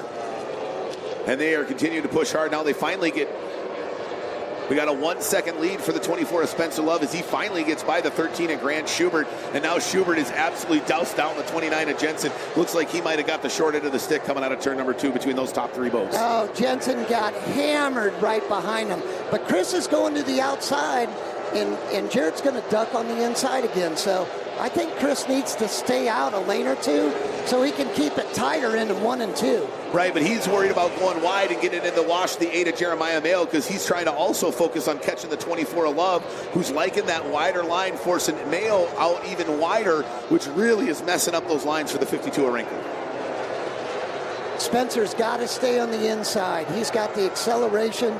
He's got the nimbleness of the 2-stroke in the corners. So Chris is running a little bit wide because he's got to get off of that hard water behind Spencer's boat. Absolutely, and he's going side by side with the Ray Bob's number 8 of Jeremiah Mayo. And now he's got to go tight down in. Here goes Jensen. Jensen, wow, he hangs it tight to the inside. Solid turn there by the 29, but then smart by Rinker. He makes sure to wash down the 29 of Jensen on the exit turn, and it just takes away all that ground that he gained there in the middle of the corner. He does. He's by staying in lane 1 and jamming it in there and just bending it, he's losing all his corner speed. I'd like to see Jared come out a little bit. All right, we've got 1 minute remaining here in this F1 final, plus 1 lap. Can the 24 of Love continue to hang on? Will the 52 of Rinker get caught by the 29 of Jensen, or will they finish in the same order they're in right now? Watch out there. Chris Rinker almost put it on its side coming out of turn number 2. That's going to grow that gap for the 24 of Spencer Love. You can't make a mistake in any way, shape, or form here in the final minute of this Formula One main event. It's really rough coming off turn 2, and you can't over trim the boat. You need to just trim it up enough so it kind of bounces up to pick up speed. When you over trim, that's when it trips and goes sideways. Absolutely. Now they're going to come back down and attack turns 1 and 2 again. Rinker does that time, goes a little bit wider. Jensen's still got to go tight now, but is able to cross the wake right on the exit turn, gets clean water earlier, but we've got 15 seconds plus 1 lap. We're going to see the white flag come out next time around for the man who's looking to go wire to wire. Wow, keep it together. This has been a great race so far. Everybody's been doing a good job. The winds come up a little bit. Made it rough. White flag. There we go. Clover Construction on the side. Santa Rosa Valley is where he calls home. Can he bring the top spot on the podium here in Formula One back to California after a hard-fought weekend consistently there? Oh, he is fighting hard. So is the 29 of Jared Jensen and the 52 of Chris Rinker. Rinker doused him down again. Jensen tried to make one final last-ditch effort. Rinker said, not on my watch, young man. But right now, ladies and gentlemen, here you put your hands together for the first time in a couple of years, taking home the title here at the 2026 Port Neches River Fest, round 2 of the IHRA Formula One Powerboat Series, number 24, Mr. Spencer Love. And right behind him, 52 of Chris Rinker. And right behind him, the 29 of Jared Jensen, rounding out the top 3. Man, what a great race. Safe race. No stoppages all the way through. Absolutely. Now we're going to round things out of the top 5 here is our top 5 boats. The 1 of Dustin Terry in 4th. And the 17 of Dylan Anderson in 5th. Grant Schubert in 6th position. And that number 13 boat, the 8 of Jeremiah Mayo in 7th. And then how about a solid top 10 finish for John Jensen? It's been a long time since that driver's been back on the boat. I can imagine he is going to be absolutely gassed after this final. Oh, yeah. But I tip the cap to the man getting back in after a long term out there running with his son, and a solid top 10 finish. I'm sure he's smiling ear to ear, having fun out there. And Jimmy Kerr had a great weekend too. Yes, he did. Good, solid finish. Absolutely solid finish, especially for somebody who hasn't been here in a couple of years. Obviously, we all know what happened with his race team a few years back. It's good to see them back here and with a solid finish and the boats in one piece. That's right. They get to go home. Instead of fix stuff, they can go and test and gain some speed. Absolutely. There's our winner. He's got the helmet off. The baseball cap goes on. That seems to be the theme between winners today. We saw the 69 of Cole Waring put on the baseball cap after the checkered flag. The 24 of Spencer Love does the same thing. He's got in memoriam to his dear friend Traden Schleicher, who we lost in 2025. And I can imagine this one's for Traden coming from Spencer. They became so close so quickly. And, I know he loved seeing Traden win. And he goes out there and he lays down his first win in a couple of years. Spencer Love, wire to wire. What a fantastic awesome run. But how about this? For the entire race, Chris Rinker was never more than 2.5 seconds behind our winner. What a fantastic run it was for the 52 of Rinker and the 29 of Jared Jensen. Because guess what?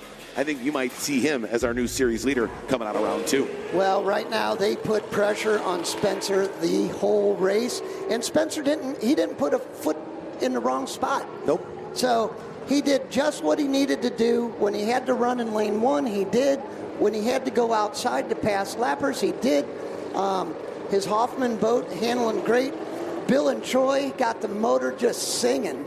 Yeah, they do. And, he flirted with the 4-stroke, decided to stick with what the tried and true package that he's comfortable with, and it's paying dividends here in 2026. He's going to be right there in the mix, top 3 in points out of round 2 with a huge 150-point win here in the main event at the Port Neches River Fest for round 2. Couldn't be happier for such a greater guy than the 24 Spencer Love. Well, the other thing that's really beneficial for him this weekend is he got good points in every heat race. And it started right here in the final where he got a fantastic jump off the dock, leaving the 52 of Chris Rinker in his dust. What surprises me, though, is the 29 of Jared Jensen started out well, but maybe went with a smaller prop for punch and just got out drag race down to turn 3 through the middle of the course on the start of the race. But from here, the chase was on, and this man had one goal in mind, and that was to run this thing all the way to the checkered flag. Well, unfortunately for the 52 of Chris Rinker, that thing just stumbled slightly off the start dock, and that's the opportunity that Spencer Love in the 24 took advantage of. And that was the one opportunity he was really given the entire race, was just that at the start of the race, the 52 of Rinker bobbled it, he jumped on it, and then those two boats right there, the 52 of Chris Rinker, who tried to catch the 24 of Love, and the 29 of Jared Jensen, they squared off and went toe-to-toe.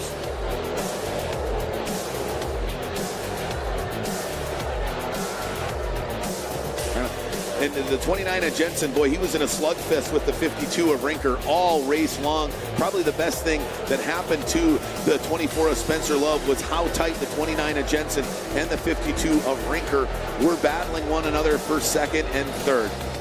Well, that wraps up our Formula One final. What a fantastic race it was. We'll be right back with more and the conclusion of the IHRA Formula One Powerboat Series Round 2 from Port Neches, Texas, after a word from our sponsors. We'll be right back after this.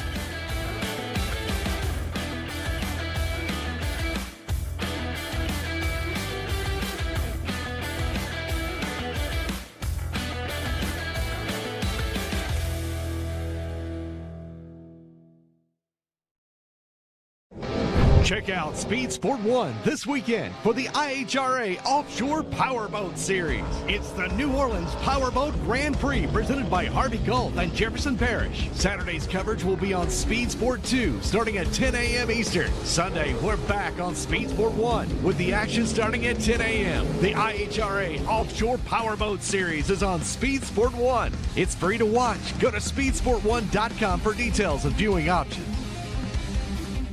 Speed Sport 1 is your home for IHRA Outlaw Nitro Series. All season long, feel the thunder of 12,000 horsepower, Nitro top fuel dragsters, and Nitro funny cars. Witness the excitement of 0 to 300 miles per hour in seconds. The IHRA Outlaw Nitro Series delivers heart-pounding action with every run. Follow the entire season on Speed Sport 1. It's free to watch. Go to speedsport1.com for details and viewing options. Race fans have a home on Speed Sport 1. Feel the roar of IHRA Outlaw Nitro Series.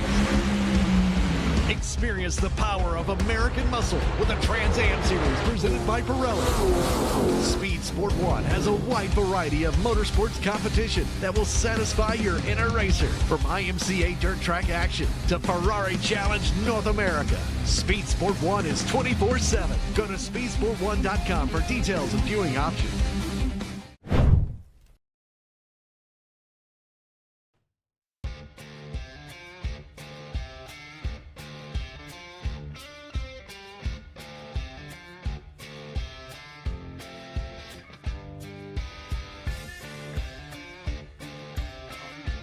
All right. All right.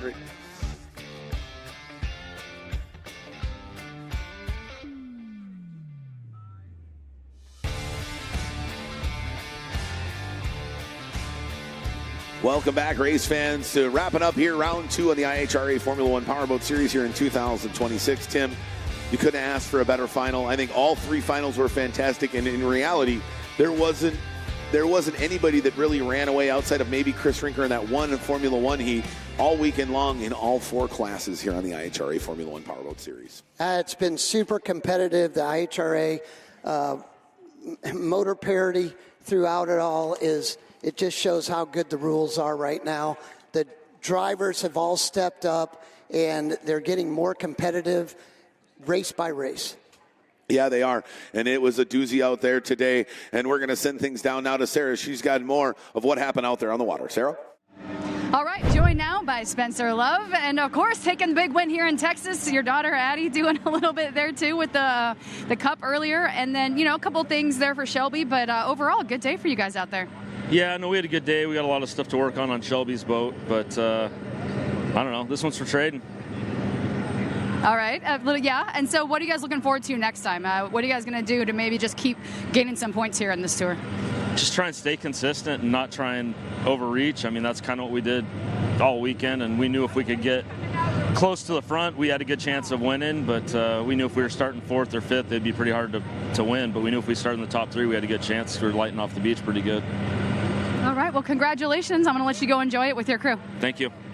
All right. Also, second runner-up here, Chris. We've had a couple times to talk, and the boys have done really well. You had Mason and Tanner finishing on the podium as well earlier. So all around, a good weekend for Rinker Racing. Rinker Racing did incredible today. I mean, Mason drove a hell of a race. Tanner was running up front. Obviously, him and Mullet battled it out. Mullet stretched him a little bit, but it makes me a little nervous when both my boys are battling each other. I mean, they don't hold back, so It's a Rinker thing, I guess, but they bang each other and everything's good. So we're on the podium too, so that's 3. And your poor wife, I know you mentioned that, but she's got all of you guys out there, so she's probably looking forward to some rest in a little bit after all this. Yeah, she'll probably sleep till noon tomorrow after this. All right, well, congratulations. Go enjoy it. Thank you. All right, absolutely. Come on in. And congratulations. You made the podium here after a great weekend. You qualified well. You had some good runs in some heats. What are you looking to improve on to make sure you can keep climbing that ladder and stacking these points? I think having a setup for running with traffic and then having a qualifying setup, we're still working on weighing down the boat and prop selection. So we'd have got some work to do to see if we can refine some of the issues that we had this weekend. So. Really good, clean racing, though, out there. So what was your thought process throughout the laps and as the race continued? I mean, once that water got chewed up, it was basically every corner was just pray and hang on. So I think having Chris in front of me, I was just kind of going inside, outside, and trying not to snap, drive it too hard into the corners. But yeah, I was just trying to, stay in a straight line and not get too squirrely. I think I'm going to coin that. Just pray and hold on. Yeah. I mean, that's basically how I felt most of this time once that water got all chewed up. So. Well, congratulations. Go enjoy it. And thanks again for your time here all weekend. Thank you, guys. Appreciate it. Guys, back to you. All right. Thanks, Sarah. Well, the top 3 from the podium here in Formula 1. And that man is extra excited, Tim, because back-to-back podium finishes here in 2026. What a fantastic run for the young driver out of Windsor, Colorado, and a great run for their team in general. Hey, everybody, what a fantastic weekend of racing we had here. Again, Thomas Yarbrough, Tim Siebold, Jared Jensen. Who would have thought even in 2025, after 2 rounds, the young driver from Windsor, Colorado would be in the points lead, and we would have seen Spencer Love get off the schneid and get back into victory lane here in Port Neches. Well, this weekend we've seen the young guns come up and have good weekends and fight for the win. We've also seen some veterans come back into form with Spencer leading it wire to wire. Absolutely, and we look across all three classes. We've seen that the 69 of Cole Waring emerging now as the leader in Texas Trial after a big win today and a second-place finish in the opening round in Bradenton. Right, the 26 of Bristen Sherman, he keeps fighting. The Neil Marsh chewed up the bottom of his boat. He went out there and still got a fourth. You can't count out the brothers Rinker. Both Mason and Tanner told everybody else they're coming for him this year, and that's just Texas Trial. You look at lights, you got Wallach, Shelby Love, Jake McKee, unbelievable talent. Jose. Everywhere across all four classes here. The new Talon Cup being debuted here in Port Neches. What a great place with the storied history they have. What a fantastic weekend. Man, I'm really proud of what we are able to do with the IHRA F1 Series, and we keep elevating it with their help, and am so proud of all of our teams, all of our staff, and officials, and I love being part of it. Absolutely. Well, it's a fantastic weekend, and where we go from here, about 5 hours northeast to the northwest corner of Louisiana and Shreveport for the Red River Rumble in round 3. So for everybody here at the IHRA Formula One Powerboat Series, good night, God bless, and we'll see you in Shreveport.